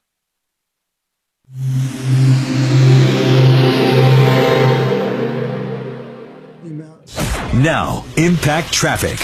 This report is sponsored by Alarm Detection Systems. Well, some good news on the south end of town. I-25 northbound. A crash at I-225 has been all cleared up. Still seeing some slow traffic. It is, back though. from Dry You're Creek right. Road. About 6 minutes of delays for folks heading into the metro area. Just north of there and off highway, we've got a crash Hampton eastbound at South Monaco Parkway. That's just east of I-25. Does look like some stop and go around the area. To DIA, I-70 east and westbound, flowing free with no complaints. With traffic, I'm Mark Swan. Alarm Detection Systems, one local source for cameras, key cards, fire and intrusion, offering expert alarm installation and testing with 24/7 professional monitoring. Protect what matters with advanced security. Visit adsalarm.com. Joe Lazar is a criminal defense attorney. I hope you never need him, but I will tell you this. He's one of the few that'll do free initial consultations always, and then flat rate pricing. So you'll know the price from the beginning for the entire case. And that's the way business should be done, where there's no ifs, ands, or buts, right? Lazara, Lazzara. Whether it's a DUI, a horrendous traffic offense, or some kind of an assault, or any kind of charges, Lazara, Lazzara, Lazara Legal. He can be found at referralist.com, or you call directly at 303-429-6200. Gravina's is the name of a family, it's the name of a company, and it is a heritage that most companies wish they had. They have been on for many, many years, since the 70s, and now they're at 950 West Evans. Larry started with his dad, then Nick is starting for Larry, and it's a great tradition. And they have 50 lines of windows. They have multiple lines of siding and doors, so they can find the one right for you. You're never pushed to just one brand. 303 Gravina, 303 Gravina, or gravinas.com. Mark? The Holly Python, or one of those. Because everything's different. We had to redo the fuel pump, we had to redo some lines because of higher pressure, and then this, and then that, and then this. And then we had, he had a problem with it 3 months later and brings it back to me. And It's your fault. 2 years later, it'll still be your Yeah, fault. 2 years later. It's like, what am I going to do with this? Oh, yeah. No modifications. Because I don't know failures in those. I mean, unless you do them all the time, Yeah, you got to specialize in doing not just that. Yeah. Ugh, 15. You could do 15 other cars in a time. Easily. Easily. I had when it was a Dodge truck we did. This was years ago, so the pricing was good for the time. We wouldn't touch it for this price now. He was living in for a little over $13,000 by the time we were done. But that one, 2 weeks, maybe a little bit more. It's, by the time I could have done a lot, I could have done 15 more cars and made a lot more money than I did on that one project. God, we got piled on these calls at the end here. If I was to do that project again, he'd Blow probably through be these 2 calls. Shoot, he's probably closer to 27,000, 28,000. Whoa! Yep. Jeff, do people go the other way? Did they go to This one, automatic to stick? The one I'm talking about was an automatic to a stick. And he had to have a stick? Mm-hmm. A Dodge diesel pickup. I think that's a little nutty myself. Well, he's one of these people who have more money than brains. Hey, David, we're running out of time, so I might have to reschedule this for Monday, but if your question is on insurance, could probably get one of my experts on. So what is a phone number that's good for you? Is the flywheel the same between an automatic and a No, on automatic you have a flex plate. But then So- you have to rebalance the engine, too. The hermetic Oh, balance God. is different. I didn't. But- There's no flywheel on an automatic? It's a flex plate, so it's a thinner metal because as the torque converter heats up, they swell. So it has to be able to move with it. Oh, really? It's quite a bit. And it weighs about 2 pounds, Oh. And the flex plate expands. It doesn't Is it just expand, from heat? it flexes. It flexes. Mm-hmm. From heat. No From the fluid. converter. The converter swells from heat. And so it has to be able to move with that converter as the converter swells. Interesting. Okay, perfect. Hmm. I will give you, because that's probably the easiest. Do you have a cutaway of a transmission over at your shop? Show and tell? I started to build one a few years ago, and then You can see how they work. it's like, well, even if I show a cutaway, you wouldn't understand unless you know what you're looking at. You still can't tell how it works. Yeah, the only They're people like that engineer- the only people that find that interesting are other mechanics. Yeah. Oh, okay. So the last thing you I want think to they're do- interesting. I think it's a Well, they great look invention. interesting. People like to look at, but when I explain that this is a steel, this is a clutch, this is a lot of the stuff you can't see, and you can't fit really from a cutaway view figure out how that actually works unless you know the internals of a transmission. Like this. Like, Yeah. Yeah. I always say that. Is it cheaper if you Yeah, how much? Well, then just do it. My HVAC guy got pissed at me when I said that. He was trying There to is such a big make the air move. conditioning work. I don't know if you How heard much? about this, but there's a Listen, I number don't of need colleges to. starting. I don't. It doesn't matter. I tried to. Just remember I heard so much about Tremec. I don't know. Jay Leno's garage. He's always talking about Tremec transmissions because when they have to change a transmission, they use those.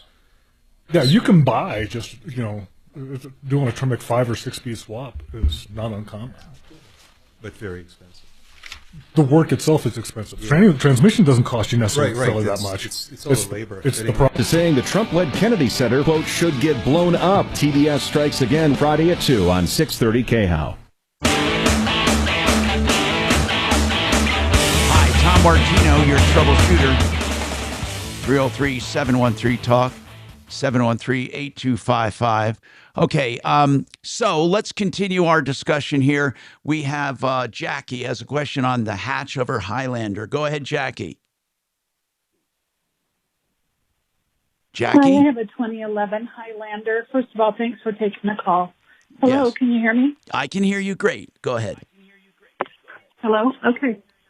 Oh, okay, I have a 2011 Highlander. Yeah. And the lift gate does not stay up. The hatch, especially in cold weather.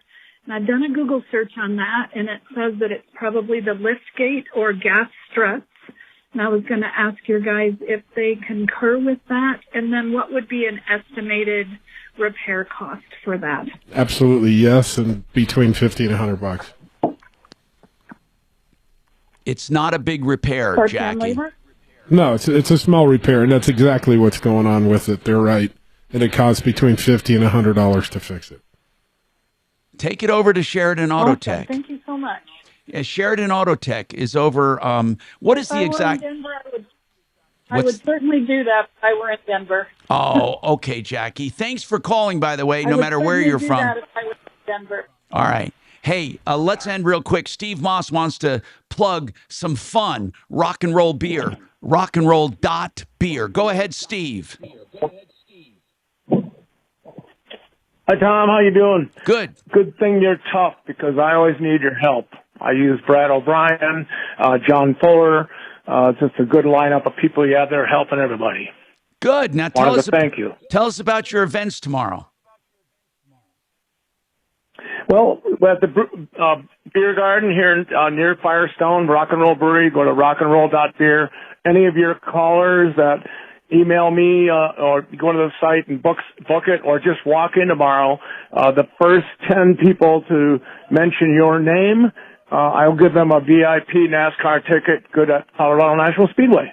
That's cool. That's rock That's and roll rockandroll.beer. dot beer. What a URL, huh? Rock and roll dot beer. You don't get better than that.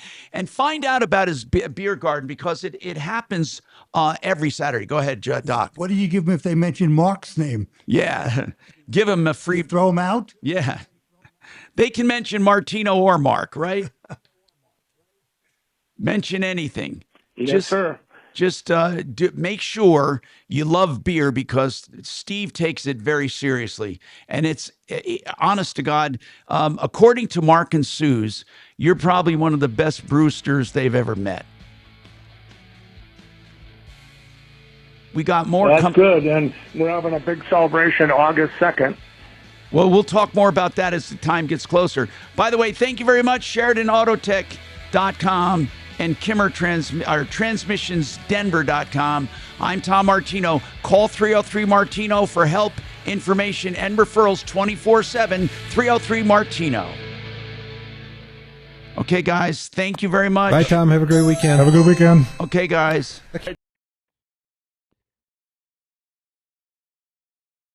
I did it.